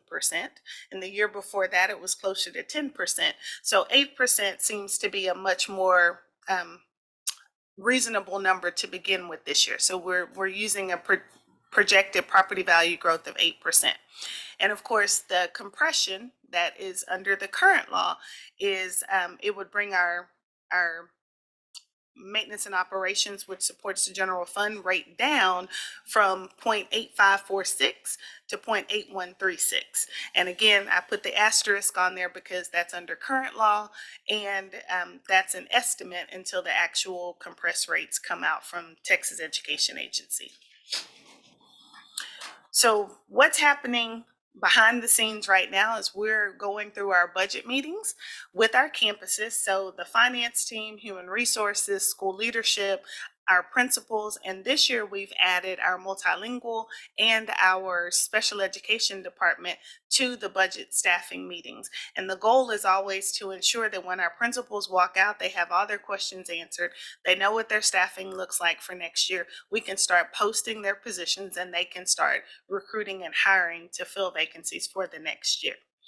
So we began those meetings on February 27th, and right now we're scheduled to have our last meeting that Friday after we return from the break on March 24th. We're scheduling the meetings by feeder so that the assistant superintendents are not coming in and out. They have all of their feeder meetings, group their campuses within their feeder group together. We have the second round of Opportunity Culture. We extended the offer to 7 additional campuses this year. The Opportunity Culture campuses from round 1 have been working really well. So now we're on round 2. And with those campuses, there's a lot of planning that goes into that process so that they can work with our third party that's helping us with Opportunity Culture to figure out the best way to structure their staffing. And one of the most important parts about Opportunity Culture is that it's sustainable funding that they're using so that once they create a model that works really well for their campus, they can sustain that model without a loss of funding. So we've tucked all of those campuses to the end of the process so that we can give them ample time to prepare. Mr. Miranda just walked us through the enrollment review campuses. Those campuses that are impacted by the changes in the boundaries are also at the end of the process because we're moving their numbers and we have to make sure that all stops and we can do their staffing based on the anticipated new numbers.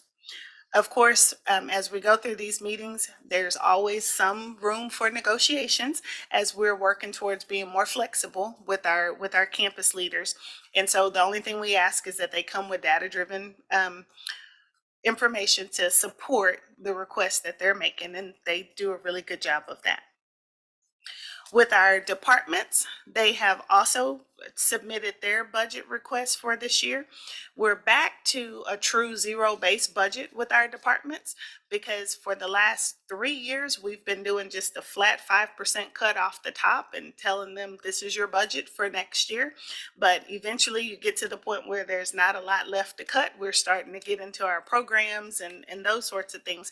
So this year we went to submit the zero-based budget based on what the needs are. Let's identify those critical needs and we can work together to figure out what's the best way to address those needs. So those templates have come back, and then Dr. Hinojosa and myself will be meeting with each individual chief to go over each and every single departmental budget and work through that before it comes to you, the board. As you recall, you get a copy of every department with the line item justifications for the budget request. Okay, so as we're working with the campuses, one of the things that we're doing, because we're in such a large budget deficit situation, we have started the initial staffing allocations by adding +2 to our class sizes. And so for elementary, we know by law, the ratio for pre-K to 4th is 22-1. Of course, we're District of Innovation, so we have that ability to adjust our class sizes without doing waivers. And so for 5th grade, there are no class size requirements, but currently we staff our 5th grade at 25-1. So middle schools are currently at 28-1 and high schools are currently at 33-1. So as we began working on the staffing allocations, we added, as I mentioned, +2 to each level. And so when you see that, you see 24-1 and it sounds alarming. However, we're actually keeping track of every single classroom at the elementary level and how many students are slated to be in those classrooms. And there are very few classrooms that are slated to be at 24 across the entire district. Most of them, what it did is by increasing the staffing ratio, it actually brought our class sizes up closer to the 22-1, because before now we're closer in some areas, we're closer to about 18-1, especially at the elementary. So with middle school and with high school, that one's a little trickier because there's other staffing that goes on top of that basic ratio. So that's what we're doing as we're building these, the staffing for our campuses. Again, as I mentioned, we're doing a critical review of the class sizes and just having those conversations with the assistant superintendents, having those conversations with the principals, and just making sure that what we're doing is working out.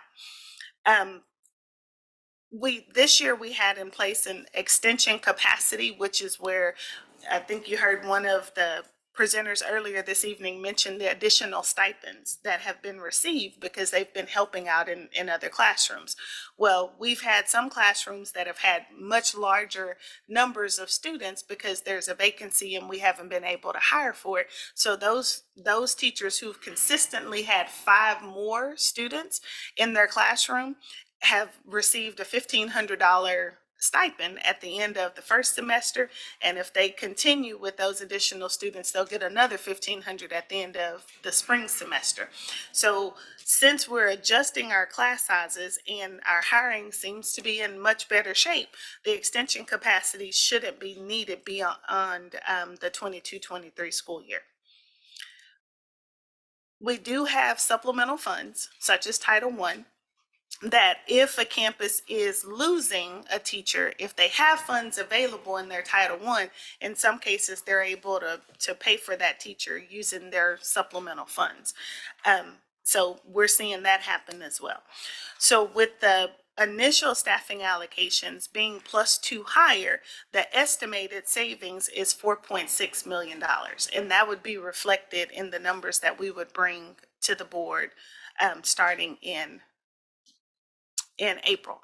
And what that'll do is it'll help offset. It's not if we were at 30, okay, now we're going to be closer to 25.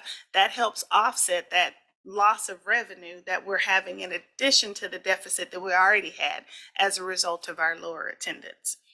So I feel like I'm saying a lot, and I'm saying a lot of numbers. I just wanted to pause for just a quick moment to just see if there's questions or concerns or thoughts at this point before we wrap up.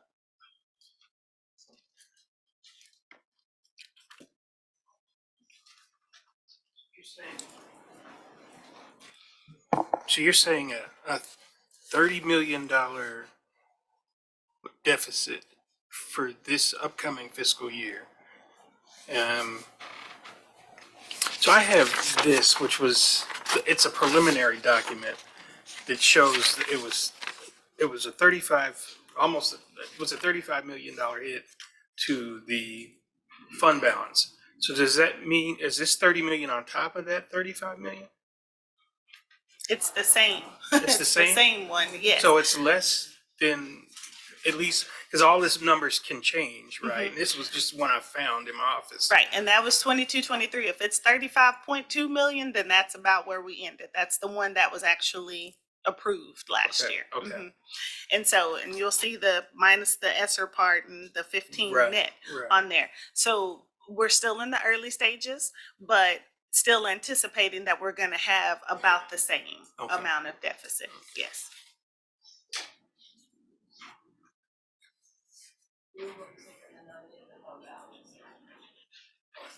Would be budgeting to, yes. Mhm.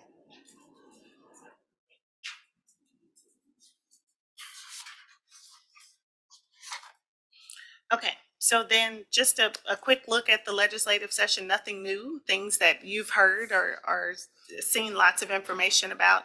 The fact that there's the $33 billion surplus, the two mechanisms that are on the table right now for funding are the enrollment versus ADA, and then the basic allotment increase. Those are the two that we're continuing to hear a lot about.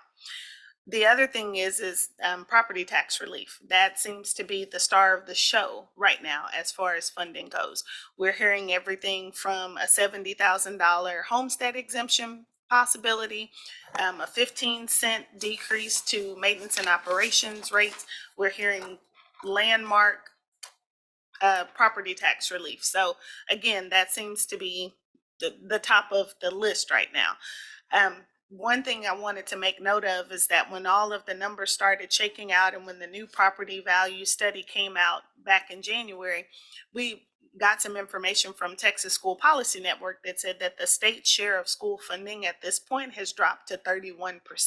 And that just means that our local taxpayers are picking up almost 3/4 of the amount of the cost of operating our schools. So for that reason, with what we're seeing in the state share continuing to drop, the needs that everyone has and the budget deficits across the state, we have to continue our advocacy efforts. And not just with us.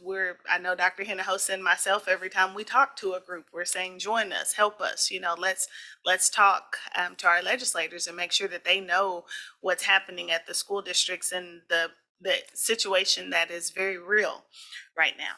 So there's a lot happening at the legislative session, but yet there's not a lot happening at the legislative session. There's not a lot of movement right now. So hopefully by the time we have another update with the budget, we'll actually see some things taking shape.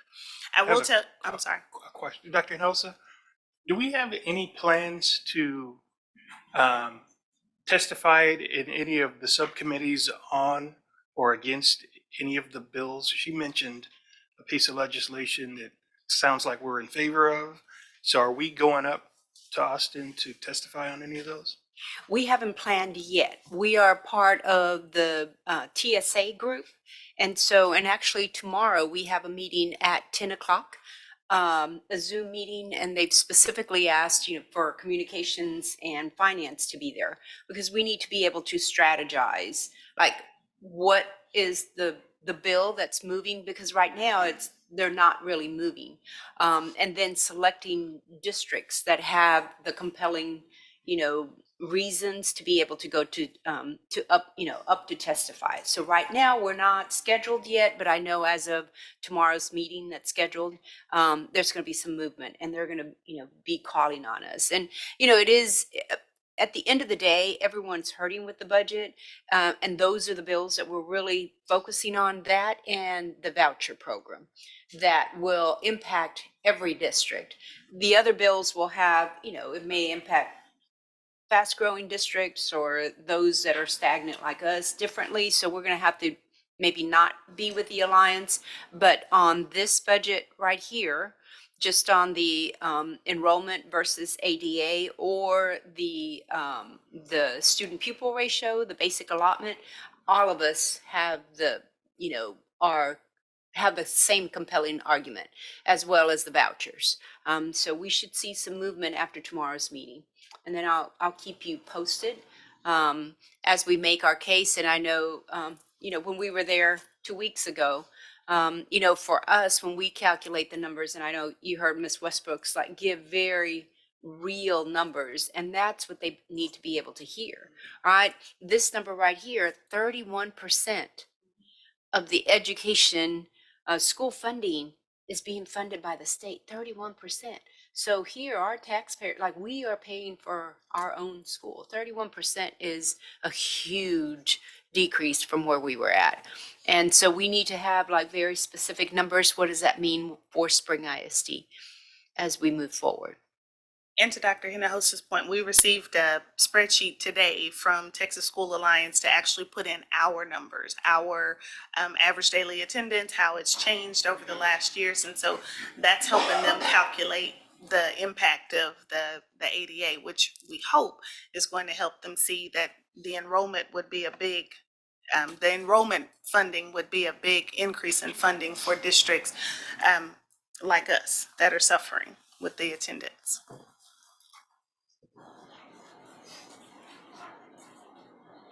So then the next steps are we'll receive our estimated property values from the Harris Central Appraisal District by April 30th. That's when statutorily they're required to give them to us.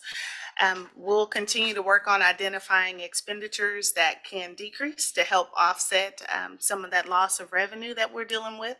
There are some opportunities for us to model the potential legislative changes in the basic allotment.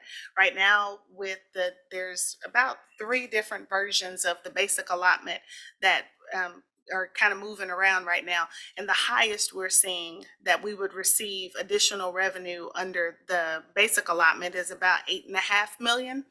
But of course, remember the basic allotment has that caveat where you have to spend 30% of it under current law on teacher compensation. So that doesn't completely go to fill the hole because some of it has to be spent in a specific way. And so modeling not only those legislative potential changes to revenue, but also modeling the required compensation increases that are attached to the basic allotment. And then, as has been our practice, our human resources team is going to work with TASB to do that update, that refresh of our numbers as we compare to our 15 neighboring districts. And so we'll have the results of that information to share with you as well closer to May, because I think we're on the schedule with TASB for late April. So we wouldn't have numbers for you to share until about May. So that's our budget update for where we are right now.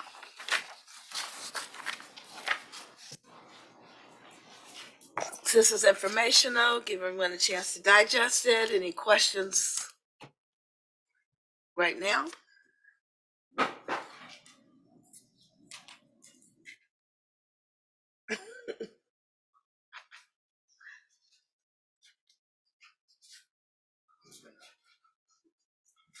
So several of us are fresh off of this training provided by Georgetown. There's several sort of novel concepts that we've been exposed to, but I want to talk about those in committee with Ms. Westbrooks before sort of talking about it here. So I need to share some of that information with the administration. So I'll wait. In the body? Yes. Okay. Thank you. We are now going to, having previously had a consensus to table our other items, we're going to move to our final item. And I'd like to recognize our Chief Operations Officer, Mark Miranda. Hello again, President Durant, Dr. Hinojosa. It's a district-wide intruder. Yes, this is a quick jump, Okay. so. I jumped all the way to the Many end on you. pages through, right? So this is the update for the district-wide intruder detection audit report findings. And for this last reporting cycle, we had 3 campuses with no findings and 2 campuses with findings. Okay. That concludes that you. report.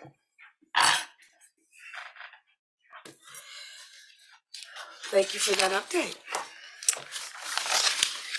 At this time, the Board of Trustees will now recess this open session and convene in a closed meeting in accordance with the Texas Open Meeting Act, Section 551.071, 551.072, 551.074, 551.076, and 551.0821. No voting will take place in the closed meeting. Any action the board wishes to take as a result of discussions in the closed meeting will take place after the board reconvenes in an open session. The time is now 10:49 p.m. We will now reconvene the Board of Trustees work session on Tuesday, March 7th. The time is now 12:41 a.m. Are there any motions? Madam President, I move that the board approve the superintendent's recommendation to terminate at the end of the contract term the probationary contract of Terry Sheafetz as presented in closed session, and to authorize the superintendent or designee to provide notice of the board's action to the impacted employee pursuant to Chapter 21 of the Texas Education Code. Second. It's been moved by Trustee McDaniel and seconded by Trustee Adams that the board approve the superintendent's recommendation to terminate at the end of the contract term the probationary contract of Terry Shafazi as presented in closed session, and to authorize the superintendent or designee to provide notice of the board's action to the impacted employees pursuant to Chapter 21 of the Texas Education Code. Is there any discussion? All those in favor, please raise your right hand. Motion carries unanimously. Are there any other motions? Madam President, I move that the board approve the superintendent's recommendation to propose the non-renewal of the term contract of the following employee, Norman Brown, as presented in closed session, and to authorize the superintendent or designee to provide notice of the board's action to the impacted employee pursuant to Chapter 21 of the Texas Education Code. Second. It's been moved by Trustee Jensen and seconded by Trustee Newhouse that the board approve the superintendent's recommendation to propose the non-renewal of the term contract of the following employee, Norman Brown, as presented in closed session, and to authorize the superintendent or designee to provide notice of the board's action to the impacted employee pursuant to Chapter 21 of the Texas Education Code. Is there any discussion? All those in favor, please raise your right hand. That motion carries unanimously. Are there any other motions? Madam President, I move that the board approve the superintendent's recommendation not to renew the contract of and to terminate at the end of the contract term Kendra Adams as presented in closed session, and to authorize the superintendent or designee to provide notice of the board's action to the impacted employee. Second. It's been moved by Trustee Adams and seconded by Trustee Correa that the board approve the superintendent's recommendation not to renew the contract of and to terminate at the end of the contract term Kendra Adams as presented in closed session, and to authorize the superintendent or designee to provide notice of the board's action to the impacted employee. Is there any discussion? All those in favor, please raise your right hand. That motion carries unanimously. Any other items? Hearing none, I'll entertain a motion to close. Madam President, I move that we adjourn our meeting this morning. Second. It's been moved by trustee Newhouse and seconded by trustee Adams that we adjourn tonight's meeting. All those in favor, please raise your right hand. That motion carries unanimously. The meeting adjourns tonight at 12:45 a.m.